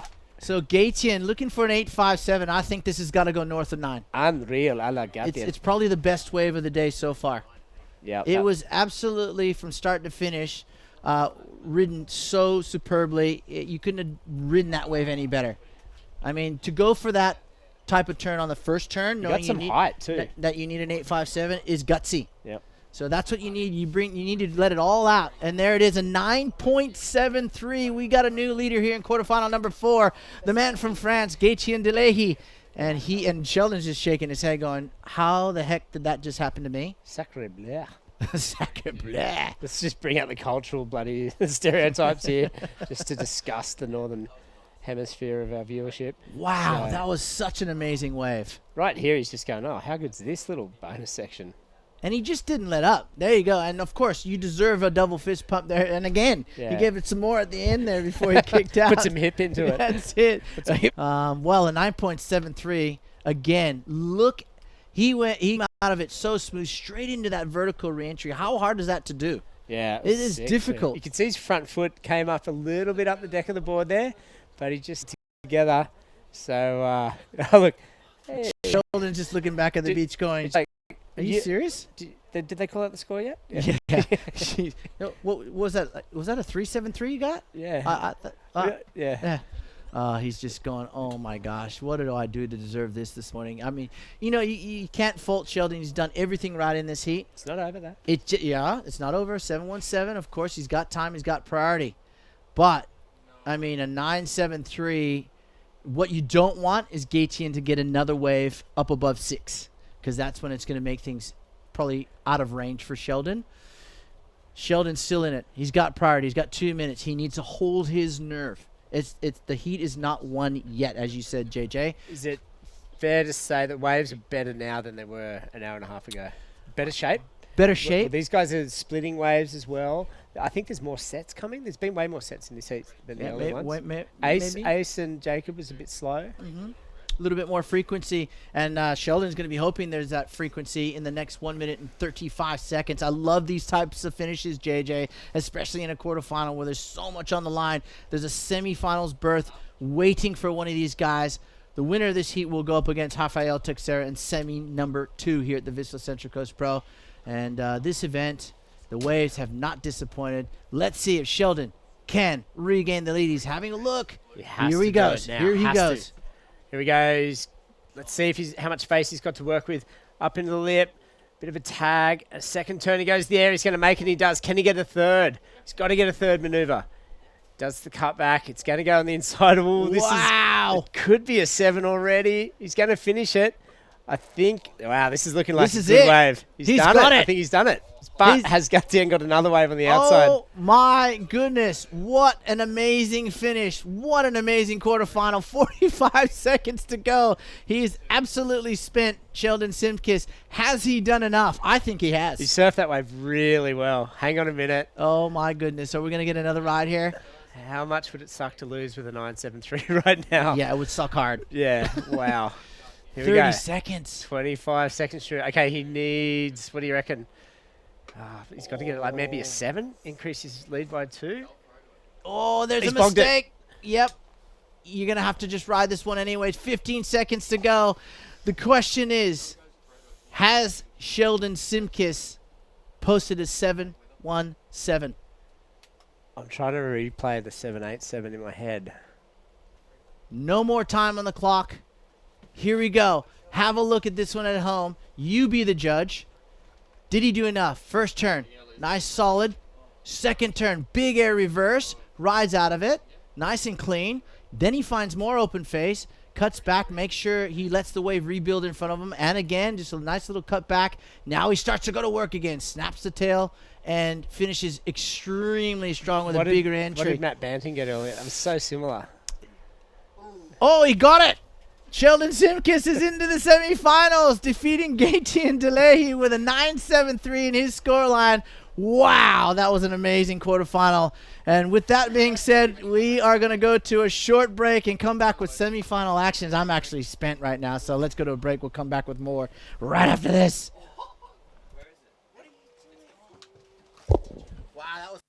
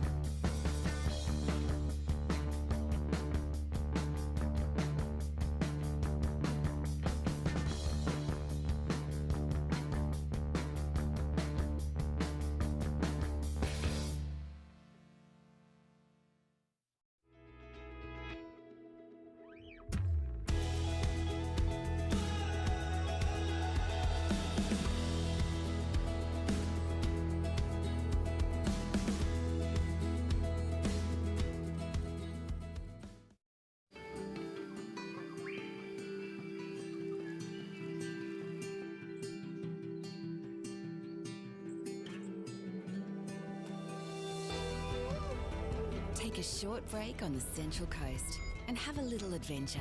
Book yours at visitcentralcoast.com.au. Oh, bog day. Nah, mate, just parked.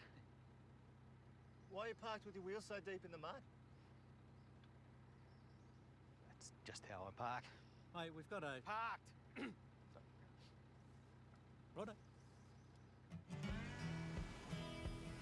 New Amarok V6 Canyon. The power to handle what others can't. Oh my goodness. That last heat. My name is Shannon Hughes, joining the booth by Jess Grimwood. The Vissla Central Coast Pro has its semifinalists decided, and Sheldon Simkis taking the lead over Gatian Delahaye in a huge upset at the finish of that last one. Oh, that was a flurry of action, Shannon. I feel a little bit tired now watching that unfold, but look. So emotional as we see Brisa Hennessy getting her opening ride. Talk us through this one. Here we go. She gets a nice hit there, slides a little bit of the tail over the coping in the back of that lip and lines up this inside section. She's going to do a little bit of smart surfing to kick off this first semi-final of the women's, I think. Oh, hitting a wobble, but recovering, just tagging the inside. Smart surfing. I feel like she's out there ready for action. She's got the hair up in the tight bun now. I feel like that's a real sign, especially as a woman, and you would know as a female athlete as well. When you're pulling that hair back out of the face, you mean absolute business. You're not letting anything fly in the way of possibly distracting your focus at all. And I think with Brisa, this means business out here because she knows Bormy's going to be turning up. Love it. Keeping the long hair out of the eyes. It gets tricky, especially when you're trying to go for good snaps. You're trying to see those upcoming sections. Sarah Baum in the lineup against Brisa Hennessy. Brisa, of course, with an outstanding start to her season. That win in China put her in the lead on the QS with 5,000 points. But Sarah Baum is in a great position as well. She's had a win and a final finish here in Australia, so far totaling 1,800 points, which keeps her down in that 16th place position, as those were lower ranked QS 1000 events.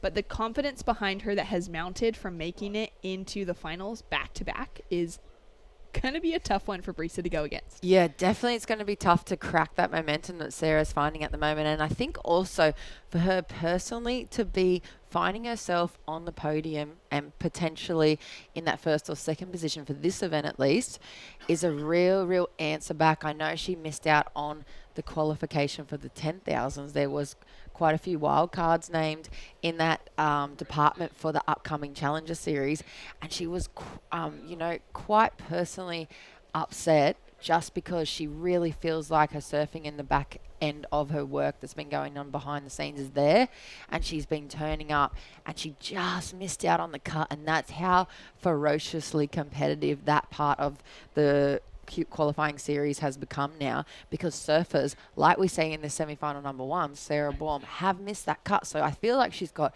a big point to prove here as we see her taking off. Taking off on her backhand, drives into that first turn. Nice snappy whip to start off with. Goes for a second similar turn, and then lines up for that nice powerful section to put the punch on. Ooh, that was a really nice flowing kind of exchange there. I think it's going to be a similar opening score. Those first two turns were kind of transitional, as we see a nice looking set, really clean face. She doesn't go all the way to the bottom. I think not a lot of power on offer there in that midsection. It's really only this critical turn that she gets on her backhand and that closeout maneuver. But better than Brisa's at this point, 5.43. So another indication perhaps again of the quality of the wave choice and the potential of the score to really be posted majority on the outside of the bank versus that chasing the runner in the inside section and close out foam tag on the inside like Brisa did. But like you said, Brisa, so solid. This is a great matchup because it's kind of an underdog story. So we've got this. She's almost the people's favourite for Brisa. She's a people's champ. She's very genuine. She's very connected to grassroots of surfing. She's a lot of young women's favourite surfers, and she's just so polished and articulate on camera. And then you've got her versing this somewhat unknown internationally, I think, server. She's representing South Africa, but really been battling it out on the QS for a while. And she's going to, if she's able to upset Vissla, it's going to be an underdog story, and it's definitely going to be an upset in the matchup we see in this first semi-final, I think, Shannon. Yeah, it's great to see these two going head-to-head now. Vissla, of course, born and raised in Costa Rica. Her family moved her over to Oahu to the North Shore just in time for her to start her school career and really battle it out against some of the best on the North Shore surf scene. They then spent some of her teen years living in Fiji, so she's really traveled and been raised in a pretty amazing environment of different cultures and different countries, as we see that polishing out within her surfing. Nice opening turn, comes in for a second re-entry on the inside, and you can really see that well-rounded person coming together within her surfing. Sarah Baum from South Africa, driving in on her backhand, gets a little caught behind the section, kicks out on top of Vissla Hennessy. That's a strategical move there for Baum. It's good to see her out with the kind of offense-defense play. I think a lot of the time she has been prone to letting the heat play out as it will underneath her, but it looks like she's taking the charge early and she pulls out. She could have easily banged a second wave score there and just got a bit of a turnout maneuver on the end section, but she saw Vissla making her way back out into the lineup, and that's why she chose to pull on out of that and regain priority and control at this point in the first semi-final. So I think a smart move from Baumie. I think there's a good score to come in for Vissla. She got a 2-turn combo in just then we saw on her forehand, and pretty similar, if not quite a bit better than her first score, I think it may be. So let's see how this one plans out. Well, we've got that heat total of an 11.16 now has taken Vissla Hennessy into the lead, dropping in a 6.33 over Sarah Baum's 5.43.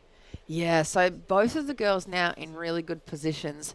I feel like these are smart scores to be posting up so early on in the semi-final, but I really, really want to see both of them just go hit for hit and have this huge big battle out, you know, towards the second half of this heat, particularly because their surfing is so world class in both conversations, and then it's so nice, especially I always enjoy watching the hit outs when it is goofy footer versus natural footer.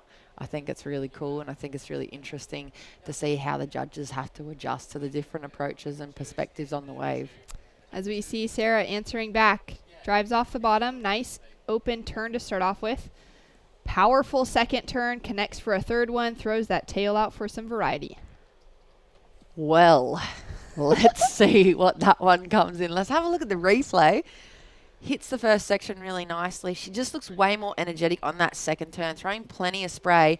And third turn, she even opts to release the fins a little bit through the end of that turn. So I think maybe something that might possibly come into Baumie's side of the field and playing into her advantage might be her ability to really change things up, and she has quite a dynamic repertoire in her belt. She's able to throw down frontside and backside reverses and no grab airs. If you see a replay of Vissla's answer back, opts up and out of that one. So you can see now there's another gear happening in the water for the semi-finals. Both athletes really lifting the bar yet again and chasing down now very critical sections. They're no longer going to be relying on 3s and 4s to be taking out the semi, and they know it, and that's a really nice awareness they have of each other as well. And this is an extremely hungry heat when it comes to qualification. At the end of this year for 2020, Vissla Hennessy drives into that first turn, flares the tail for just a moment, sets up for that next section, kicks out to hit her way out to backline again. She's now sitting down in second position as Sarah Baum has dropped in a 6.77 to take her into the lead. Yeah, so best wave of the heat, and we saw on that replay that we just saw before for Baumie, in comparison, here's the last one of Vissla. Nice, dynamic first turn, looking very light, but just up and out of there. And I think she would have known of Baumie's competitive strategies and her skills before going into this heat, but now we're going to see her chasing down some bigger looking sections because she's going to have to bring it in this semi. Well, as we wait for the next set of waves to come through the lineup, 15 minutes on the clock, JJ is down on the shoreline with a stoked Sheldon Simkis.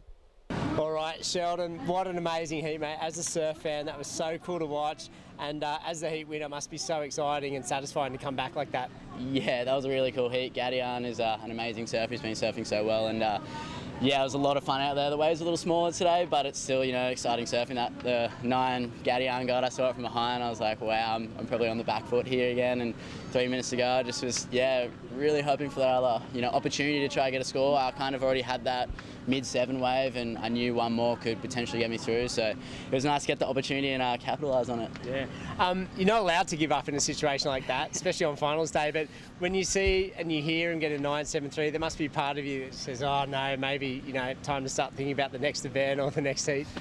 Yeah, I feel like my past self might have done that, but this year I was just so focused on, just my surfing and the wave I wanted to catch, and it was really cool that a wave that I wanted came through, and I could have, done the surfing or the manoeuvres that got me the score, and there was no looking to that next comp. We're here today, finals day, so a few more heats would be nice. Yeah, oh, well, great stuff. Like you said, the day's not over yet. We'll let you go and keep focused. Thank you guys. Awesome, great heat. Thanks guys. Sheldon. Well, focusing and putting it all together. This new year, 2020, he's ready to take it all the way through. Yeah, great little insight to his psychology at this event as well, talking about the past self and being aware of himself and how he would have turned up, previously in a position like that, and he would have given up and kind of called it quits and started focusing on the future. But he's been able to refocus that energy and stay in the moment out there, and he still took the win. So great looking performance. He's looking very, very sharp, and we'll see him later on today as we see Vissla. And a fast paddle for the Costa Rican. Looking for that opening section. Again, just ducks out. She has stayed so active in just hunting out those waves under priority. Yeah, you can see what she's looking for out there, and that's another indicator as a spectator, or if you're watching her as a follower of her career, that she is chasing the big opportunities now. Bormy's already in front, so Sarah in the red got that 6.77 and a 5.43, and I know she's going to want to replace both of those by the end of this heat. And Vissla, super quick start, really smart surfing, got those scores on the scoreboard, but really hasn't had a chance to open up her performance yet. And you can see that's why she keeps taking off and opting out of those sections, because there's still wave and points to be surfed on those waves, but she just doesn't even want a bar of it. She's conserving the energy, and she's waiting now to unload. And I think if she had drawn many other competitors where she thinks she can, or feels or knows that she can easily get it over them, she wouldn't have had to shift up into that gear. But she's super aware as we see her just digging the nose, kind of straight leg riding out of that second maneuver. Sarah Baum utilizing priority out the back. Nice opening turn on her backhand. Sets up for the second section, gaining some speed coming out of that first turn into the second one, and comes undone. She's looking to improve on a 5.43. Yeah, I think that's going to be a similar score.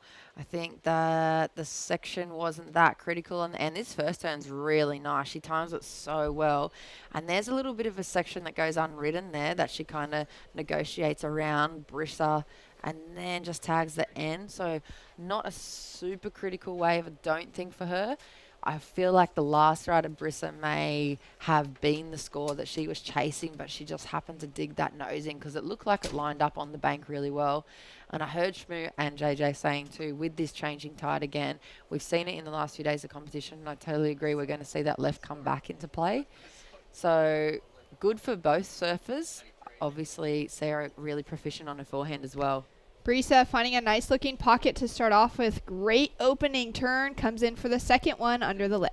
Here we go. This is the next level that she's chasing. Very critical sections that she's been able to put her board right on rail there and nice and under the lip. Pretty good two-turn combo. Very quick succession though. She didn't have a lot of time. She kind of jammed in that second turn, but it's probably going to go into her top two. Let's have a look. This first turn's so nice right there. Full rotation, and then jams it straight back up. No adjustment either. So I'm interested to see what the judges locked that one in as. She's only chasing the 5.88. Judging on the scale in comparison to Sarah's, it's going to go close. If not, be right in the middle of those 2 sixes there. This is just my opinion, of course. I'm just having a little guess judging on the scale. I feel like we still haven't seen the girls really open up or dial it up yet, and I want to see them on a set because the surfing is just going to go through the roof. And I would dare say that Baumy's going to be chasing down some air sections on the end as well. She knows she has to put it all on the line if she wants to be the class act that is Vissla and that championship tour surfer. Oh, and there's so much that they can bring to the table. As we see, Vissla Hennessy just dropped in a bigger score. She's now sitting with a 6.67 and a 6.33 on the scoreboard, which takes her into the lead just ahead of Sarah Baum, the South African. Sarah chasing a 6.23 to advance. Vissla Hennessy flying the flag for Costa Rica alongside fellow Costa Rican Leilani McGonigal. Those two women really pioneering surfing and getting to that top tier on the women's side of the draw. Of course, Vissla just finished up her rookie year on the championship tour. Will be going into her second year now in 2020. Leilani McGonigal is knocking on the door to qualification year after year. And then on the South African side of the draw, Sarah Baum is sitting there. She's been in this conversation. She's been working so hard for so many years. Just ahead of her was Bianca Buitendog, who made that breakthrough to the championship tour. She had 4 years. I believe her best result was finishing off world number 4. And she's now back down into that qualification kind of that space of competing a little bit, taking some time away from it. And then on the young side of the up-and-coming South Africans, we've seen a bit of a lull in those girls coming through, but now the young Zoe Stain is starting to rise up, and she's that next young female competitor coming out of the South African contingency that's starting her international qualifying series campaign. So I think it's interesting on both sides of the conversation for Costa Rica and for South Africa that there has been very few women, but that their women that have come through have been able to rise all the way to the top. Yeah, and they do have a few, as you see, I think it's Cedar Lee Jones there just warming up on the beach, getting prepped for that second semi-final. She will meet up with a very informed Kira Pinkerton in that one. So it's going to be a really nice battle out from both of those ladies as well. But I feel like with the South Africans, they did have that original kind of figure to look up to. I think it was Heather Clark that came through at the start with all those Australian women around the Lane Beachley era for us over here. We saw her come across. And then there's Zoe McDougall, I think, sits in the lineup of the South Africans as well. Zoe's actually Hawaiian. Oh, she's Hawaiian. But she has spent some time traveling to South Africa, but she is a Hawaiian competitor. So she's still representing Hawaii. Okay, got it. So my apologies for... No, it's fine. I mean, she really has spent so much time traveling there and competing in that QS run of events, which has been really great to see. But yeah, there's been few in this last 5 years or so. And now with the newest one coming through, there's some really great competitors coming through within South Africa, but no one that's really been able to put in that hard time on the qualifying series to advance through and qualify. I think Sarah Baum's putting in the hardest run at the moment. And then Zoe Stain was competing here. She lost out early, but she's in her first year outside of those juniors, and she's got a great support system behind her to now help her travel and to put her into some of these bigger events. She also has the Africa wild card for Newcastle coming up for the QS 5000 and for the 10,000. So she's one of those young competitors that's been able to get her spot up by competing in the QS within South Africa to get her rankings up on that side, which then qualifies her for some of those big international events. And what a good opportunity for her to step up. And of course, like you were saying, the South Africans have such a solid leg to their QS tour as well, as we saw Vissla just having a little sniff of that opportunity, opting to let it roll on under. I feel like with priority at the moment, Sarah's really in a commanding position, and she's no stranger to this, but I feel like sometimes with athletes, and I know particularly with Sarah, when you want something so much, it's very hard to sit in this position with the time, with still plenty of time on the clock, and have to you literally start thinking about the fact when it starts going minute for minute and there's no waves. You're like, my next decision completely dictates the outcome of obviously Nish later run today, the points at the end of the year, the rolling on into the upcoming conversation for girls qualifying for the Challenger Series at the cutoff in the second half of the year. So if she's able to keep that talk out of her head and that kind of feeling of getting too caught up in the eventual outcomes and the roll-on consequences of this next decision, she'll be able to really choose a nice-looking wave and capitalise on it. But I just hope she's able to keep her mind focused in. Strong paddle from Sarah Baum. She's chasing a score, a 6.23 to advance. Nice, powerful hit for the first turn. Races around that section, comes in under that frothy lip and puts the hammer down. Well, I'm going to say it's going to go over that 6.23, if not possibly the best wave of the heat. It's going to be right up there, I think, with that 6.77. That was quite an aggressive two-turn combo in her backhand. We did see Vissla on a smaller wave bank herself the 6.67 with the two-turn combo in her backhand. Let's have a look at the replay. She's kept that conversation right out of her head, you see, because she looks so solid. First turn, really nice tag. Maybe the only thing that'll play against her is that section on the end that's quite crumbly. She had to kind of adjust her approach then, not as crisp and sharp as she probably would have liked, but still tagging it really aggressively. And there you go, 7.90. She collects the required score and more and moves straight on into the lead and back with priority. Briss is having a look at this, Shannon, but opts not to go. So all that talk about the consequences of the decision, staying cool under pressure, she's showing here now that she's a real world-class act and athlete. But now answering back, the championship tour competitor, Vissla Hennessy, slides that tail on the first turn, finds a great second turn to connect together, and she is chasing an excellent score of an 8.00, connecting all the dots through to the inside.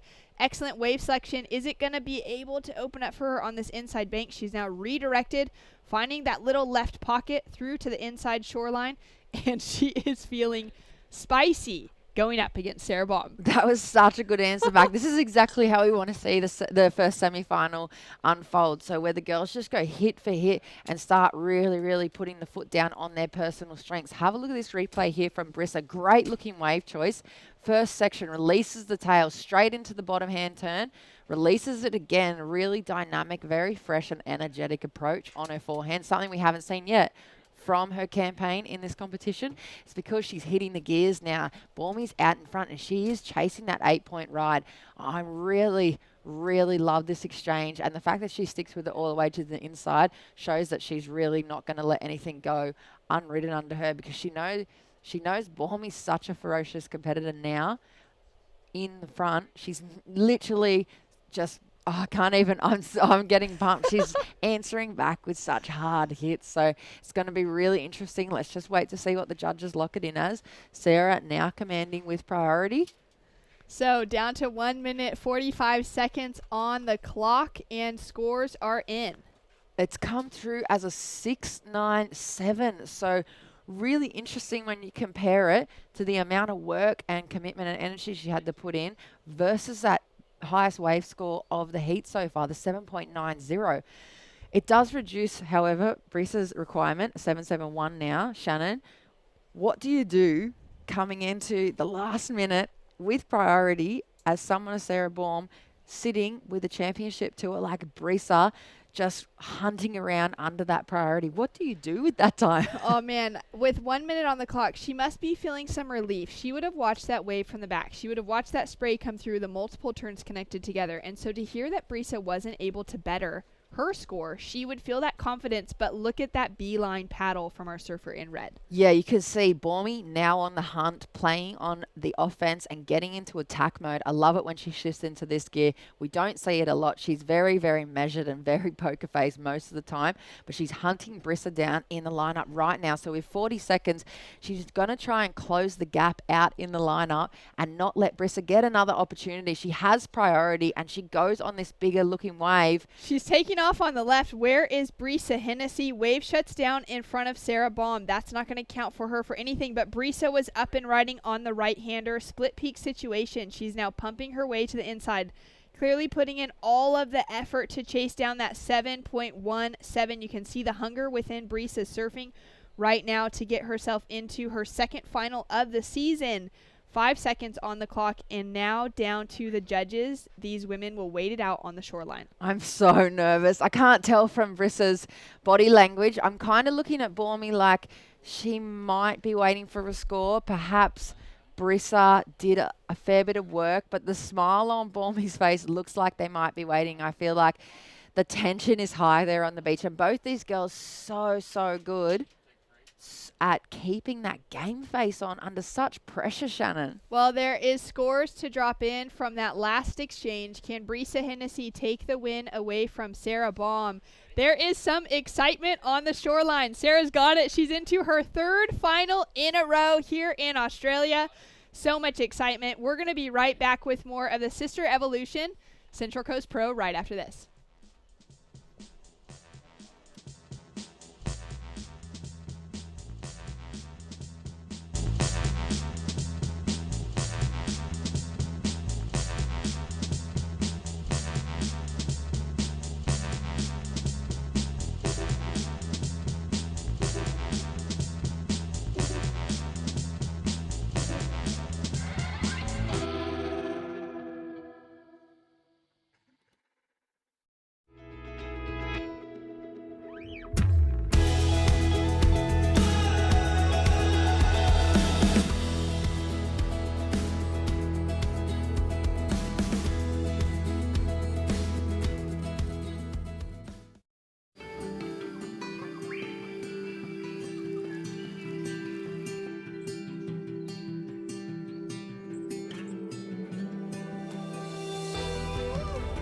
Take a short break on the Central Coast and have a little adventure.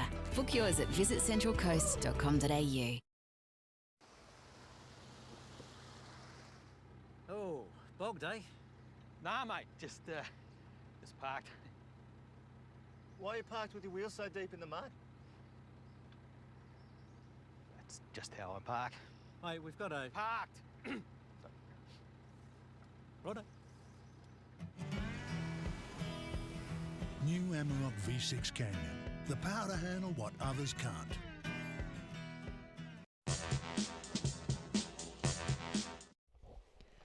Well, oh my goodness, that was such an insane finish. As we are now into our semi-final number 2 for the Sisstrevolution Central Coast Pro. Cedarly Jones in the water against Kira Pinkerton. Cedar sitting out the back with priority. As we panned in with that opening shot, we saw Kira Pinkerton with a paddle back out, which means she has a score to drop in. Talk us through this opening wave. Here's this first wave. Very solid little crack on the end section there for Kira. She's been a real standout in this whole event so far. So with 25 minutes on the clock for this semi-final, number 2, it's going to be a really, really nice hit out, Shannon. So scores to come through. My name's Shannon Hughes, joined in the booth by Jess Grimwood. And Jess, talk us through that final exchange from our previous heat between Sarah Baum and Vissla Hennessy. So that was an absolute nail biter. We had a little bit of everything in the last kind of 20 seconds, and we saw the defense come into play with priority. And Vissla, she needed a 7.71 and she locked in a 6.10 on her last ride. You saw Baumie chasing her up the competitive zone and then having to take off and just take the left anyway because the space was way too big for her to be able to cover before Vissla got that right. So Vissla got the opportunity but was unable to just lift the performance again and only banking a score a little bit short of the requirements. So Sarah Baum, third final in a row to kick off the 2020 season for the World Surf League QS series. It's unbelievable, and I bet you that vibe down there on the beach is so good. She's got so many people on her side. Cannot wait to hear from her as we take a look at first draw from Cedarly Jones. Here we go. So first transitional kind of rail move, and she goes for the under the lip tag, but maybe caught a little bit between decisions of turns there. Kira Pinkerton opens up with a 5.17 for her first ride. So perhaps maybe getting a little bit of a transitional turn or maybe a bit of a check turn on the outside as well and banking most of those points on that replay that you saw of the final manoeuvre. Cedarly Jones at 2.50, Shannon. Kira Pinkerton having a paddle across the contest zone here. This is an interesting matchup. U.S. versus Australia. Avalon, Australia for Cedarly Jones. San Clemente, California for Kira Pinkerton. Two powerhouse nations in the world surfing scene. So many women, so many world titles have been won between those two zones, these two countries represented out in the lineup. For Kira Pinkerton, her eyes 100% gunning, feeling ready to qualify for the 2021 championship tour out of this year. She is so hungry for it. 17 years old out of California. Cedarly Jones, 15 years old, still competing in the junior series, and right now in her best result to date. It's going to be very interesting to see her trajectory, her plans through the rest of this year based off of this result coming in almost just like wanting to feel her way through this, maybe not expecting to make it into the finals day. Yeah, definitely a different approach to what Kira will be coming into this with, as we see her swinging around and looking at this one, Shannon. She opened up with a 5-1-7, now putting her second score on the board. Nice, powerful hit to start off with, and puts on a very smooth finish. I feel like this is a little bit of a case of the Brisa heat plan, as we see Cedar up and riding. Answering back. Nice big re-entry, just a 1 turn, but she'll be looking to put her second score on the board. So with Kira's last ride, I feel like it's a similar approach to a start of a heat. As we look at the replay here, really, really smart surfing. She just wants to get the 2 waves on the board to start off. Almost a bit of a check turn, and look at the amount of spray she's able to throw off those 2 turns and off the rail there. Really nice looking equipment also. Here's the replay from Cedar. Smaller looking combination from her, not as aggressive, a little bit softer, and maybe a little bit less power going in as well. So it's going to be interesting to see how she manages that. Obviously, she's very aware of the power and the force that comes behind Kira's turns and her performance throughout this whole event so far. So she's really going to have to step it up here against the American. Scores to come through for both surfers in the lineup, Cedar and Kira. Kira's just dropped in a 6.67, Cedar Lee Jones with a 3.67. We'll get back to this conversation and the live action, but down on the shoreline is Sarah Baum, our finalist, 3 in a row. All right, congratulations, Sarah. Another amazing heat. Watching you surf so good in this event, it's not hard to pick you as a bit of a favourite. Now you've had 2 finals in a row and now amazing success today. Oh, I've had 3 finals in a row. Well, this is my 3rd final, so I can't even believe it. I'm so stoked and so happy the way that this year is starting to roll out, and yeah, I'm just ready to give my all in the next one. Yeah, well, you're surfing so well, and not just because you deserve it. Like, look at this space here. It's blank, people. Empty. Is anyone out there watching? So you're not alone in that department, but really, I have to say that last heat, whoever was going to win was probably going to win the final. You backing yourself now for one more win? I reckon that was the final. Like, you know, looking at a heat sheet, you kind of think that would be the final, but yeah, I'm just stoked to come out with a win with that one. I kind of had nothing to lose, and you know, she was a big name, so yeah, I'm just excited to get out for the next one and hopefully take the win. Yeah, oh well, it's so good to see you do well. Stay focused and good luck. Sweet, thanks guys. Unreal, thanks guys. Sarah Baum into the final again. Yeah. 3 for 3, incredible consistency, and for her to mentally have now taken out Brisa Hennessy, our 2020 Championship Tour surfer that's in the draw here at Avoca. Now to be advancing through, she has all the confidence in her direction. Yeah, and she needs to tap into that going into this heat, because I feel like she's almost baited these 2 girls. If they could have heard that post-heat interview, it's really going to help them to step up to the mark, because she was saying she felt like that was pretty much a final with Brisa, as we see Cedar up and riding. Cedar driving off the bottom. Great bottom turn to snap to start off with. Goes in for that second one. Love the variety. Lays down the hammer on that last turn. Little check under the lip and then dags the rail, but did the work on those first 3 turns. So that's going to definitely go into her top 2 waves there. Kira obviously sitting now on a 667 and 517. That's the Brisa formula I feel like we saw from her in the first semi-final. Smart surfing, bank those 2 scores, then chase down the excellent range waves. So I feel like it's a similar approach. Have a look at this replay here for Cedar. Really, really nice exchange from her. Great bottom turn. Hits the lip right, nicely timed, and then just releases a bit. But here we go, Kira up and riding. Kira driving on her backhand. Small wave selection. Big wrap to start off with, and then finds that little lip to tag on her second hit. And now a couple of wraps back into the pocket as this inside section starts to stand up for her. Puts on a really powerful finish. Love the positioning of those hands, even out at her side, just to show the judges everything's cool. Yeah, it's kind of like a stamp on the end of the letter, isn't it? It's like, I've done all this work on the outside. Have a look. Look, literally, here we go. If you could throw balls up in the air and juggle them at the same time, I'm sure that's the kind of statement that you're making. Like, I've got this, guys. Like, I'm totally out in front of this turn. But I'm not sure if that'll go into her top 2. Let's have a look at the replay here from the very start. Small looking wave. Great looking board though. You heard her talking about that leaderage and the volume she has under her feet there. It's epoxy, and it's got a new type of cloth glassed in over that epoxy foam. So it's a great looking combination, and that 26 litres really, really working well under her feet. Nice little graceful use of hands there. Like you said, there you go. They're out. Yep, I've got that. I'll clock that in and go back to the drawing board. I think she's really chasing down excellent scores. I think she'll she just stuck with that because she'd already committed to the surfing. She'd done quite a bit of work on the outside. But I think what she wants out there is the nines and the scores she's been dropping this whole event. Because when you're looking, and when we're not looking at just the names, if you look at the numbers on the scoreboard, the actual score line shows Kira right out in the top of those. She dropped that huge big 9.4, I think it was, and a 9.27 and a 9 another day. So she's really, really a favourite, and I feel like Bormy's baiting her with that last post-heat interview. I absolutely agree. And I feel like for Sarah Baum, I love that her confidence is coming through and that she was able to find a big win against Brisa Hennessy. But Kira Pinkerton seems to be the one to beat. The consistency in landing huge scores. Her backhand attack has been so powerful throughout this event. It's definitely her strong point. Her forehand is excellent as well, but the power that she's able to string together as a young competitor, she's kind of grown up. She's a little bit stronger now. She's riding boards that are maybe a little bit bigger. She's really dialed in that backhand attack, which can be compared to the backhand attacks that we're seeing on the current championship tour in the likes of Caroline Marks and Paige Hareb.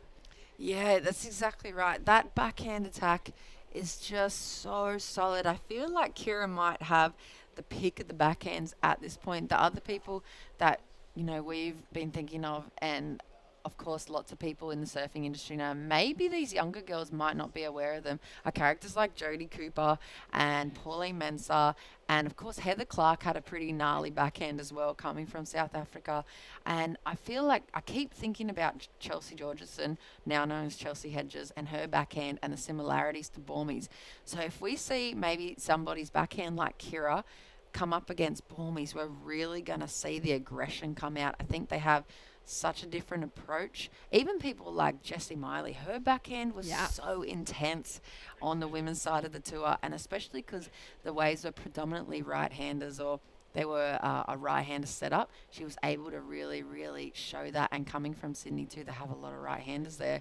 And she was just so aggressive. So for Kira to come up with that backhand as her strength is just going to be pretty crazy when she meets up, if she's able to succeed against Cedar Lee Jones in the final against Bormy. Cedar Lee Jones has answered back, though. She's just dropped in a 6.4 for her last wave, which keeps her in second position, but it improves her situation greatly. She's now chasing a smaller score than what she already has, a 5.45 to take the advancing position.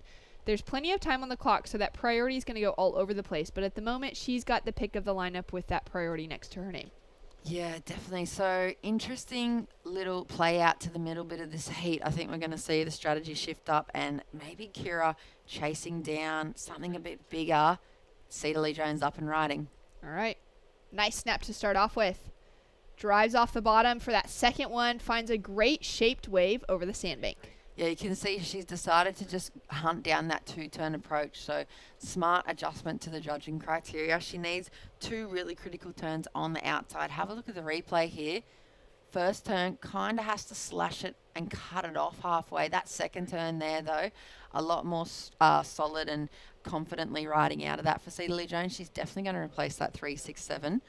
I'm not 100% sure it's going to go over the 6.4, but it's going to be right up in that advancing conversation of that 5.45. So I'd love to see Kira answer back and really step it up another notch and show why she deserves this spot on the championship tour, and in the conversation with Bormy and surfers like Brisa, just having the second half of the heat really, really focused in now, and not watching Cedar so much, and not being tempted to roll back into that frothy kind of catch plenty of waves and really give yourself too many little opportunities rather than wait for that one big one. Yeah, really to keep that smart competitive surfing together.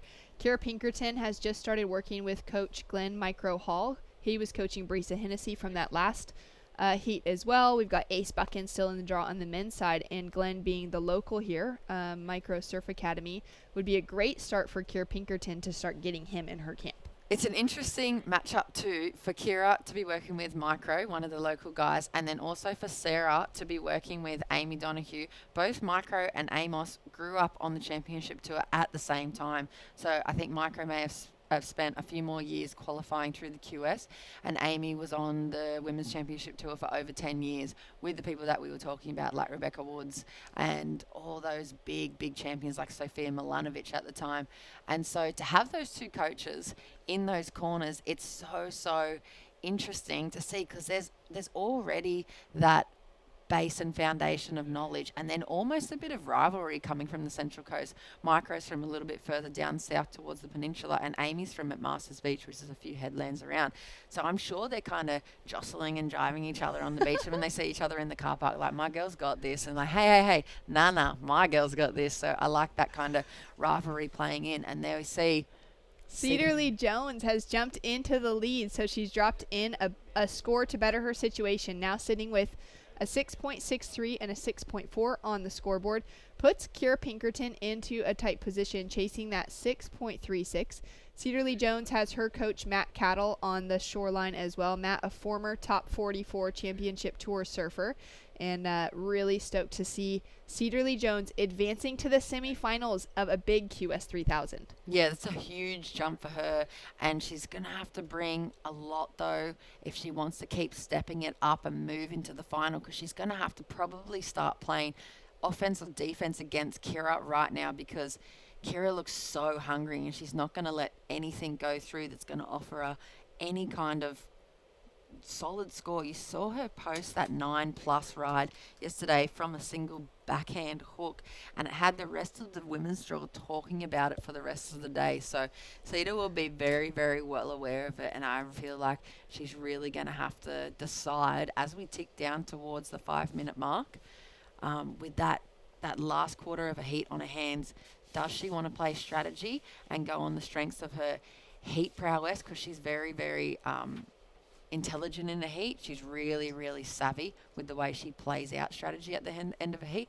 Or is she going to sit out the back and pull down anchor and just wait for an excellent wave to roll on through? 8 minutes remaining on the clock. Cedarly Jones from Avalon, just down the way from where we currently are here at Avoca Beach in central New South Wales. She is sitting in the lead with a 6.63 and a 6.4, having a look back towards the shoreline. Back to coach, probably back to mom and dad as well, down here to cheer her on.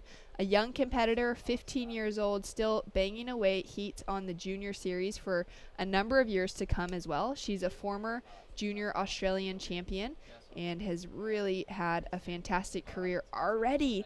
And she's growing into this position now on the qualifying series. We can see that little paddle battle starting to happen. Kira Pinkerton sitting with priority. Kira is going to have a look and decide not to go. Cedar was trying to sell her there. I'm not sure if you could.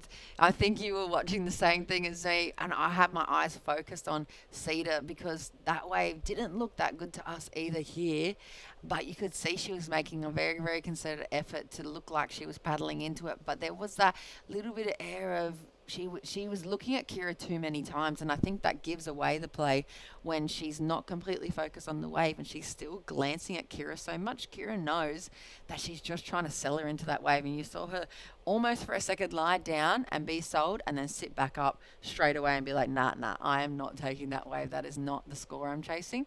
And then here we see all the tactics come out to play. I find them so interesting, as we see Maddie Banting, similar little warm-up to we saw at the last few heats yesterday, and he's coming up for the men's semi-final next against Ace Buchan.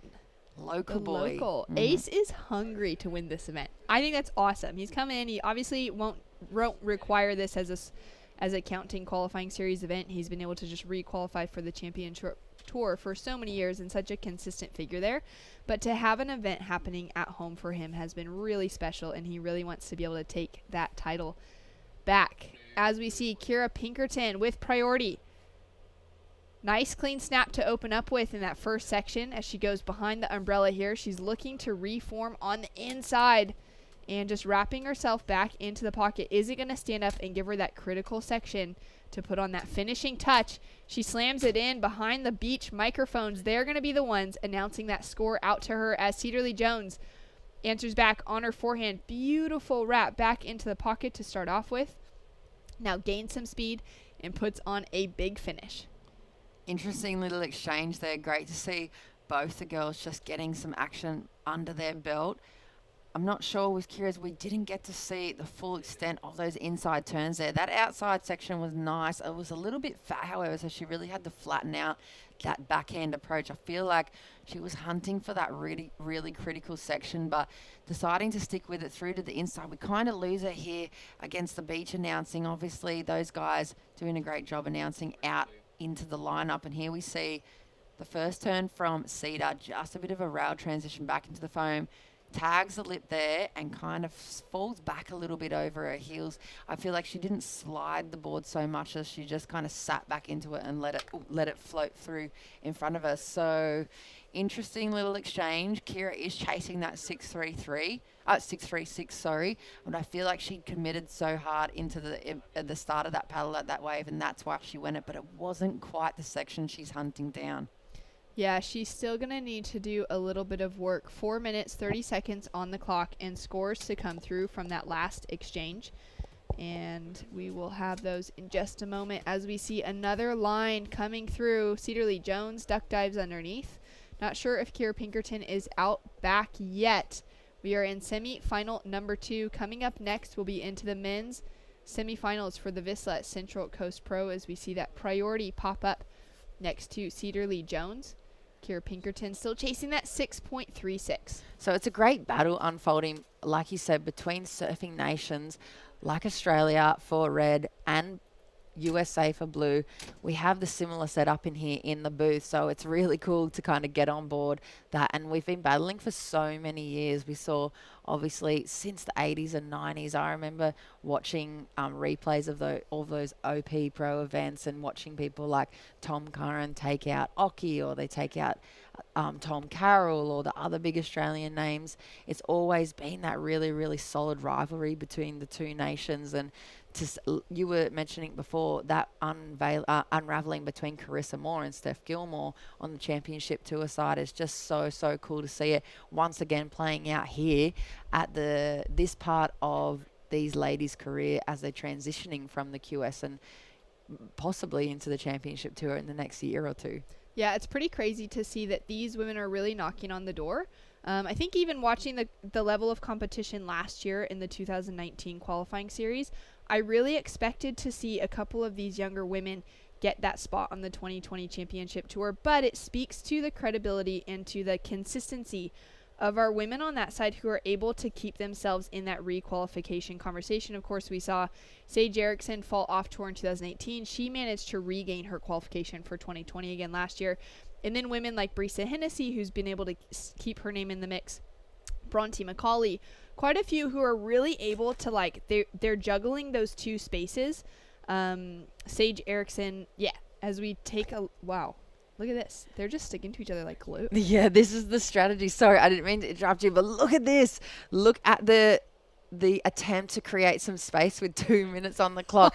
Here's the froth and the passion and the tenacity of the younger generation. Look at this, just swiveling around back and forth on their boards under each other's priority. So Cedar has to play the defense because Kira's on the attack and on the hunt for an opportunity. And if she takes off, no doubt, Cedar's just going to play straight on into that priority and just fade her or burn her and make sure she doesn't get the wave. So Kira's going to sell her into this one. All right, so Cedar's now in, which means Kira's out the back with priority. Can Cedarly Jones build on that scoreline? Nice snap to start off with, carve back into the pocket. But Kira Pinkerton is out the back. She's in that driving position now. She's chasing a 6.36, and we have seen her drop some huge scores so far. So I'm going to say that's a mistake, in my opinion, for Cedar with priority. Kira has sold her into that wave. It was not going to be that 6.36 for Kira. She needed the space and the opportunity to take off up and riding.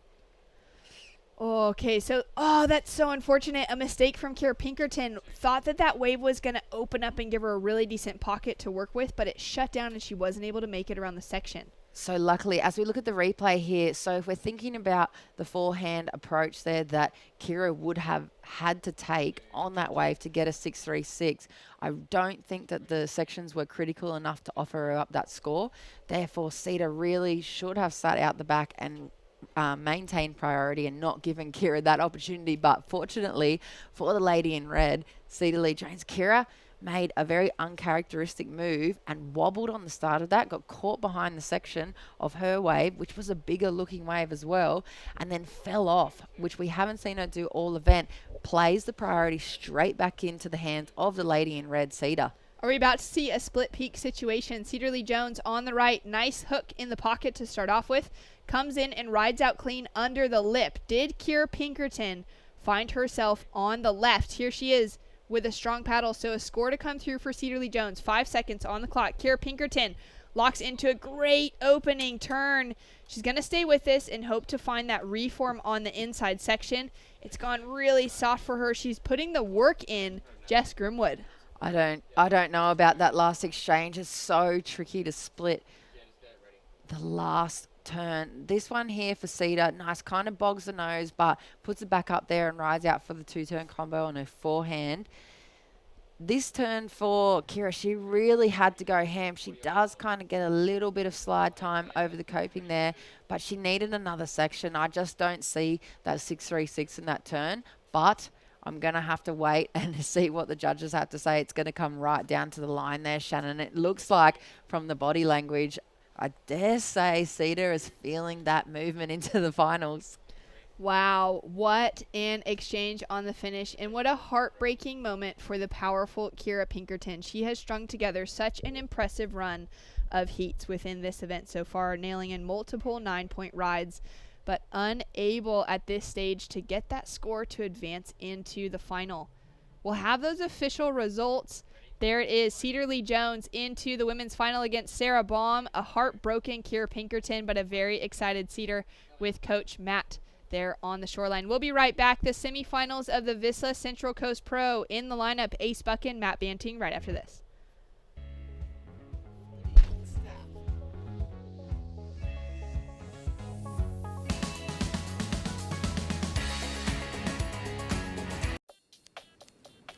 We're not perfect, but we sure can do our part to minimize our impact on our precious ecosystem. Vissla's sustainability program is an ongoing mission to keep creating and innovating in order to help keep our waters clean and use less resources to make good products better. It's a long journey, but even small steps can get us to our destination. Join Vissla on their mission to protect and serve.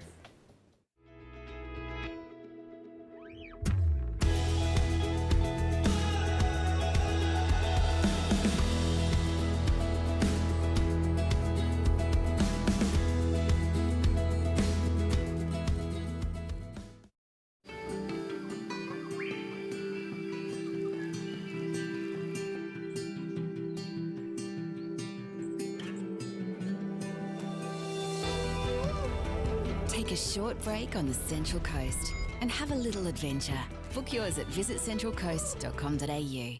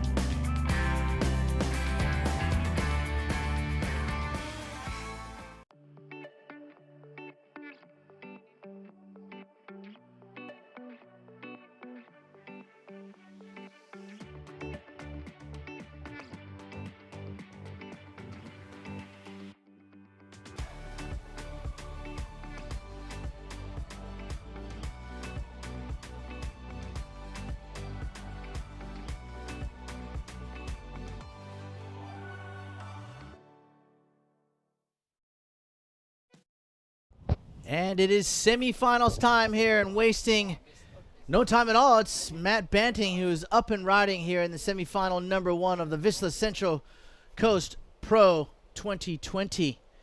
And will this guy go one better? Jonathan Jenkins, runner-up last year to Connor O'Leary. He's in great form, but his opponent is a world-class surfer of his own right. He is a local boy. He's a surfing champion.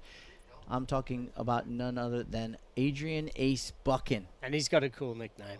He does. Ace. Ace. He's always got the ace up his sleeve, or at least most of the time. So Matt Banting sticking to his guns, starting early. He's got the first score of this semifinal.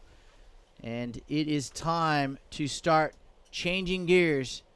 Here we go. The Surgeon up and riding. Yeah, local Adrian Buchan. Quick off the top there. Very precise. Second move as well, and he's bogged it. I don't remember him falling off until now. Yeah, I can't. Not in this event. I can't recall the last time I seen Ace fall. He's that good. Yeah, you know, a little bit of nerves there. Semifinals. He hasn't been in a semifinal in a little while. It's been a long time between drinks, and you know when you look back or when you think about your opponent, Matt Banting, and I know that Ace has been paying attention, going through the draw, going through the rounds.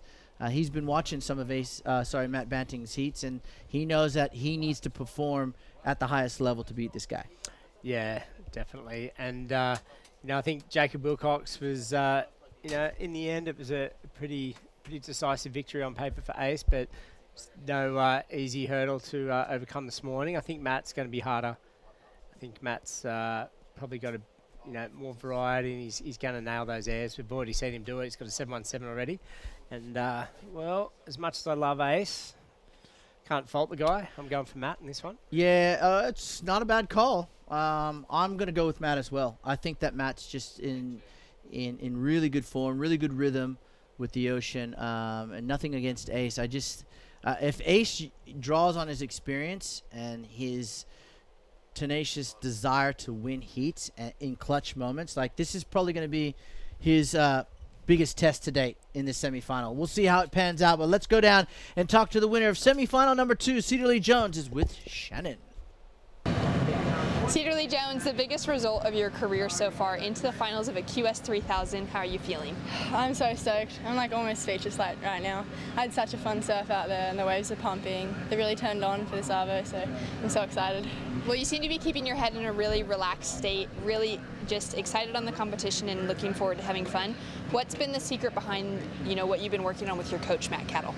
Yeah, I'm so surprised to make it this far, and Matt Cattle has helped me get through every single heat.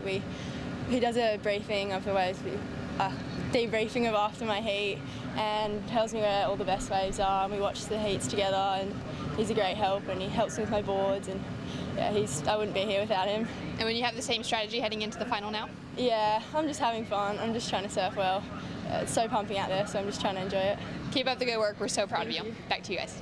Yeah, thanks, Shannon. And, Matty Cattle is producing some very good champion surfers.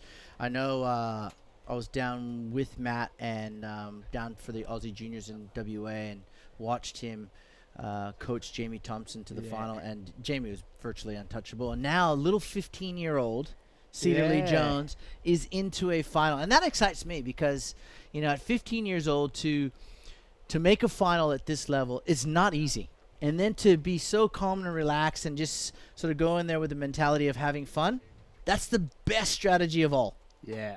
So, I've seen Cedar do very well, but, the others, I should say Bodie's sister, do very well. So it's great to see her getting up there. And, you mentioned Matt Cattle. He's got a very calm, kind of soothing kind of aura about him and so much experience, Shmoo.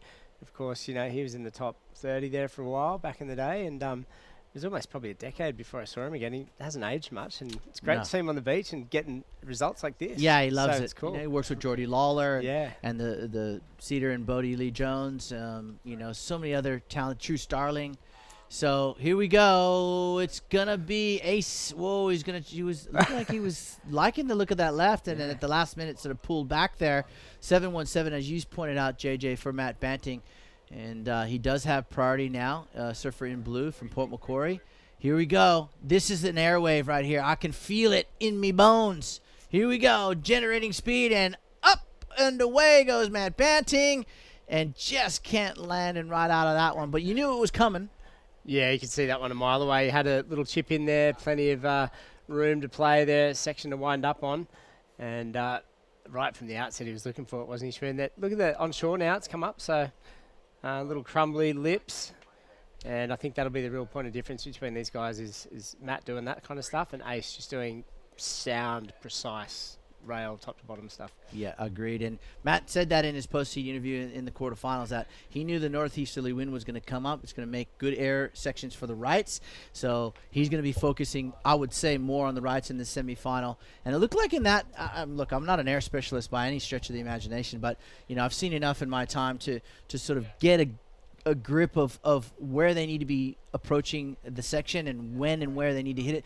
I just think he got to that one a little bit late. He just mistimed it just a step, and you could see the lip was already crumbling over where he needed to get it as it started. So uncharacteristic mistake there for Matt Banting. He's still in the lead, though, with that 7-1-7. Now priority swings over to Ace Buchan. 25-minute semifinals. Coming up next, Rafael Teixeira will take on the Cooley Whiz Kid, Sheldon Simkes. Yeah. That's going to be a great semi number 2, and that will set the stage for the final here at the Vissla Central Coast Pro QS 3000. Of course, 3,000 points, 10K for winning, both men and women. Now, Sarah Baum into the final. She will clinch the championship. The men, I think it's still up in the air. But you know, Sarah's got a little wily competitor in Cedar Lee Jones that will be after her in that final. But right now, let's talk about this guy, Matt Banting, up and riding. Nice first turn, goes straight for another air. Can he ride out of this one? No. Well, okay. Now Ace Buchan. Wow, driving up over the foam there, keeping it clean. And a second turn, please hang on to this Ace. He's got it. It's messy, it's wobbly, and he's come off.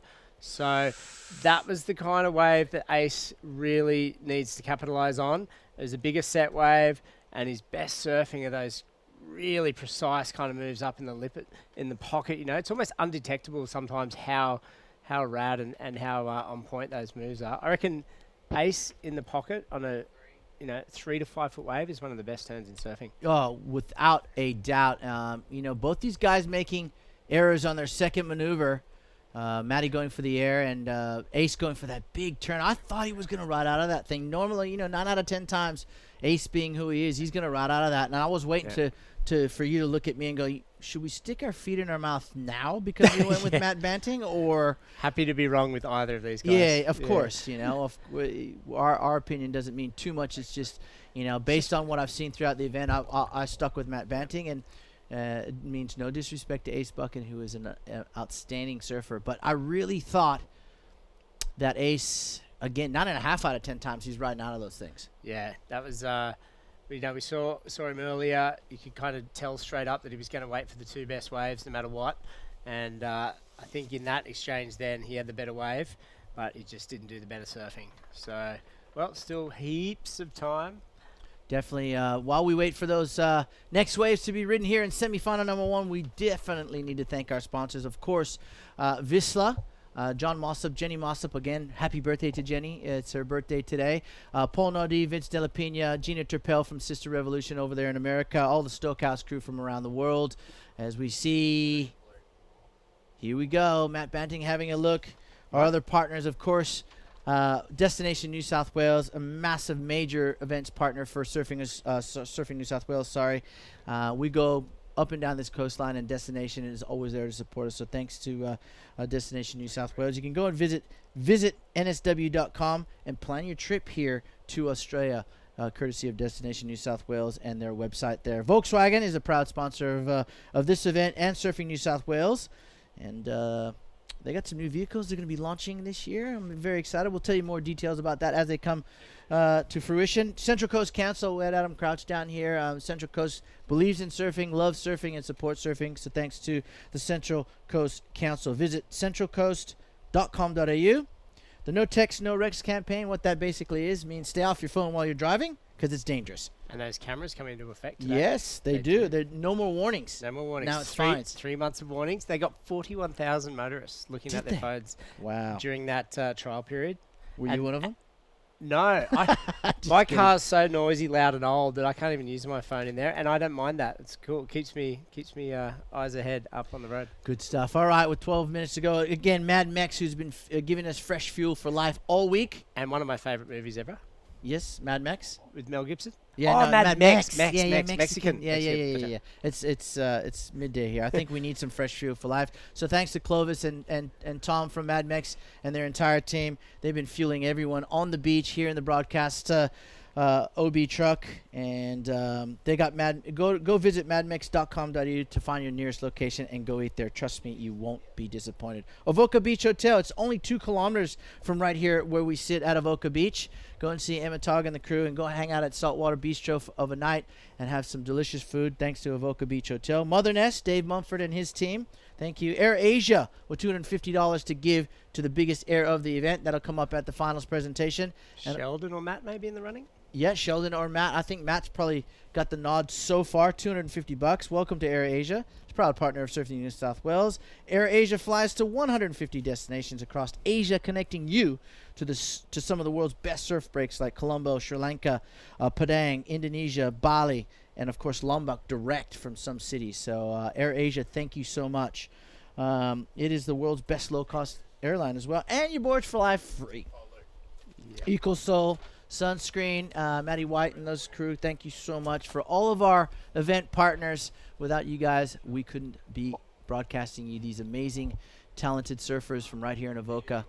10 minutes and 40 seconds to go, JJ. Matt Banting, a 7.17 and a 2.73. He is your semi-number 1 leader over Adrian Ace Buchan, sitting on a pair of 2s, looking for a 7.11. That can all change, we know, if Matt rids himself of that 2.73.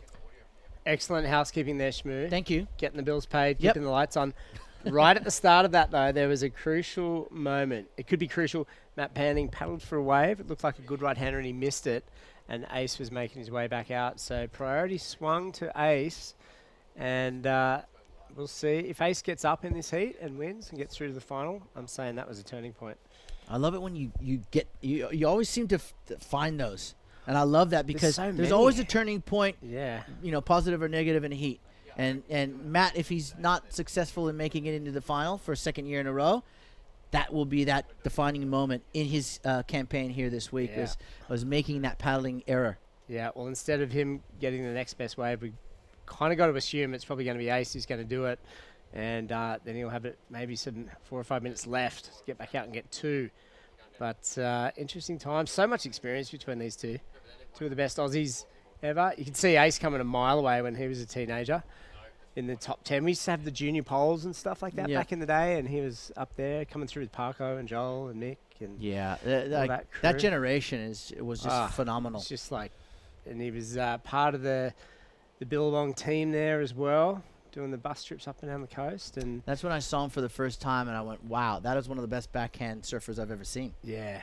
I mean, guys like Keanu Singh, and he's up there with the aces. I mean, his forehand is amazing, but his backhand is just, you can watch it all day long. Just those beautiful bottom turns, and you can go, here it goes.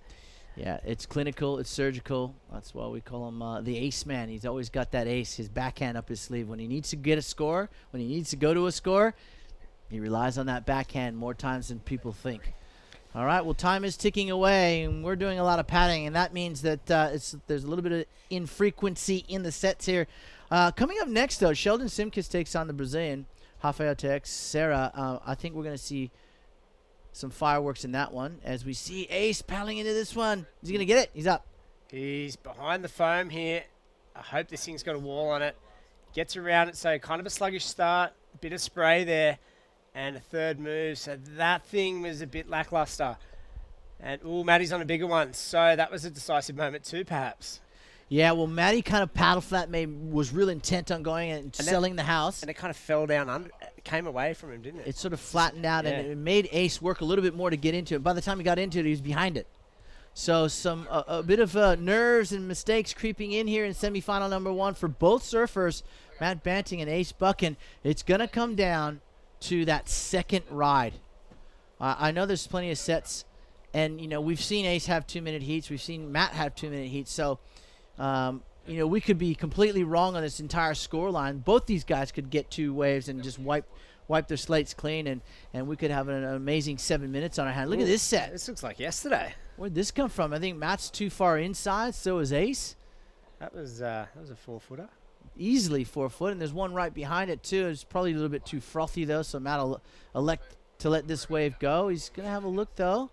Just to the left of the screen there's a very obvious channel, and when you walk down the beach, you can see these things peeling up in that gutter. So to be out of position for that though, I'm not surprised. The ace. Look how small this is compared to the set we just saw Shmoo. And he was behind it the whole time. Yeah, very hard to generate speed in crumbly little waves like that. Turn was beautiful, but you can see he's like, damn it. Yeah, I needed to get to my feet a lot quicker is what he was saying, but he just couldn't do it. The wave sort of flattened out as he was paddling for it. So a set rolling through the lineup, 6 minutes and 25 seconds. Semi number 1. See him looking then? Looking to the left. Looking to that little left there. Ace bucking. He is the more accomplished surfer, if you like. Here comes Matty. Yeah, Matt says, let's just, hey, what are you doing over here? Any waves? Yeah, Ace is doing like the little staying low, Sneaky. keep your head down, like maybe he's not going to come over here. He might not see my red singlet. Yeah. As Ace makes his way directly in front of him, paddles right. Yeah, I'm here, buddy. I'm in this heat. Don't worry about it. I need a 5.08. So that's in the scheme of is he going to the follow me event back today. to the hole? Well, to be honest, if I'm Matt, I'm smart if I do because Ace is a local. Like we spoke before with Shane Holmes, with Raphael.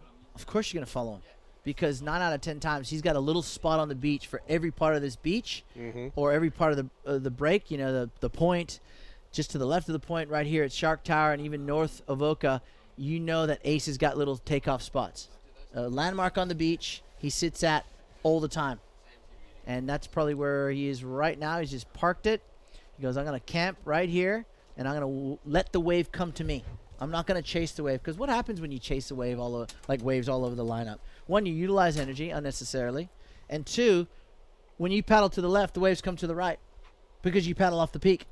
I learned that from a guru of the surf industry, one of the best marketers in surfing history, Bruce Raymond.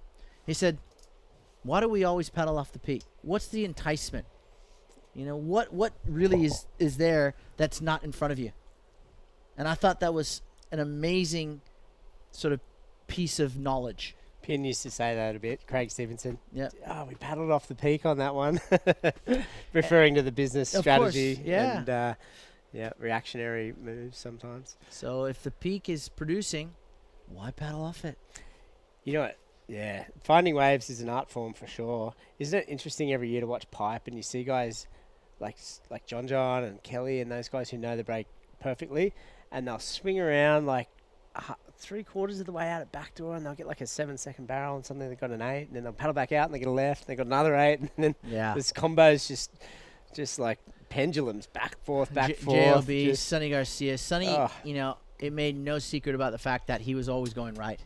And he would sit on the opposite side of the boil and he would get the best waves. I mean, where I think a lot of surfers underestimate the lineup? Bells Beach. Yes. Especially rookies. They go, I'll get down there. And they just oh, yeah. Well, lost at sea. I've got a pretty good track record down there. And a lot of the Hawaiians, interestingly enough, do well there. Yeah, Derek, Sonny's one of 3 times, I think. Yeah, 3 Andy, or 4. 3 times. Yeah. So Freddie P is down there. He's done well. Ross Williams. Yeah. All Hawaiians. So we've got an affinity with Bells Beach. It's about where you sit. I reckon it's the drive that Hawaiian surfers have. Being able to drive out in the face and the big open face calves throwing water. And that looks good because the judges are a long way away. Here we go. Ace now. Didn't do much. He was trying to sell Matt Banting on that one. Matt was having no part of it. Now Ace is just smoking it down to the north, and Matt is right with him. Is he gonna? No, he's gonna let Ace go. Look at this. Oh, I thought he'd open up some distance there. So Matt, smart. I got to give it to this kid. He's holding his nerve. He looked tentative there for a second. He's like, uh-oh. He did have a look. He didn't make a move for the wave, so still priority is with Matt Banting, as is the lead here in semi number 1. It's been a very sort of lackluster semi, to be honest, in terms of waves, frequency. And Ace now, he's going to go on the hunt. Is Matt going to follow him with priority? You better believe it. Do not... that what they say, keep your enemies close to your chest. And they're enemies right now. They're friends when they get out of the water. But Matt Banting would be so foolish to let Ace get away from him here.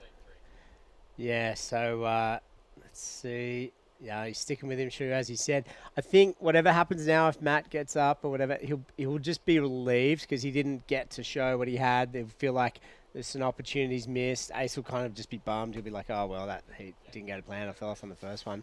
And I think Matt will be like, oh, thank God. Yeah, because they're both not feeling it right now. They're both out of position. Definitely. And let's the reality of it is that once Matt Banting gets to his feet, he needs to replace a 2.73, which will then ultimately lead to Ace needing somewhere in the 6s or 7s. Or higher. Or higher, yeah. 1 minute and 34 seconds. So Matt will be thinking about this. He'll be, doing the numbers, crunching the numbers on the go, on the fly, as the semifinal progresses. And he knows right now he's in a very good position. Priority, lead, still got to replace a 2.73. All I got to do is get to my feet and do a big turn or a turn. And I'm going to replace that 2.73.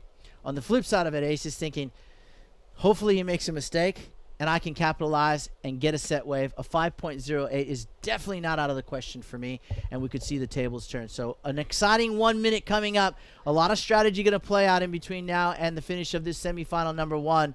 Matt sticking very, very close to one Adrian Ace Buchan. Will he see a final for the second year in a row, JJ? It's looking pretty good. Yeah, it's looking very much like he will. You could almost let Ace... Oh, no, 5.08, 35 seconds. So I just don't see it with priority. Unless there's two waves. A bit hard to tell from this angle. So 25 seconds now, Shmoo. And that's one turn now. If Ace does one of those big turns like we saw yesterday, there's a 5.08 in it.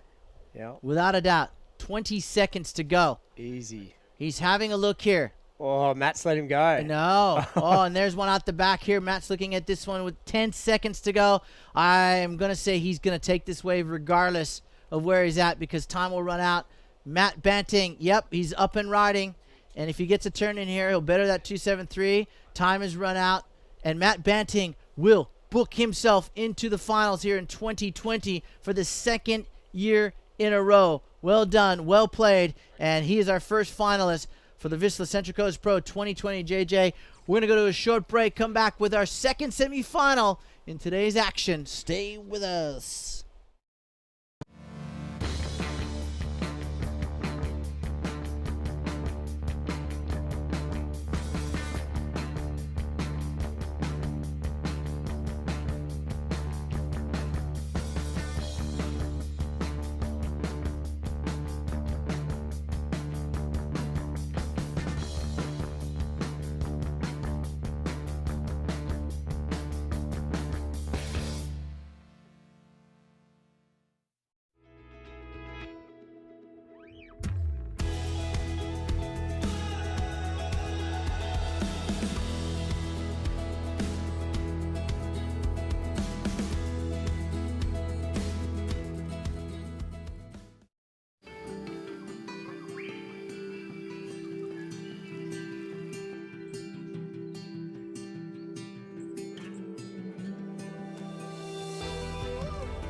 Take a short break on the Central Coast and have a little adventure. Book yours at visitcentralcoast.com.au. Oh, bogged, eh? Nah, mate, just parked. Why are you parked with your wheels so deep in the mud? That's just how I park. Mate, we've got a... Parked! Righto. New Amarok V6 Canyon. The power to handle what others can't. And welcome back to Avoca Beach for the Vissla Central Coast Pro QS3000 semi-final number 2. And this young man from Cooley, Sheldon Simkis, already flying his way into his first score. He's up against Brazil's Rafael Teixeira. And JJ, we were talking during that break, making our predictions. I did say it was going to be an all-Aussie final. Your thoughts on that and where you headed? Well, I was comparing these two to Ace Buchan and Matt Banting. So you got Sheldon's a bit like Matt. He's a natural footer. He's kind of a bit more lanky. He does the fin throws and what we just saw exactly on this wave right here.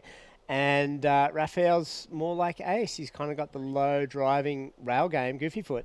So based on that and the privilege of seeing this first wave. I'm going to go with Sheldon. But this is good, eh? Little snap there, bit of body surfing at the end. Yeah, a little dolphin glide. Dolphin crab diving. So we believe it's going to be an all Aussie final. I think Raphael, if he was to hear what we said, he's going to say, well, I got to prove you wrong. I'm going to be so stokey when I'm in the final. You know what? I'm not patriotic. No, I'm not patriotic either, but I just, based on what I've seen so far, I'm going to make a prediction. And my prediction is an all Aussie final, and that's just my opinion. Yeah. Like it or not, it is what it is. I don't know Raphael personally. He's a great guy. Kind of only know Sheldon a tiny bit, so I'm just going on technique and repertoire. I'll tell you who's going to have the ultimate say. The surfers and the judges. These two guys surfing in the water when they ride the waves, and the judges when they drop the score. So what we say is practically irrelevant. But it's fun. But it is fun. I'm a fan. I'm a huge fan of both these guys. They wouldn't be in the semifinals if they weren't ripping, and they both are. So let's see who rips the best. 21 minutes and 40 seconds to go. The finals are set for the ladies in the Sisstrevolution Central Coast Pro. It's going to be Sarah Baum taking on the youngster, the 15-year-old upstart, Cedarly Jones. Yeah, great result for her already. So looking forward to that one. Here we go. We talked about the driving rail game here of Raphael. We saw it a little there. Didn't get a chance to open up. We'll wait and see if he gets a better one. So, yeah, that's cool, man. It's great to see how stoked she was too. So she's got to let Matt have another wave, throwing some chook feathers to the sky there, timing those moves well, and a bit of flair, kicking the tail into it, giving it a nudge, and really feeling confident, especially after that last heat where he overcame that incredible 9.73 from Gatian. Oh, yeah, that was probably one of the heats of the event, yeah, I'd have to say. Really It was cool. nail blinding. Look at this first snap. Beautiful, throwing a lot of spray. Now this turn, nice and vertical, lets the tail go, lets the fins free, and nice tail slide, nice slide on that turn. The board was pretty much the nose pointing back down to the bottom of the wave, and you can see it just sat down on the board. It looked really nice on screen. Let's see what the judges think. The 5.83 for that first one, JJ. I think this one, just based on those two turns, was actually better than his 5.83.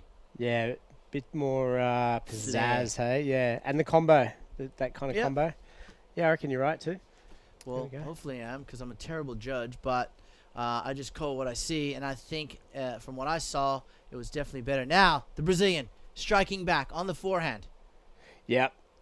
Eyes it up, and a little bit of Luke Egan in the, the two-stage bottom turn there. And then kick out. Yep. Normally, but Luke would be smashing that oncoming section. But, yeah, that was two in a row there from Raphael. Wave selection, we all know at this level of the event, is key to winning. And right now, he's not in that rhythm. He's not in that groove just yet. Yeah, and especially with this frequency on the good ones. Although already the ocean looks a little bit more lively than that last semi-final.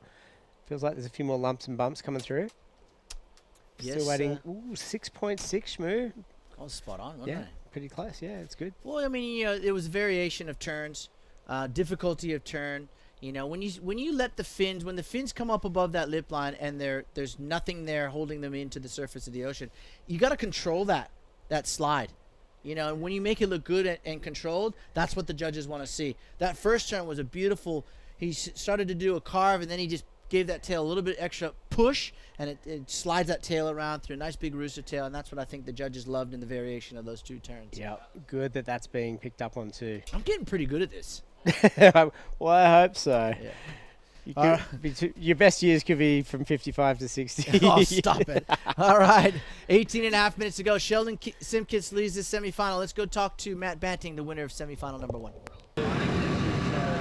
Well, a big result, making it into the finals, your first event of the year, Matt Banting, a QS 3000. You'll get some points behind your name, but talk us through that heat out there. It was a good start and then really slow throughout. Yeah, exactly. I started off to plan, and then I got that 7-something, and then I should have, on one wave, I skipped past a few sections trying an air, and it was a pretty sucky, detonating section, so I think I should have been a bit smarter and locked in a couple scores, but it's hard surfing heats, you just got to roll with the punches and see what kind of comes your way and deal with it and make quick decisions. So it was definitely a scrappy one. It wasn't the way I would have liked to have won, but I mean to the final, which is the goal. How was it surfing against the local Ace Buchan? Yeah, it was good. I knew he's such a strategic surfer as well. He's really smart, and trying to sell me into a couple of dummies, and even the positioning were just hassling a little bit. It was good just to get a proper, not a proper heat, but with somebody so smart and so strategical to try play off and and learn a bit too. And knowing that those conditions are slowing down now as the result of that last heat, what will be your strategy heading into the final? Yeah, just get better than a 2 for a backup in my next one. I don't want to be carrying them type of scores, but hopefully it's fun for a few airs and some soft landings and some, just hopefully I guess get a few waves and my opponent doesn't. Thanks so much, Matt. Best of luck in the final. Cheers. Back to you. Thank you. Yeah, if you read into that interview, he's everything's going to plan. He studies his opponents as well. He knew that Ace was going to, try and sell him into a few. He's very strategic. So Matt, he's switched on. I like that. I think that's going to serve him well into the final. Whoever he's up against between Sheldon and Rafael, and now with priority, the Brazilian. Look at this set coming through the lineup, 16:45 on the clock. They let the first one go. The second one might have some smooth open face here, JJ. Yeah, I hope so. Let's see if Rafael is on the corner. He is. Wow, he's got a little roll in here. Watch this first turn. Bam. Oh, a bit lower there. I thought he had a crisp section. This one, maybe again driving through it, not the quick up and down. That one a bit more. So he's got some variety. He's going to get a finishing move here as well. The wave picks up again. Come back this way. Cut back. This is a good wave, Shmoo. Solid. It's winding through to the inside. We haven't seen this for a while. And it's another full rail turn. So all this is little points, half points adding up, and a finish on the shore. So good, clean wave. Nothing incredible, but that was solid start to finish. Yeah, best wave of his semifinal so far for the Brazilian. Let's have a look at the replay. I thought these first 2 turns were okay. Now the third turn was nice and vertical, and he hits this oncoming section very nice. And now I really love this drawn-out cutback. Look at that. Nice. Carries his speed through, hits the white water, and he's going to get, like you said, a few more half points, quarter points, but it all adds up. All the crumbs produce a loaf of bread. Thank you, Graham Smith. Who is this, Dave Wassel?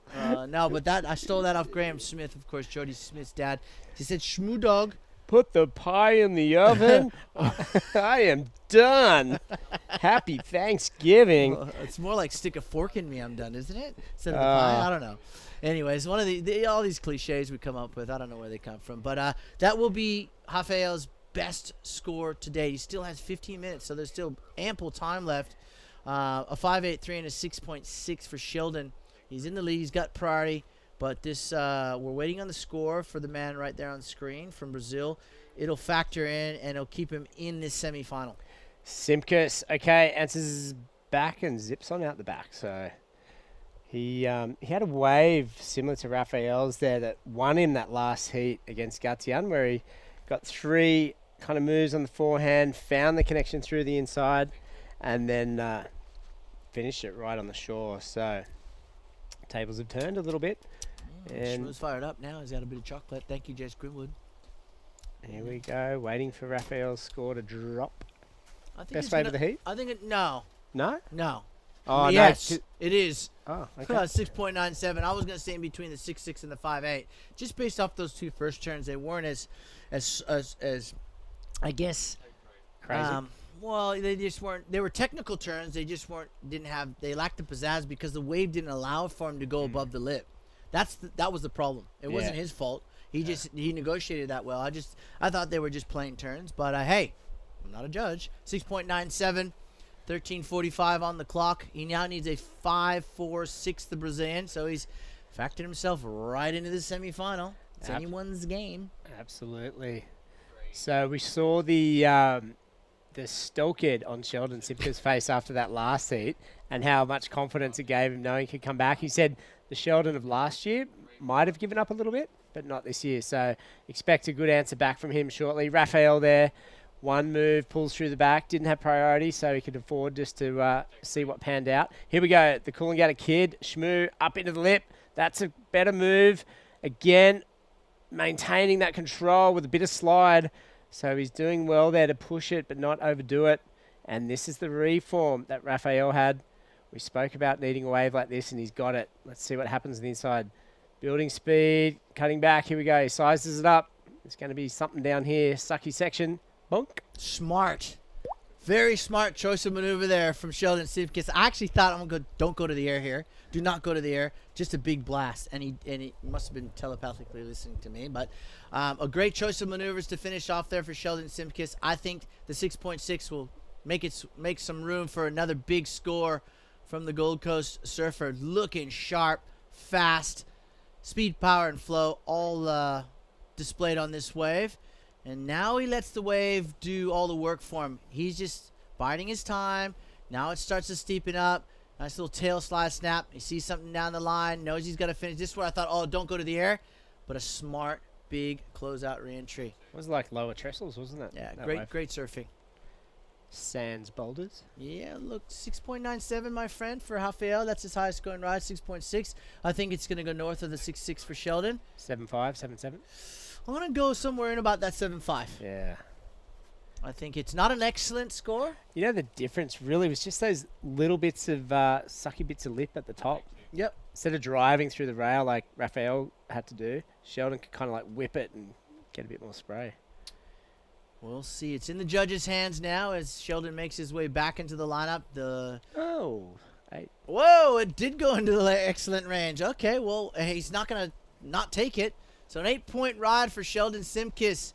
And it's backed up with a 6.6 now. 7.64 for the Brazilian is what he is requiring to move into the finals of this event. Of course, the women are on deck. Sarah Baum and Cedar Lee Jones. What do you think is going through Cedar's head right now?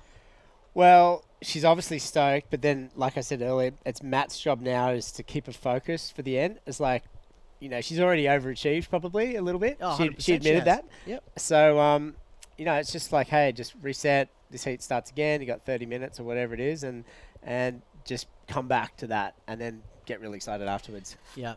Yeah, I agree. If I'm Matt Cattle, I'm saying, you know what? Your event starts now. You can still win this thing. Your event starts now. Exactly, yeah. Everything before is ancient history.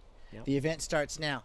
Let's go out there, have fun, do what we've been doing. Don't worry about what your opponent's doing. Stay in your lane.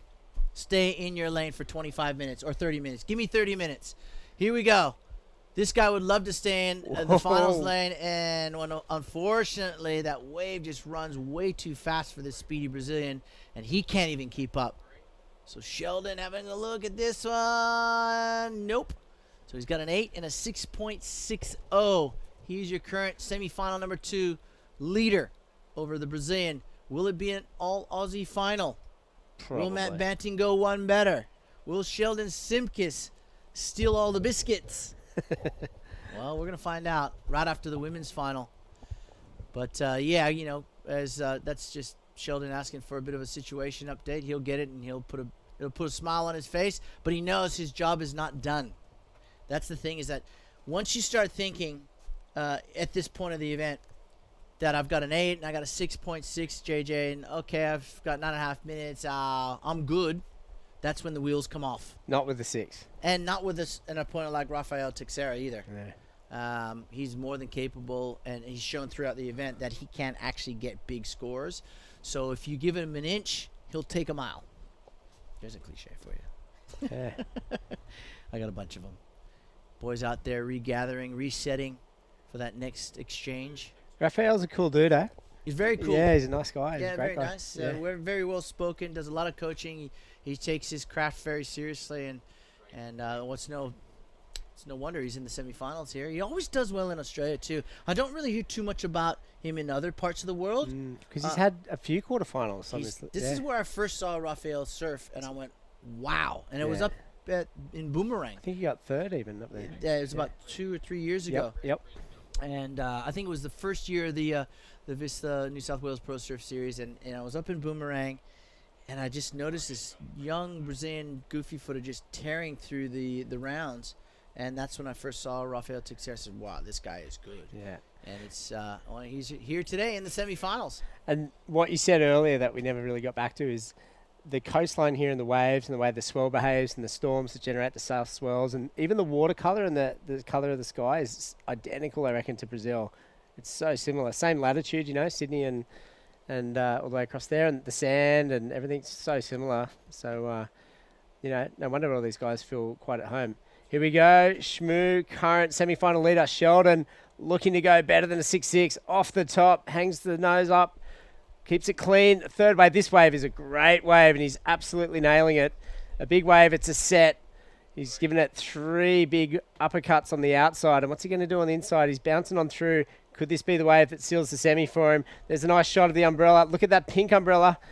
And he disappears. I'm going to say he did a closeout hit on the shore. I'm going to agree with you there. I don't even care what he did because we couldn't see.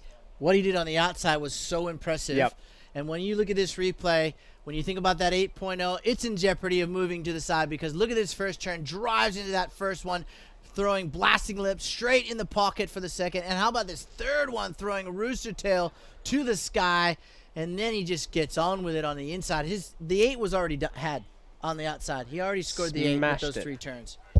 And it's only academic on the inside what he did. Because to me, there it is, a 9.67. That means Rafael Texeira take that 6.97 and a 2.3 and wipe them clean because you need to start with an 8 on your next wave. And that's not the kind of thing I would want to be hearing if I'm him out in the lineup. That last score, Surfer in Blue, 9.67. I just sort of put my head down and go, okay, I got to start over. Yeah, all he had to do on this one is not stuff it up. How many waves has he ridden like this at Snapper Rocks? So just many. A walling, sand bottom, right-hander that just peels off down the line. And this was just a really well-surfed wave with no errors. That's the main thing. Yeah, we talked about that that wave had so much scoring potential. And like you said, JJ, all he had to do was surf it.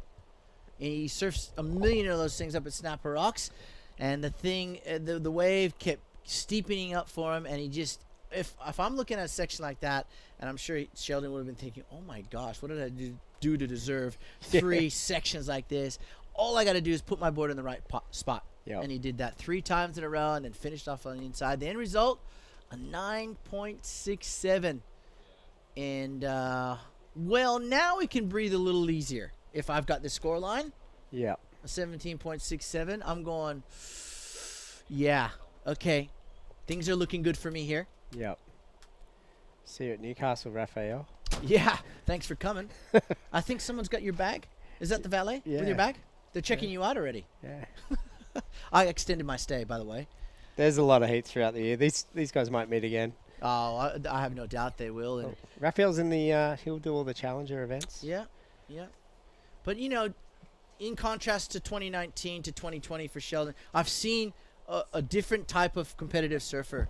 Last year, I saw a little bit of inconsistency, a little bit of unconfidence. This whole event, Sheldon hasn't ever looked unconfident, never looked unsure of the waves he's caught. Yes, he's fallen a few times, but he's relatively been mistake-free. Yeah. And that's key. Yeah. And that good board too, maybe. Yeah, it's a DHT. I know it is, and you know he said it was one of his older boards that he hadn't been riding, and just pulled it out. And that's what you do. Yeah, you don't ride them, and then you keep them on ice. You might qualify on that thing. Yeah, I mean, how many back when we were on tour, we didn't have the luxury of having 50 boards like these kids do these days. We had maybe 10, and then you had your guns for Hawaii. And how soon as it got like over 4 foot, you pull out your 6.3 or your 6.5. Nowadays they do a step up, which is a half-inch bigger, and put bigger fins in there, their FCS fins or whatever. It's all Kelly's fault. Yeah, thanks, Kelly. All right, 3 minutes and 55 seconds. It is a restart, really, when you look at the score line for Rafael. If I'm him, I'm just going for absolutely broke. I'm going to take off on a wave and just belt the thing as many times as I can and hope for the best. And if I can grab an 8, I can get back out there and maybe potentially grab a 9.67. Who knows? Here we go, Schmooze. He needs this thing to go down past the umbrellas. This is a good wave. It's steep. Look at the power on this guy. Bam, up the lip. That's a great first turn. Get it up there again, son. And he does. So good. That's a good score. It's a good score. Solid. He's going to ride it all the way in. This could be a mistake. Yeah, I'd be kicking out. Well, he's kicked out. Oh, Sheldon. Well, positioning, timing's really going his way. He's probably going to make that because he's on a roll, but he doesn't. Like a bit of a corrupt there he was going for. Yeah. You know where I first saw the corrupt? Do you remember where it was first done? Josh Kerr.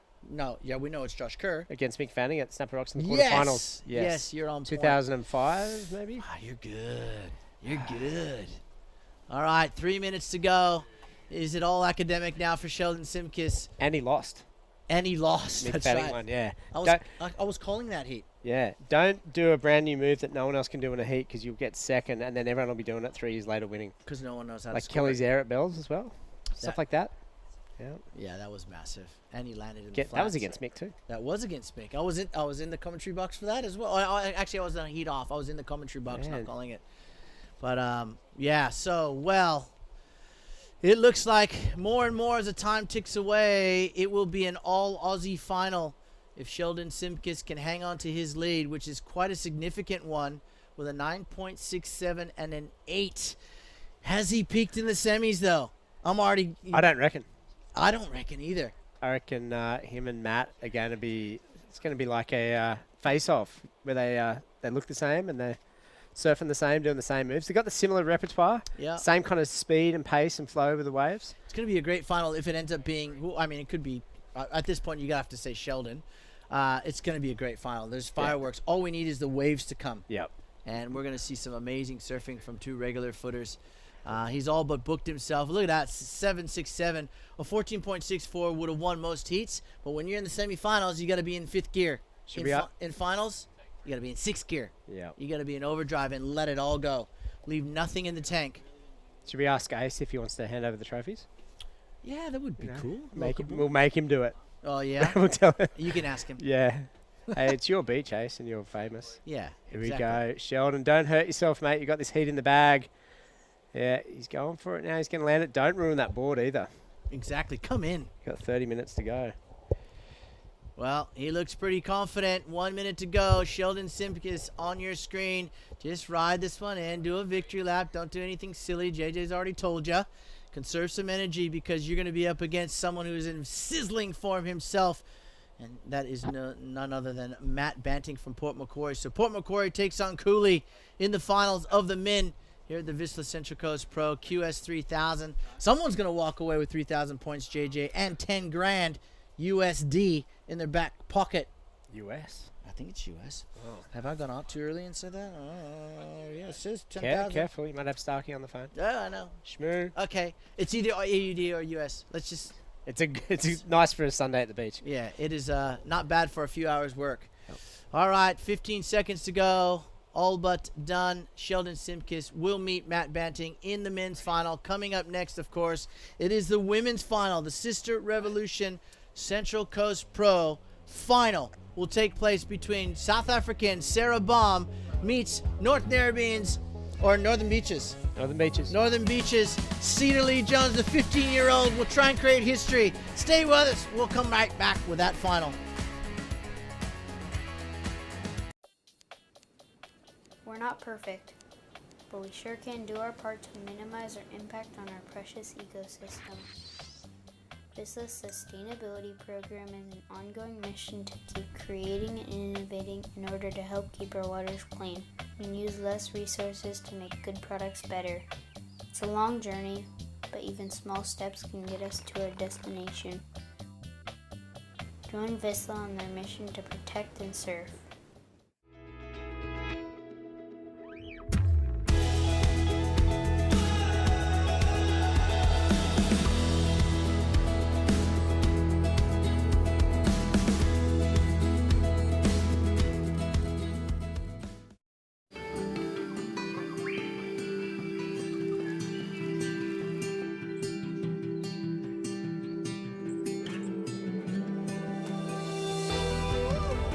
Take a short break on the Central Coast and have a little adventure. Book yours at visitcentralcoast.com.au.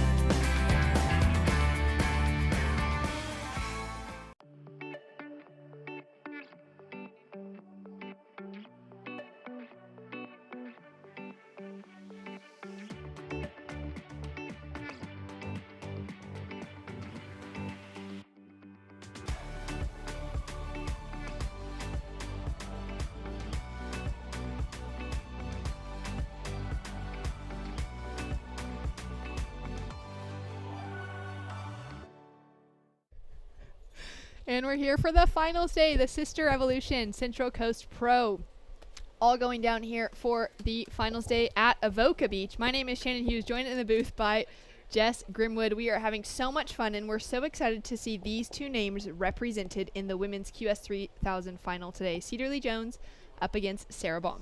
Absolutely. Very, very exciting day of action here. I'm feeling pretty nervous at the moment, but here we go. Cedarly Jones. This is the replay of her opening ride here. She just kind of cuts that projection of that first turn off short under the lip. I feel like from her, that little backhand attack might have shown a little bit of nerves early on, but never to fear. We've been speaking about it, getting your toes stuck into the wax nice and early, shaking off those legs. That's not normally how solid she appears on her backhand. I feel like she's got a lot more in the tank than that, so perhaps just getting that final nerve out of the way. She's got a 3-3-3. She's got a very big opponent on her hands in the likes of the South African Sarah Baum. 26-year-old South African taking on the 15-year-old Sarah Lee Jones. And it is going to be a battle to the finish. Sarah, of course, already with 2 finals this year, and now banking in her third in our New South Wales Central Coast Pro. It has been an amazing run of contests up and down New South Wales, and we're so excited to be in our third and final event of the series. Sarah Baum with the undoubted win. Yeah, so this is a massive, massive final to play out for both of these girls in the water. I think it's really going to determine the trajectory, obviously for the 2020 season for both of them, but for Baumie, she's looking for qualification, and she's so prepared for that platform and spotlight up on the championship tour with the World Surf League's best. For Cedar, this will really, really consolidate her kind of name in that conversation for the top of the QS pack. Although just moving on out of the Pro Junior Series and up into this Open pack, I think not as intentionally with her sights focused on the championship tour, more of she wants to serve it up to the names that already sit up there on top and really kind of place her surfing right up there on the same bar. So I think 2 very different things on offer for both of these girls out here, both as important as each other, and I hope that we see this 30-minute final just really unravel with heated battle. I want to see the girls go for it out there. Yeah, I think at this stage the hunger is so real for Sarah Baum as she's really hunting out a bigger victory to continue that QS campaign. She came in to this event with 1,900 points to her name out of a win and a second place finish and 2 QS 1000s. Now to put a potential 3,000 points to her year, driving forward with her career focus to be a competitive surfer, where Cedarly Jones is that young surfer, 15 years old, still competing heavily in the junior series, has had some great results. She's got an Australian title behind her name. She's represented Australia at the ISA World Surfing Games in the past. As we see Sarah Baum, just a quick click in and out. But for Cedarly Jones to have advanced into the finals, she's made it to the quarters in those QS 1000s, but now a final finish for QS 3000. It's going to be very interesting to see where she goes for the rest of this year and where her intentions are shown. Yeah, definitely. As we see Baumie with priority there, making a quick kind of slip, maybe looking for a really big section, but not a great opening wave for her, just that 0.5 on the board. So waiting for the next line to come through. 24 minutes on the clock down on the shoreline. Catching up with our next finalist. He'll be up against Matt Banting and Sheldon Simkis. Yeah, thanks guys. Down here with the winner of semi-final number 2, Sheldon Simkis from the Gold Coast Snapper Rocks local. Congratulations, mate. What a time to bust out the second best wave of the contest. Yeah, it was, it just came at me and I was like, this wave is amazing. And he'd taken the wave before and I got back out before him and it just like everything went blank, you know, and I just surfed it and I was like, got to the inside, my legs were burning. I was like, I think that was a good score. It was a crazy score. Good on you, mate. What do you think about Matt Banting? I mean, he's quite an opponent. Yeah, I've known Banting for a long time and incredible surfer, as everyone knows. But yeah, it's going to be a fun matchup. Hopefully we get a few more waves like that coming through. It's a beautiful day down here, so yeah, 30 more minutes. Yeah, you're looking nice and relaxed, mate. Of course, your best result prior to this was a final in a 4-man 3000 last year, but I guess this is your best result so far. It would be, yeah. Well, mate, go out there and win it for us, would you? Yeah, thank you. Having a fun day, so another 2 more waves would be nice. All right, it's going to be a great final. Stick around, folks. Back to you guys in the booth. Very excited to see Sheldon Simkis up against Matt Banting in the Vissla Central Coast Pro Finals. But up and riding with live action, a massive start For the South African, Sarah Baum cuts back into the foam with a beautiful wrap to start off. Gosh, she's looking silky smooth on that backhand, and I'd love to see if she got that turn on the outside of the section. I'm not sure if she had any work done. That second turn was really, really nice. She really lined up, as we see the locals getting a bit in touch with this men's finalist here, Sheldon Simkus, taking a few shots for Instagram. You can see Tessa McKenna there on the shoot. So great looking action. It's really crowded down there on the beach as well. Shannon, you would have seen there's plenty of people all from Central Coast region and probably a few from Sydney and Newcastle as well, making their way into the sand to watch this final unfold for both the men's and the women's. Especially for these two women. Sarah Baum is South African, from Durban originally, but has relocated to Newcastle, Australia. She lives just up the coast. And then Cedar Lee Jones, the Australian local from Avalon Beach, which is just to the south. So you go about, an hour in each direction, and you'll be at the hometowns of both of these competitors. So I'm sure they've got plenty of friends and families on the shoreline to cheer them on. As we see Cedar driving into that first turn, nice little click under the lip. Looks for that second section to connect together, and she hits it super hard, unable to ride out with momentum. Yeah, nice descriptive word for that first turn, because it was just on her repertoire a click, and she didn't quite commit to that first section. It really offered itself up for her. But we'll have a look at this replay here. She draws off the bottom so nicely, and that lip kind of ran off in a little bit of a barrel right at the top of that wave. I think it put her off, and she thought that perhaps it might have pushed her back down or thrown her down, and she flattened out that turn because she started off with such a solid bottom turn into that section. So maybe you're still just feeling it out in this final out here, and maybe just kind of absorbing the vibe on the sand too. There's so many people down there watching, and it is quite a big stage to find yourself on. But straight into the lead now, just the 2-1-7 for that last ride. Bormy opening up with that 4-8-3 to get a real score here on the board. Cedar Lee Jones has her mom and her boyfriend supporting her from the shoreline, as well as her coach, Matt Cattle, and it's been great to see that support system behind her over her start to the year. She surfed in a Pro Junior up in Queensland to start off, and then, of course, the Carve Pro at Maroubra, where these two met up in a head-to-head battle in the quarterfinals, where Sarah Baum took the win in the quarters over Cedar, and Sarah went on to eventually win the final. Yeah, and that's such a good little talking point, Shannon, because there's two ways that can play out for both the characters in this final that we find out here. There's obviously for Sarah, it's a positive for her because she knows she's got the one up again, and this is a rematch just to prove to Cedar that, hey, I've got your number. I'm already one up on you, mate. I'm not going to give you another chance to get one on me. But also sometimes, and I think we see this in a lot of sports, and we definitely see it in plenty of heats unfolding over the year and the season, is the surfer that already has the one up sometimes goes into the final or into those bigger heats underestimating the other surfer's ability because they've gained so much momentum from that initial win over them, or they have the tally on the board that they kind of go, oh, I've already won. And sometimes that plays into the negative side or against the surfer that is sitting in the one-up opportunity. So I'm interested to see how it plays out. You cannot underestimate Cedar Lee Jones out here. If she relaxes into the final, she's still got pretty much a whole heat on her hands. There's 30 minutes on the clock, and we've still got almost 20 minutes there. If she's able to relax into her performance and really start going to the heights of her skill level that we can see, and I'm sure we see every day in her free surfing, Bormy's really going to have a fight on her hands, so she needs to not take her eyes off her and underestimate her. We saw Cedar Lee Jones having a look at that wave, decided not to go. Sarah Baum sitting out the back, but with priority. She's in that second place position, just needing a 0.67 to advance at the moment. And just thinking through the styles of these two surfers, Cedar Lee Jones, similar style to the young Caitlin Simmers coming out of California. Caitlin's only about 13 years old, so Cedar's got a couple years on her and maybe a little bit of strength. But Katie and Cedar having that kind of similar attack, that small compression, which is very similar to the great Sally Fitzgibbons on the Women's Championship Tour as well. Yeah, and very similar body types as well for these young athletes.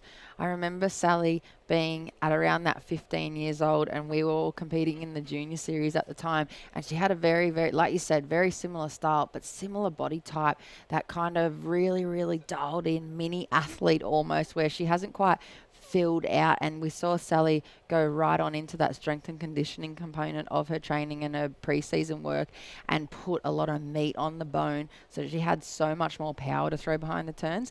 And I think that's the bit where Cedar's at that point where, as an athlete and coming up in such an elite sport so young, you have to transition through those body changes at that age, and especially as a woman, publicly and during your performances. And so I feel like being able to take down someone like Kira in that previous semi-final, who's already obviously just gone through those changes herself, and now you find her a super, super powerful surfer out in every heat, I think that will play really well into Cedar's mindset into this final, because she's probably experiencing a lot of the things that she watched Kira go through over the last few years right now, and finding her place on her surfboard in the water and out there just mentally is going to be heaps important for her. Especially for her to recognize that from her technical surfing, she's at that level with these women. To be able to carry her into the final against such huge names is a fantastic result so far. And then to think that in 1, 2, 3 years down the line, she can keep that technical surfing alive and keep sharpening it, as well as adding in that power as she continues to grow to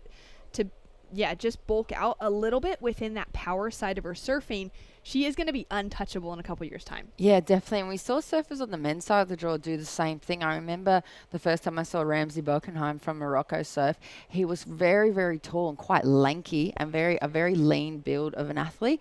And then we've seen him come back onto the QS Tour this year and take out that event over in Brazil at the start of the season. And he's so solid now. He's gone straight back to that strength and conditioning side of his training. As we see a massive set rolling through, Sarah Baum is sitting somewhere with priority in the lineup, and there it is.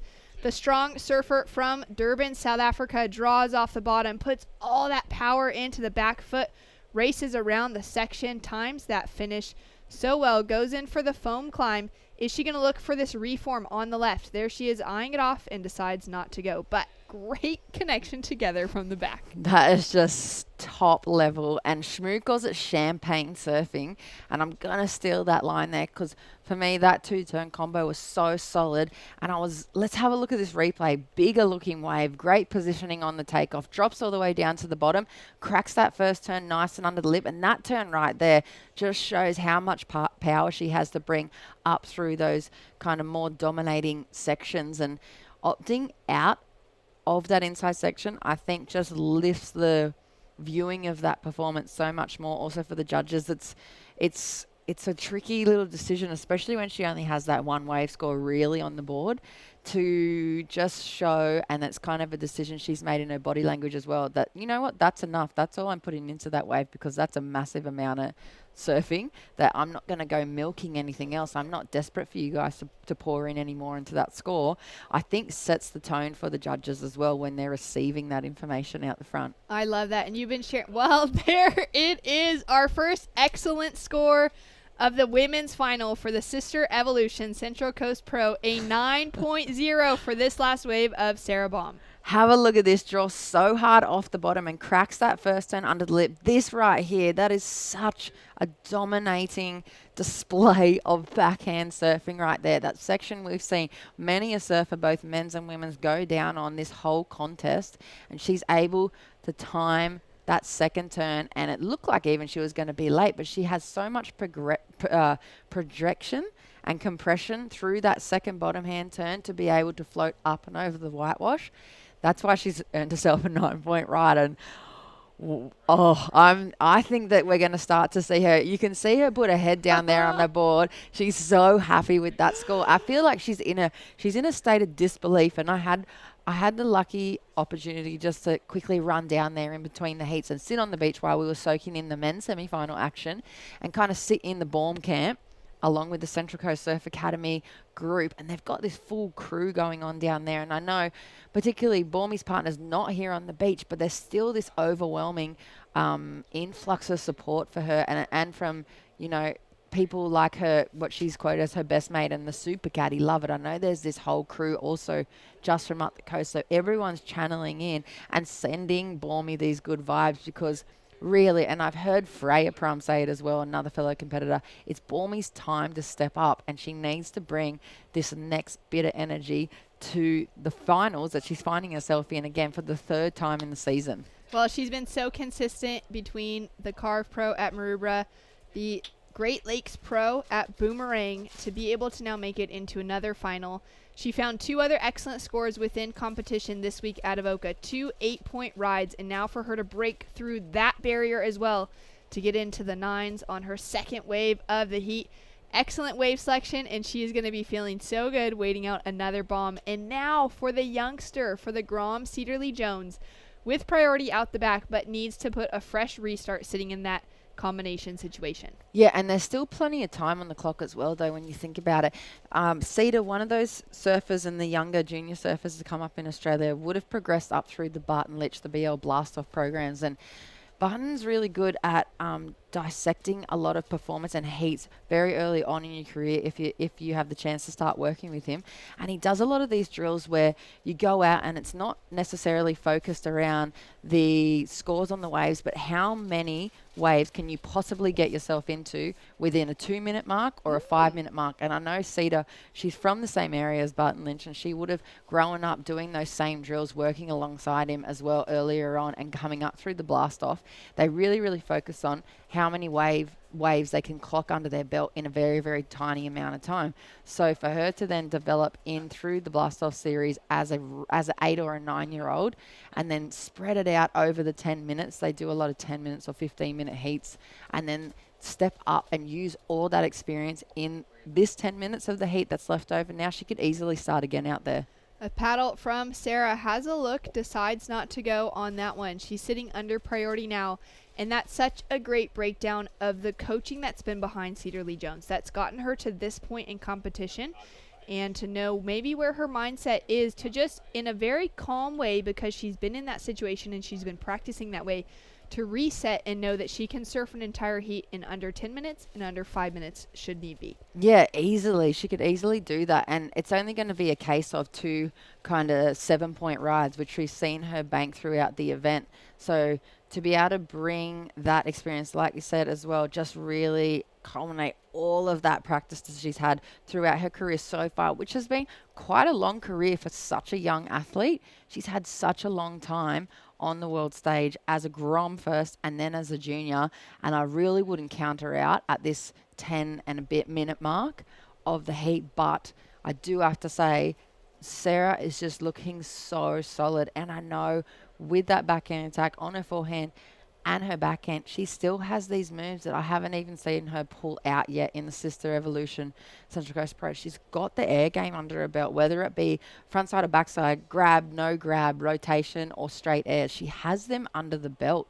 So to know that for Sarah and to have those things left over in her toolkit and still hasn't had to go to them yet, I'm feeling worried for Cedar at this point. Yeah, I agree with you. It's great to know that Sarah's got more to offer than what she's already put through, and what she's been doing has been fantastic and taken her into the excellent point range as we have 9 minutes, 30 seconds on the clock. Sarah Baum already with a 9-point ride for her last one. Big floater re-entry. Comes down into the whitewash. She's chasing a bigger score than a 4.83.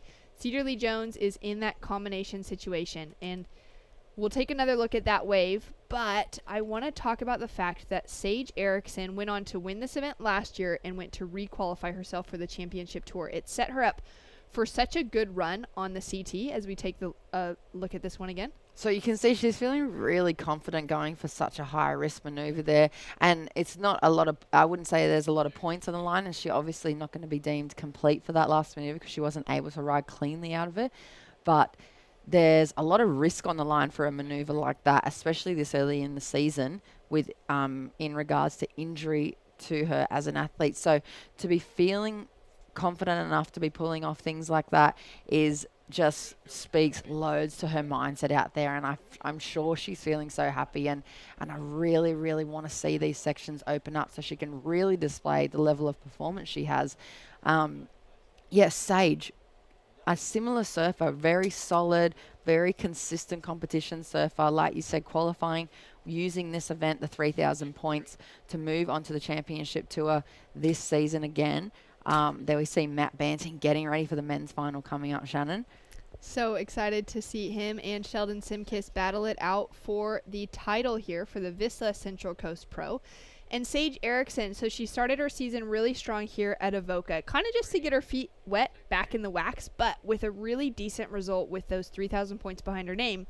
She then went on later in the year to win the U.S. Open as the first ever women's QS 10,000 on the WSL calendar, and that skyrocketed her into that conversation for requalification. And I know that Sarah Baum is sitting just outside the mark on getting into that Challenger Series for the first half of the year, but should she get those points up, she's looking to put herself in that conversation by the time the U.S. Open starts, which would be early August, late July.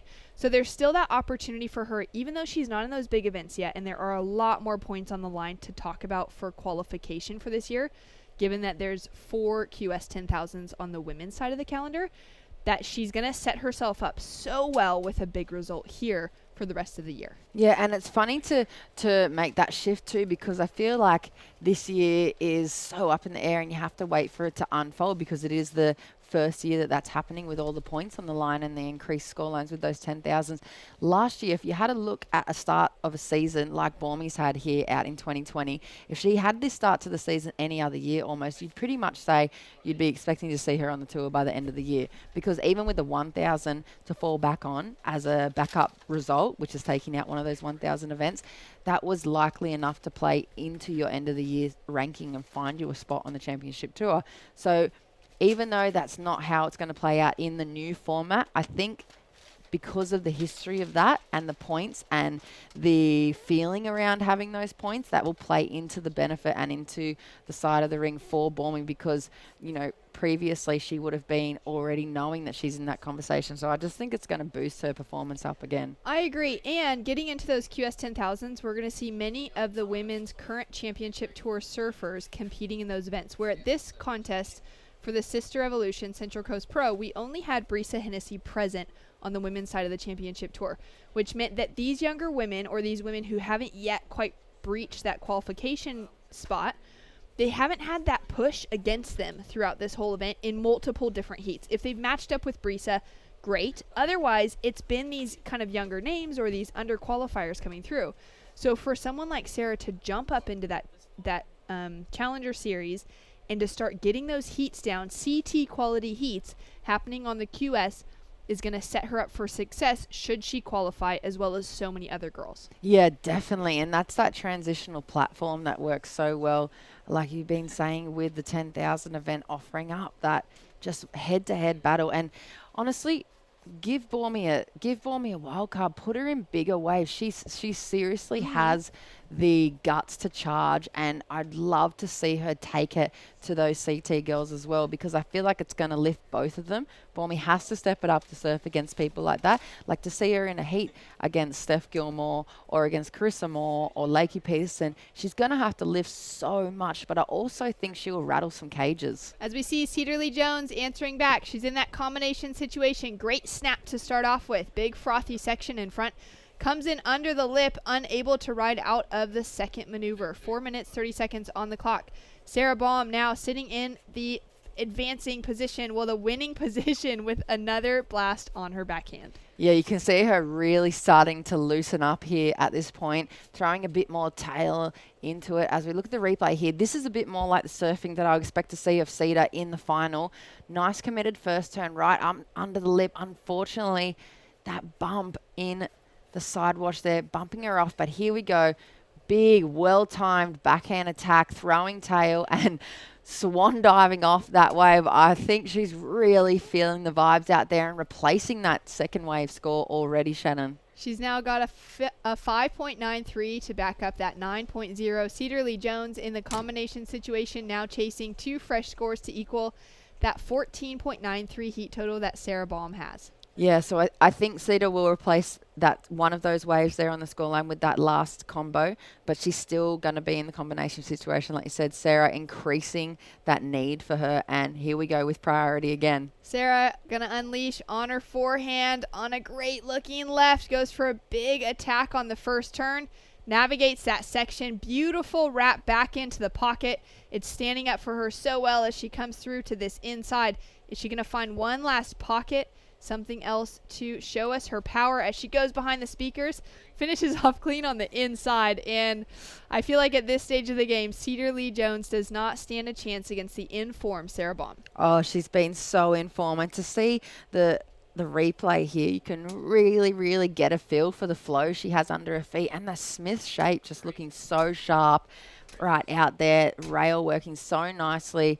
PU board, I believe, under there. And just looking, I almost feel like she's smiling through that whole wave. I have a feeling that she might just be just really enjoying that ability and the opportunity to open up on her forehand, and that's a really, really nice approach, and still quite in that 70 to 80% for Baumie though, which is so wild to think in this stage of a final that she can be sitting with a 9. As I see a quick replay, Cedar's really chasing the opportunity and a bit of open section to work with. But there you go again, Baumie increasing the combination situation, a 6.60 with 2 minutes on the clock in the women's final. It is unbelievable to see that she's still not even hit, I don't think, 6th gear for a final, and she's able to post scores like this. It just speaks so highly of her skill level and the work that her and Amy Donahue, former championship tour competitor, she was previously number 5 on the world tour, and she spent a long time traveling around the world, and obviously what those two have got going for them right now is paying off, because what a start to the season.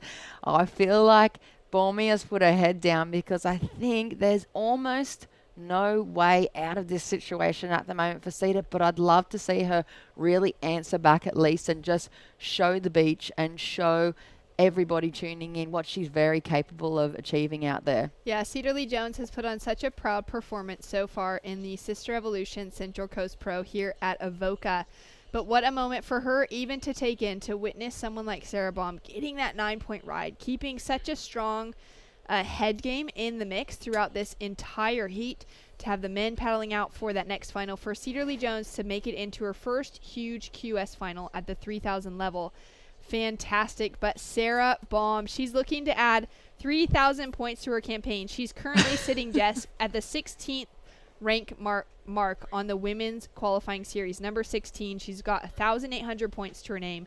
She's going to more than double that now and throw down some great points, putting her in that conversation with the women on top at the moment. And most importantly, and I feel like it's happened now, and I feel like we can celebrate it. We can see it on her face. She's banked herself $10,000. And for somebody like Sarah, at this point in her career, when she hasn't got that major financial backing, she was saying on the beach, she's not chasing the acknowledgement and the recognition anymore. She's chasing the cash so that she can get to the rest of the events for the season. And there she is, champion of the Sisstrevolution Central Coast Pro from South Africa. It is the lady in red, Sarah Baum. Shannon, I am ecstatic to see her take out the 3rd final for her for the year and the first 3,000 points win for her on the 2020 calendar. You need to watch her. She's coming up to get all the girls up above on that CT. She'll be in that convo. So proud of her as she comes into the shoreline. She's going to kick out on the sand. Her friends are going to run down. We're going to see that chair up, and just that moment for her to realize that dream starting to come true. Things going in her way. She's surfing so well. She's got fantastic equipment and such an incredible team backing her now as they meet her on the shoreline. Yeah, you can see fellow competitor and one of her best mates, Freya Prum, right there. And then the whole crew, there's Claire Bevilacqua in the mix. A big group of the girls that have always supported her. And then you can also see a few of the Newcastle heads down there. And Amy Donahue, of course, in the Akubra to the left. That's the person she's been working with throughout the last 3 or 4 seasons, and they'll be cheering her up the beach. So great to see. There's the champion right there, going to be carried all the way up to the podium and crowned the champion of the Sisstrevolution Central Coast Pro. Shannon, what a great day. Look at the support she has and the vibe. You can feel it coming through here on the camera. Oh, it is absolutely electric. The excitement, what this means for her career as a competitive surfer, for the years of work that she has put together, for that team to support her now to take a massive win. We're going to catch up with her soon. Before that, we're going to a quick commercial break. We'll be right back with the men's final. Matt Banting, Sheldon Simkis for the Vissla Central Coast Pro right after this.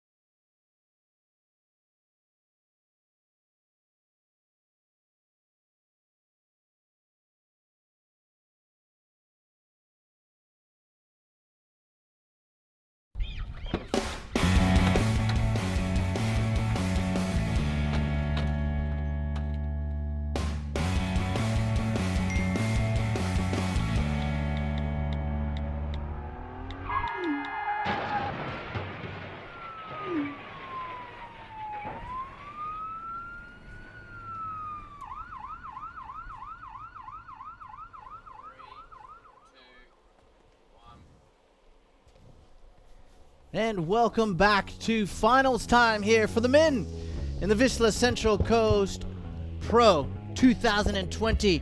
2 Australians in the final, Jonathan Jenkins. Sheldon Simkis takes on Matt Banting, runner-up last year. Can he go one better? I don't know. We're talking off camera. Sheldon is looking pretty darn good. Here we go. Yeah, man, I love Matt. He's, I kind of feel like he kind of deserves this final, if you can deserve a final. But just based on the 3 heats this morning, I reckon Sheldon's just doing the better surfing, or he's had better waves. But they're very similarly matched technically. You know, they're both natural footers, and they've both been on fire, doing similar moves, got a similar repertoire. So it's going to be close. I hope it's close. Yeah, let's hope it's really close and it comes down to the wire. Matt Banting up and riding in this 30-minute final, driving over that first section, sets up off the bottom into another top turn. Stock standard for him. Now he opens up on the third with still open face to work with and manages to nudge that last maneuver in. So just the way he'd love to start. Well, it's going to keep giving this wave, and he's going to go for the air. Stop it. Oh, my goodness. Yeah, he even gives himself a clap. Matt Banting, well, basically picked up where he left off in the semifinal. Holy moly. That was amazing, that wave to start the final. And he surfed it so good. He just lifted it a notch, didn't put a foot wrong. And straight away, I mean, Sheldon looking for the reply, mate. Here we go. Let's look at Matty Banting over the top, speed around that section. Bam, whips the tail around, controls it though. Didn't go too crazy. This turn opens up, whips the tail. Another good section there, just makes it around, hits it cleanly, and he wasn't done yet. Gets this one through to the inside. You couldn't start a final any better than right here. And probably maybe the move of the wave at the end. But with that all that variety, the length, the flow, the timing, the speed, faultless, amazing way to start.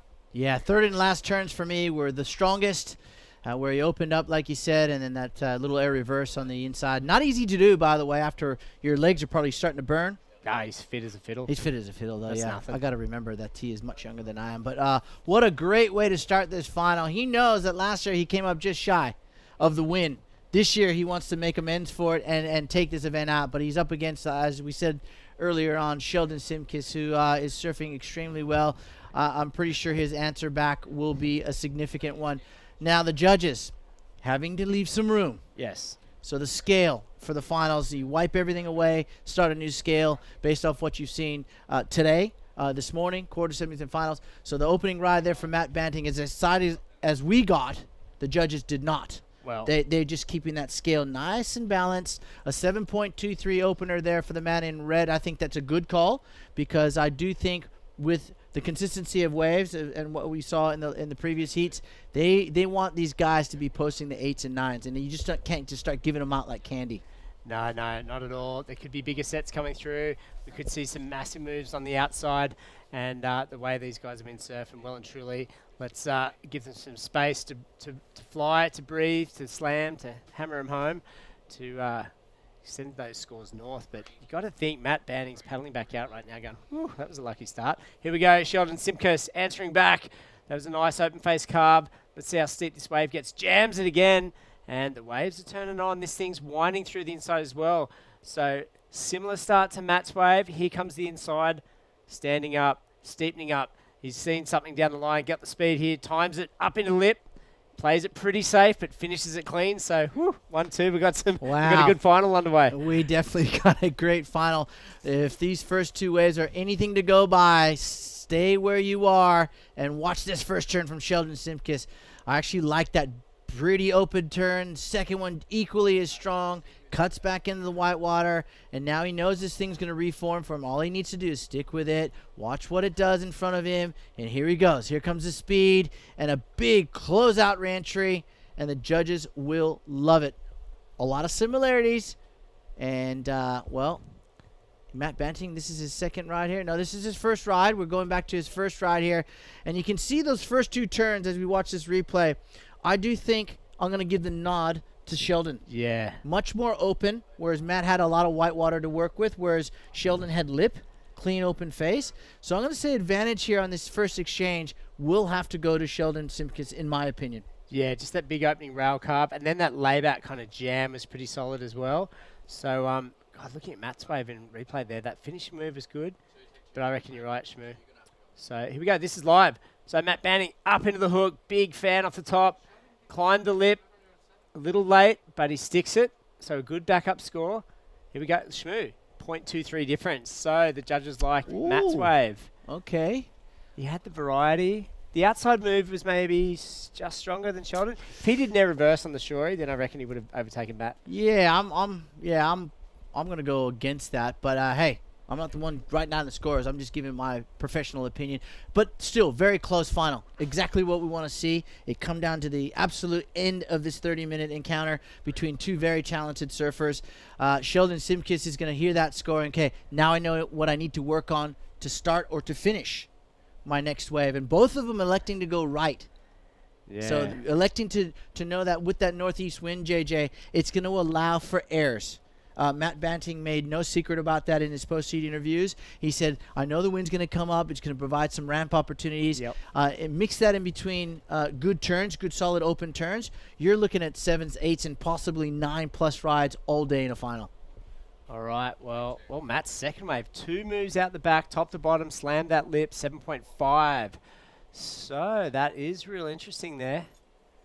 It is. That almost makes you think, change your strategy. Pick the sets. Well, let's have a look at it. Draws off the bottom, big deep bottom turn, and that was a nice high-speed re-entry. And again, that closeout section, I think the judges, like I think you were alluding to here, JJ, is they're looking for that critical part of the wave that you actually commit your turns to. And right there was a good example for Matty. Different variation of turns. 2 turns, 7.5. So there's big scores just out the back. I would have thought maybe a 6 or something. This is being an intermediate. So I look at what Matt did on that second wave, and I go, I could do that.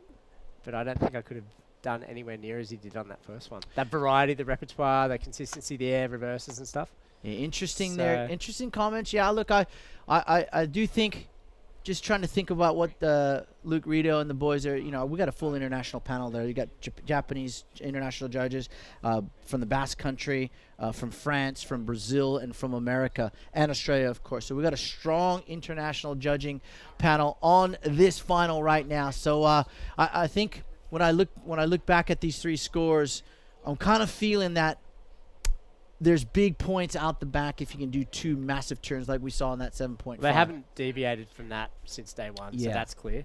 So the consistency is key there. But, great start. It's real cool. We've still got 18 minutes to go. Yeah, exactly. A massive start. Still plenty of time left. Let's go down and talk to the winner of the Sisstrevolution Central Coast Pro. She's down there with Shannon Brooke Hughes. That is Sarah Baum.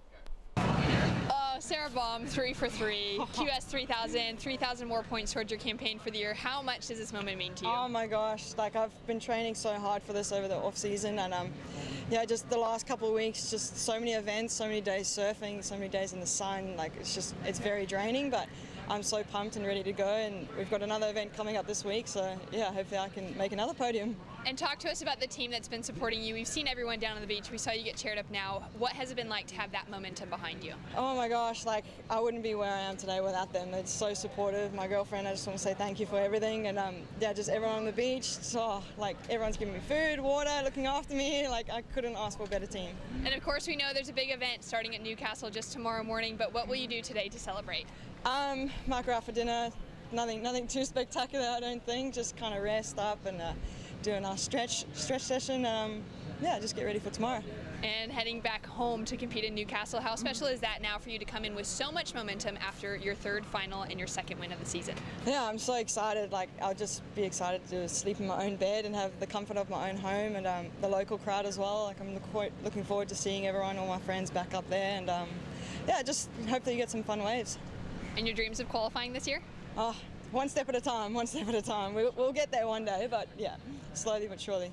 Congratulations, a massive result for you here at Avoca. We'll go back to you guys.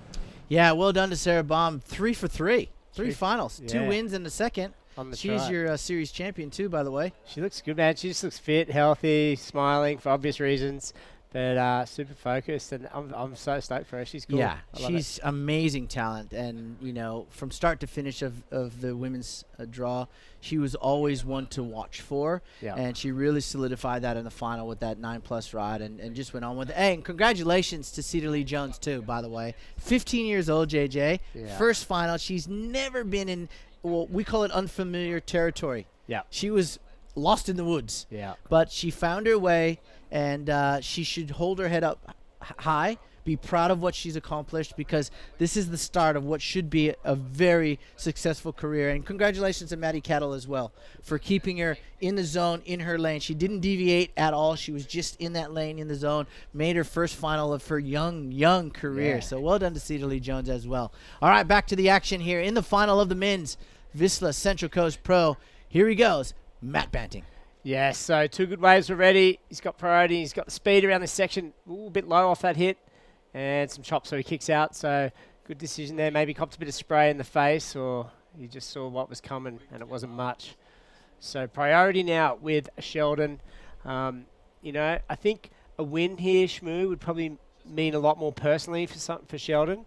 He's kind of a couple of years behind Matt on the progression up the QS, doing the tour around the circuit, trying to get into that all-important top 100. Yes. And, 3,000 would mean big stuff. Matt's had plenty of victories, been on the tour. But for Sheldon, this represents a pretty big, important moment, I think. Yeah, it's definitely a stepping stone in his young career for sure. But, Matt, in the back of his head, he's got last year's final playing out, knowing that he put in a great performance. That was an outstanding final, but that was an exciting final. They were throwing score for score at each other. And I'm not talking like 7s. I'm talking 8s and 9s and 10s. It was massive scores going down. It was great to watch. It was great to call. But I know if I'm Matt Banting, I don't want to be there again. And I'm going to do whatever I have to take in this final to make sure I am atop the podium holding that winner's trophy. Yep. 3,000 points for sure. I think of Matt and where he's at in his career, it's like every heat is just refining, just improving, a bit like fanning, just how do I win this? What did I do right? And just having that consistency and that from, heat in, heat out. So here we go. He's got this one under priority. So up over the lip, throws the big fin waft. And just the one turn, and I don't know, a grunt or something after it's that. just a big old, whoo, I'm stuck. Look at how inverted he gets on this thing. This thing is tweaked out, and that's why he was so excited, JJ. Watch how far his board is away from him. His legs are fully extended here. Let's have a look. Let's just watch him unfold here. Watch this. He hits the ramp, and his back leg nearly full extension there. So that was a fully tweaked out a nose-picking style of air there for Matt Banting. Does he better the 7.23 here and extend his lead? Sheldon now looking for a 7.73. And in surfing terms, we call that was gnarly. Yeah, that was sick, man. Let's see how well the judges know that their was airs. gnarly. All right, well, judges still probably replaying that one maneuver. Big air reverse, fully tweaked out. Does Matt Banting increase his score line? 13 minutes on the clock here in the final between these two Aussies, these two young Aussies. Matt, I know he's thinking about and trying to block out last year, but, we were made reference to this earlier on in the day that looking back last year, it could have meant the difference between where he finished being close to the CT and not being close to the CT. And even the heat draws, the surfers you draw in other events, you come higher up the draw, you come higher up the rankings.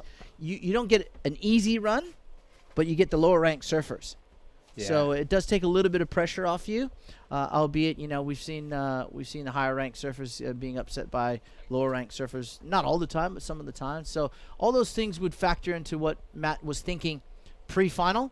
Right now he's thinking, get the lead, consolidate it, and then increase it as the heat goes on. And Sheldon, no doubt, be thinking the same thing. He does have a 7. It's probably a whole bunch of subliminal stuff too, like stuff that just hangs out in the ether. It's like, who won Avoca? It's like, Matt Banting, and then everyone kind of knows, and it's good for his sponsors. And 3,000 is a nice round number to have in your top 5 results. Well, it is. And there's a lot of other stuff that is the difference between winning and losing. Well, when you think about the Challenger Series that has 10 I think it has 8 events, I'm sorry. A lot of the points will be taken by the CT campaigners because they have to do at least one in their region, right? So you got to think that if you really dive into the ranking side of things and the result side, especially leading into Manly, I know there's a huge international field. A lot of CTers, the men and the women, are going to be down there in Manly in the next couple of weeks. Of course, we've got Surfest starting tomorrow. But I will say this. Don't think for 1 second that a 3,000 point result does not count. Keanu Singh, perfect example of what he used up at Mother Nest or down here to get into the CT, using 3,000 event wins in Barbados. So Matt Banting, no different. So a 3,000 point result is actually a keeper in my opinion. Yeah, for sure. Yeah, there's a few guys that had lower scores in their top 5. Connor O'Leary qualified last year with the 3,000. So right now, Matt Banting, there he is. Port Macquarie, just not too far up the road. So he had that fantastic wave to start the final right in the first minute or two. And then he rode that wave all the way to the shore. Did pretty much everything on it. Big cutbacks, snaps out the back. Fin throw, air reverse on the shore. And then the second wave, that 7.5, was just 2 big turns on the outside on a set. So Sheldon Simkus from Coolangatta, Australia, Gold Coast, he came back in a heat earlier. He had Gatien Delhair. He had like a 9.3 or 6.3 or something, and Sheldon overcame him to get on through to the semis, and of course winning that last semi to book himself into the final. So here we go. Sets coming now. Positioning will be critical. Sheldon's got this one, drops in. Got a lip to smash, and he does. Some more green face up early and into it. A little late. Ooh, so yeah. Similar to Matt's second wave. Here we go. Here's Matt here on the backhand doing one of those fin chucks, which he does so well. And so I guess these guys might have split the peak. Maybe. Here we go. Matt on the inside. Still going. Bam. Nice tight wipe to finish on the shore break. And he pulls through with that kind of pull through that makes him think he's happy. Yeah, that new LSD he's riding, he said he changed up his boards midway through the event, and they're feeling and they're looking great. Sheldon Simkis on the replay here, drives off the bottom, nice first top turn, really has to rush to the second turn, but made it look good and in control. He didn't look like he was wobbly at all, even though he was a little bit late. Now Matt Banting on the left, nice big backhand bottom turn into a re-entry and slides this next one in equally as vertical. So 3 good, solid backhand turns for Matt Banting. Finds the inside here, lets the wave rebuild in front of him. Look at this turn right here. Bang! Fast, powerful, seamless surfing. Looking very sharp. Very different waves though, weren't they? Like a slower, kind of spongier left. Some critical surfing, a couple extra moves versus the right, which stood up, has been delivering scores. Well, it exploded. That right was explosive surfing. Yeah. And I like what you used there, a little bit spongy there. A lot of repetition there for Matt on that left. They were great turns. Don't get me wrong, great turns, but I just don't know if it's going to better a 7.23, a 6.6, or is that he already had that in score? No, that's his second score. Yeah, okay, for that wave. For that last wave, 6.6. Okay, still looking for a 7.73 with 8 minutes to go in this final. Matt Banting from Port Macquarie still out in front, looking to do one better than he did last year. Will he go that far? Will he win this event in 2020? Last year, 2019, Connor O'Leary just pretty much stole victory from him. Matt started off so strong. I think he started off with a 9 and maybe an 8 or a high 7. And then all of a sudden, Connor just found the gear. He found overdrive. And just, I think in the space of, JJ, 5 minutes, Connor had a perfect score and a high 9. Was it on the point? No, they were just left of the point. Yeah, just north of the point. We all thought they were going to surf on the point, and all of a sudden, in the post-heat interview, Connor said, I saw this little right down the beach, and Connor went first, then Matt went, and it was game on. I remember seeing the really cool drone shots and the replays and stuff. It was a sick final. Yeah, I think this time last year, Connor had a win at the Carve event at Maroubra, and then he won here, and he won the series. Now, also this time last year, well, Matt and him were neck and neck. Matt had a first, 2/3, and a second at this stage of the Aussie leg, so he's looking good again in 2020, Mr. Banting. So I want to see Sheldon answer back now. Let's see this thing tighten right up. Yeah, let's get this back into the heat fireworks started, I say. Both these guys are just itching to find some green open face to work with. An 8.27 for us. So that left was a 7.77 for Matt. He ups the ante here. So now Sheldon is looking for an excellent score in the 8.27 range. And Matt just ever so slightly inching towards that top spot on the podium with 6 minutes and 10 seconds to go. This is the final heat of the series. We want to thank Vissla for being the naming rights for the series over the last couple of years. John Mossop, Jen Mossop, the whole team at Vissla, and of course Sisstrevolution came on last year for the naming rights for this QS3000, the newest women's surf brand in the industry, and she's going gangbusters. It's great product, great brand, run by a very authentic people. So get behind both of these brands. We want to thank, of course, Air Asia, Mother Nest, EcoSol Sunscreen, Destination New South Wales, Avoca Beach Hotel, Central Coast Council, Volkswagen, of course, because that's who gets us home after this event. So Sarah, James, and Nick, all the crew over there at Volkswagen headquarters. The V-Dub, I think they're launching a few new cars this year, 2020, so keep your eyes peeled on the horizon. Right now, someone who's got their eyes peeled on the horizon is Sheldon Simkis. He needs an 8.27 JJ. Does he have it in him? Is the ocean going to provide? He's definitely got it in him. Am I allowed to say that he might be more powerful than Matt, or is he heavier? He's throwing some. You're allowed to say whatever you want. No. I've got to survive after this event. He's looking good, man. He's shot up a bit. He's put in some amazing heats. He talked about his confidence being a lot higher, and he's more, self-assured than he was this time last year. He's backing himself, and he's done it. He's proven it. He's come from behind in some heats. Oh, look. And I want to see, swing for the fences here. One more set at least, and yeah, for sure, he's got it. Yeah, look, I think I said that before. I see a different surfer in Sheldon Simkis in 2020. He looks much more powerful. He's put a little bit of meat on where it needs to be in his trunk, his core area, and it's showing in his surfing. It brings out the confidence. He's exuded that throughout the entire event. I think his strategy too, the way he looks at a heat now is much different than it was in 2019. Matt's always been one of the most tenacious competitors on the tour. So that goes without saying for Matt. But for Sheldon, there's a lot of positives I see for 2020. If he can keep it together and utilize the word that I really don't like but have to use is consistency. You need to be in the framework in the events that you enter. If you're not, don't think of yourself as a potential CT campaigner. DH is a smart cookie though too. He's got the big picture, decades of experience, and someone like that can really give some good advice and plenty of good boards. Here we go, Matt Banting, looking to go one better in 2020. He's playing with this one. He's all over it. He's trying to get around the section. Ooh, I thought he was winding up for something massive then. Well, he gave the old oh man, what do I got to do? He was just behind that wave the whole time. Got that first turn, and then the wave just sort of ran down the bank. Now Sheldon Simkis is having a look at something there. He's looking to the left, looking to the right, seeing what Mother Nature is throwing at him. The ocean, she moves, she shifts, she throws curve balls, she makes waves look good, and then they're not.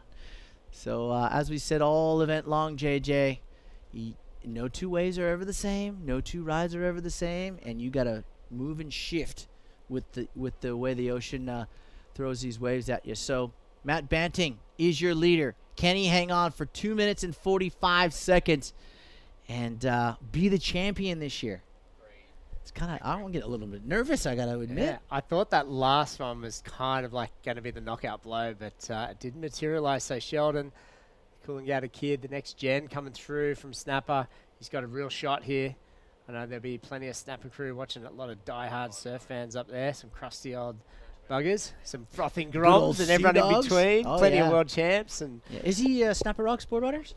Yeah, well, he's surfs around there. Yeah. Just that whole zone. All right, Jay Phillips and the crew down there. Oh, yeah. Oh God, don't start naming them. We'll be here all day. All day long, I know. We've only got 2 minutes. Yeah, that's right. They'll be over there on a Sunday afternoon, enjoying a few cold bevies, perhaps, on the deck there, watching the live webcast. It is after 9 a.m. It is after. It's 5 p.m. somewhere. That's what I always say when you go for an afternoon cold one. Look at Matt just cruising, like not chatting, but being there. Hey, yeah. What are you doing after the contest? Sorry, kid. Got to do it. Got to sit next to you. Nothing. I'm just going to think about how I'm going to spend my 10K. Oh, did I say 10K? Rub it in, Matt Banting. 1.5 minutes to go. 8:27 is the score required for that guy on screen, Sheldon Simkis. Will the Ocean deliver something to perform on in the hopes of an 8.27? Well, we see a little lump and bump in the Ocean. Is this the wave coming directly towards that guy right there? He's looking. And it's coming down to the mad minute, JJ. Nope, that didn't materialize into absolutely anything except for an insider. I would have taken it just for fun. You would have lost. I would have lost, I know. I mean, in a free surf. I'm not saying in a heat. He knows what he needs. He's gone through a few rounds. 1 minute, in fact, under a minute to go. Second last year, looking for the win in 2020. His first event, his first win of 2020. Can it be so for Matt Banting? Well, we're going to tell you in approximately 30-plus seconds. And someone's getting cheered up the beach. That's all I know. Yeah. So I saw Matt's dad, Lenny, down there. Had a quick chat. Matt was kicking it in a deck chair, getting ready for the final. And it's going to be a little anticlimactic shoe for Sheldon. I don't think he's going to get another wave. I don't think it is. I think it's not going to happen. All right, well, I'm going to say there, well, we're looking at our timer here. And it's all but said and done.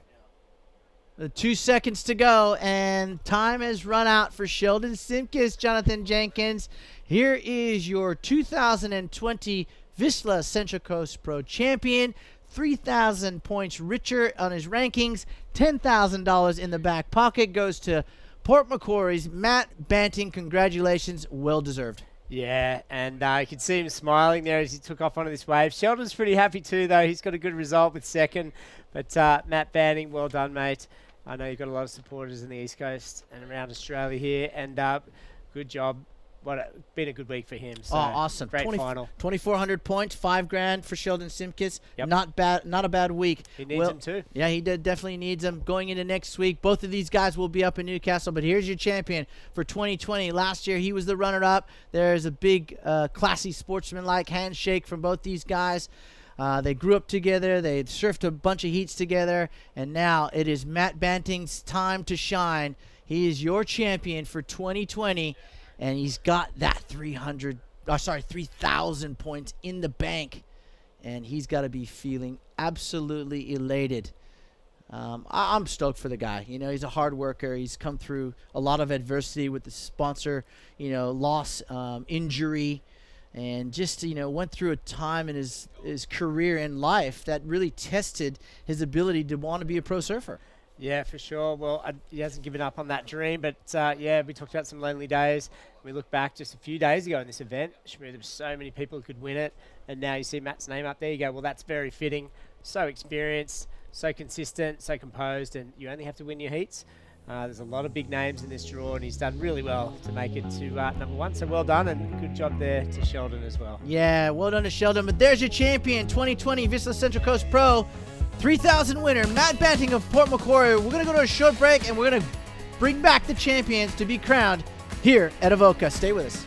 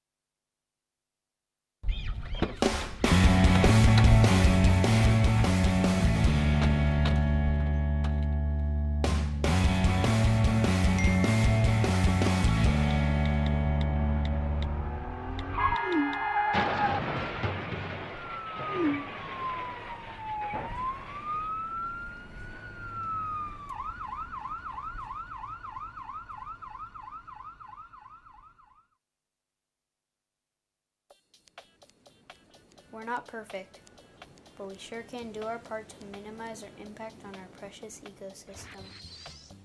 Vissla's sustainability program is an ongoing mission to keep creating and innovating in order to help keep our waters clean and use less resources to make good products better. It's a long journey, but even small steps can get us to our destination. Join Vissla on their mission to protect and serve.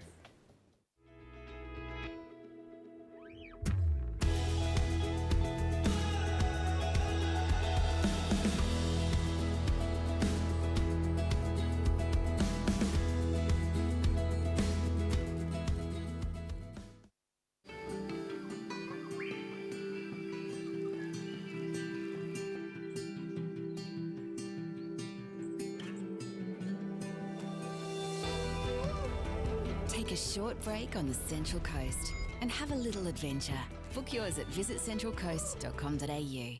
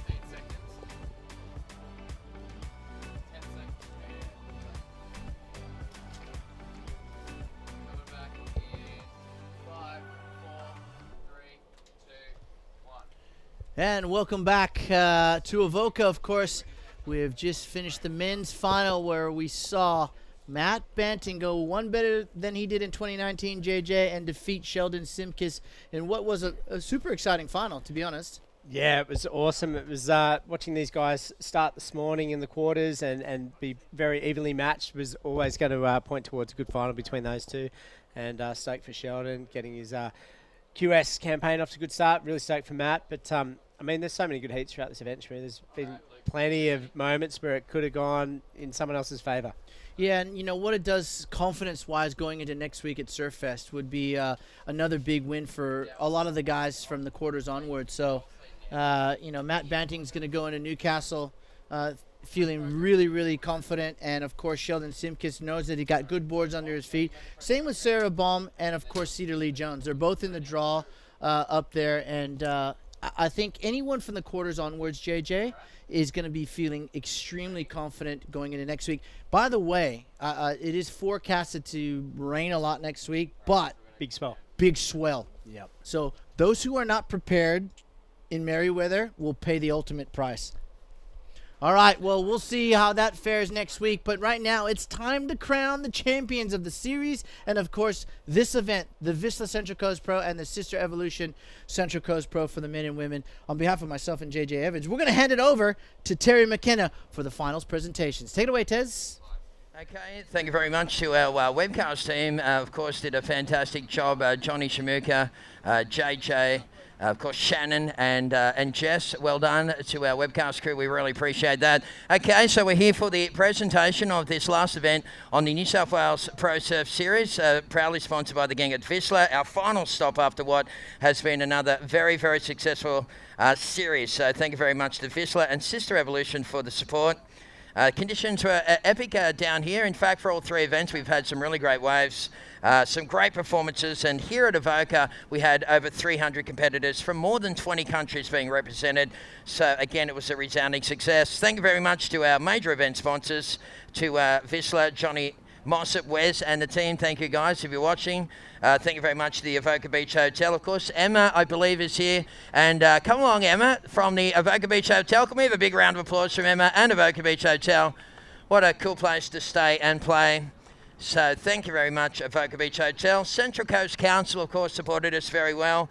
Hit 101.3, of course, the local radio station, and Mad Mex. How cool was it having Mad Mex on the beach? Jolie from Mad Mex, come on down, buddy. We got a little something for you. A big round of applause for Mad Mex. Thank you, Joel.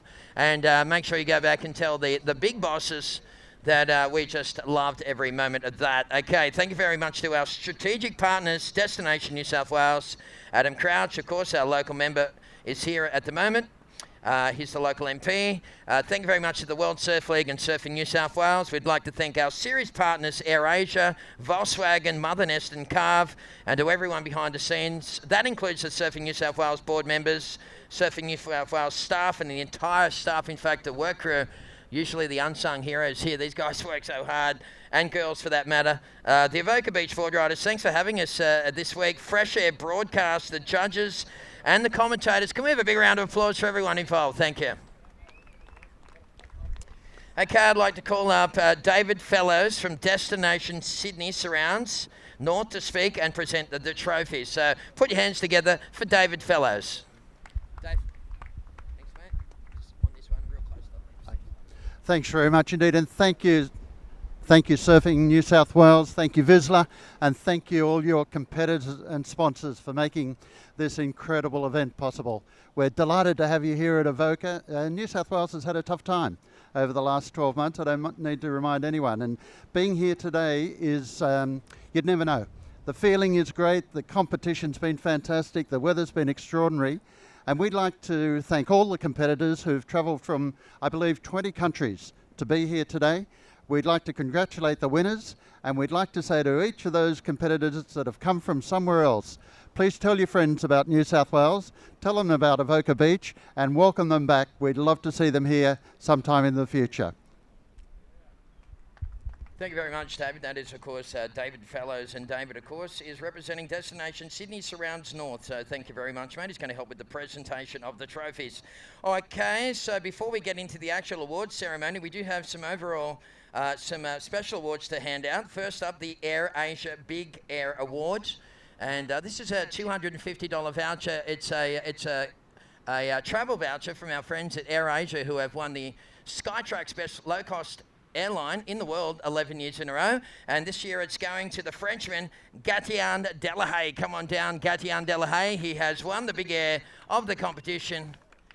That means that he showed the bottom of the board a bit of daylight. And good on you, mate. Nice stuff. Nice little. There we go. Gatien, we'll just get a photo, I believe. Gatien, just jump in front of the banner here, and boys will get a photo, and then we'll have a quick talk to the Frenchman. And Gatien, I tell you what, he was very unlucky to not get through previously. That's a nice little bonus present for you, mate. Well, you know what? I'll take it.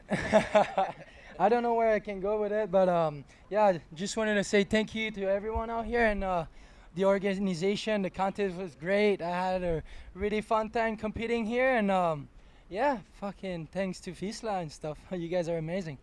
Okay, thank you very much, Gatien. Merci beaucoup. Thank you. Okay, there he goes off in a blaze of glory with his big novelty check. He just needs to find a big novelty bank to cash that thing. Okay, we'd also like to announce our overall Vissla New South Wales Pro Surf Series champions in the men's division. The overall best result, this is kind of like a Triple Crown kind of award. And for the men's division, unfortunately, he's not here, but we'd like you to put your hands together for the young guy from Yamba. Dakota Walters was the overall series champion. We're going to make sure that we get that one to Dakota. I don't believe that he's here at the moment, but yeah, he's got an incredible future, that is for sure. We're going to send that up to Yamba in case Jeremy's watching. And the women's, of course, in the women's division, it was a no-brainer. Put your hands together for Sarah Baum. She is the overall Vissla New South Wales Pro Surf Series champion. Wow. I tell you what, Sarah, you are on the biggest purple patch ever. We're just going to get you to stand there, and of course, Ethan is our official media guy. He'll get the photo, and then he'll give me the thumbs up. There it is, Sarah. Another little classic award on the side for you right there. Oh, yeah, this is the best day ever. You must be feeling a little bit overwhelmed right now. Yeah, I don't think it's sunk in yet. I think in another hour or so, I'm going to, on the drive home, I think it's going to sink in. You betcha. Okay, go and have a drink. We'll talk to you soon. Sweet. Okay, put your hands together. What an incredible performance she was just reaping, wasn't she, Sarah? Wow, she is in all-time career form. Okay, so we're going to call up Taylor Martin to hand out the trophies. Is that right? Okay, sorry, Dave is going to stay here. That's a typo. Okay, so we're going to start with the women's division, and what an incredible final it was. Our runner-up is only 15 years of age, and what a great performance and a start to 2020 from the Northern Beaches of Sydney. Put your hands together for Cedar Lee Jones. Come on down. She is our runner-up here at the Sisstrevolution Central Coast Pro. And Cedar, congratulations. Wow, what a great moment. Thank you so much. Yeah, I'm so stoked. Wow, incredible stuff. 15 years of age and making the final. Did you like to say any words or thank you to anyone? Just thank you to everyone for putting the comp on, and Matty Cattle, my coach. He's helped me so much, and I wouldn't have gotten through any of those heats without him, so thank you. Good on you. Awesome stuff. Put your hands together, please, for our runner-up. Of course, that is Cedar Lee Jones from the Northern Beaches of Sydney. And let's save the big star for the winner of the Sisstrevolution or Revolution, whichever way you look at it, the Central Coast Pro QS 3000. Make some noise for Sarah Baum. Come on down, Baumie. She has taken a big prize in 2020. Okay, getting a nice little trophy there from David Fellows, of course. And we might get the photo, so just line yourselves up in the middle of the banner. They're very particular about that stuff. And everyone's happy. That's good, Sarah. Just come over this side. We're just going to say a couple of words to you. And again, you must be just super overwhelmed. A first in Maroubra, a second in Foster, a first in Avoca. That is a dream start. Yep. Yeah, I'm just super proud of myself for these last couple of weeks and last couple of events. And I've got another contest starting tomorrow, so hopefully I can keep the ball rolling. I'm sure that you will. Go and have yourself a lovely sleep. Look, I'm sure you've got someone you'd like to say thanks to as well. Yeah, I got so many people. Just thanks to everybody down here supporting me. My girlfriend for all the support that she gives me. Steve, my trainer, for all the work that he puts into me. G and Gordon for the amazing boards. And yeah, just thanks to everyone. All right, well, go and have yourself a well-earned rest. That is our champion. Sarah, can you hold that above your head like a champion? And make some noise for Sarah Baum. And Baumie has had one of the best starts to a campaign that I've ever seen since I've been hanging around this sport of pro surfing. Okay, so that takes us into the men's final. They just left the water, and incredible performances from both of these surfing athletes. But our men's runner-up this year is a young guy. He hails from Snapper Rocks in Queensland. Let's give it up for Sheldon Simkus. Come on down.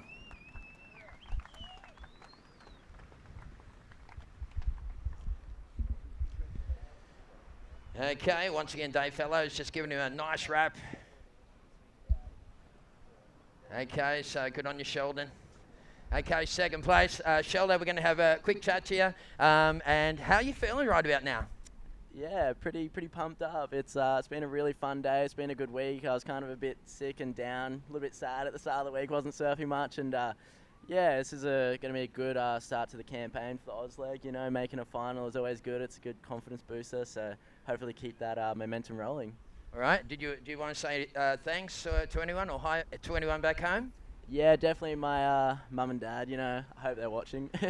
I think my sister's watching, but Mick Kane and Tommy Witts have been kind of the two guys I've been talking to a lot. So yeah, thanks guys, and yeah, this is it's a fun day. All right, Sheldon, put it there, buddy. You're a little champion. Make some noise for that guy. That's our runner-up, Sheldon Simkus. And, of course, the winner of this QS 3000, picking up $10,000 all the way from Port Macquarie, New South Wales. Let's give it up for Matt Banting. He's the champion of the Vissla Central Coast Pro. And once again, David Fellows. He's got some nice words to say there, Dave. I wish I had him mic'd up. Yeah, nice words of encouragement. Good on you, mate. Do we want to get the photo first? Yeah, we'll get the photo first, and I'm going to have a chat to you guys. So that's the way, fellas. Okay, so Matt Banting, we'll just have a quick chat to you. You must be feeling pretty proud of yourself right about now. Yeah, I'm stoked. It's just everything like I said on the beach. I wasn't really expecting to get the win, but just everything kept going my way in every heat, and just, yeah, it'd be good to take this momentum into the next few comps and build some confidence. All right, well, you're on track for getting back onto the CT. That's the ultimate plan, right? Yeah, for sure. I finished at 21st last year. I need to be up in the top 10, so 1 or 2 results in the primes. Hopefully I do well in all the primes, and we'll see where we're at the end of the year. All right, mate. Well, you're doing not just Fort Macquarie, New South Wales proud, but you're doing Australia proud. Did you want to say thank you to anyone at the end? Yeah, I'd like to say, I said big thanks to Tony and Judy and Clint and Dad before, but I'd also like to thank my coach, Mick Kane. He's helped me and Sheldon out a lot through the years, and I'm always hitting him up for free advice and free this, free everything. So he's a legend. He's like one of my best mates. So big shout out to him and my mum at home watching, and my girlfriend as well. Thank you. All right, Matt Banting, one last thing to do, mate. Hold that above your head. You are the champion. Let's make some noise for Matty Banting, champion of this Vissla Central Coast Pro QS 3000. And ladies and gentlemen, that is a wrap on what has been an awesome week here. So on behalf of Luke Madden, of course, he's the CEO of Surfing New South Wales, and Stark and the gang from the World Surf League. My name's Tez McKenna. Thanks for everyone for tuning in on the broadcast, and we look forward to seeing you tomorrow from Newcastle. Thank you. Ciao.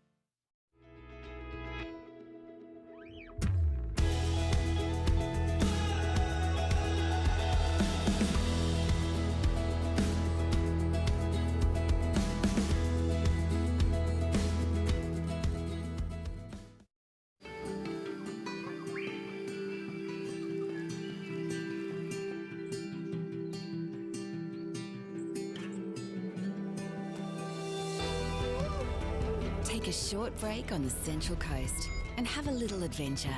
Book yours at visitcentralcoast.com.au. Oh, bog day? Nah, mate, just parked. Why are you parked with your wheels so deep in the mud? That's just how I park. Mate, we've got a... Parked! Righto. New Amarok V6 Canyon. The power to handle what others can't.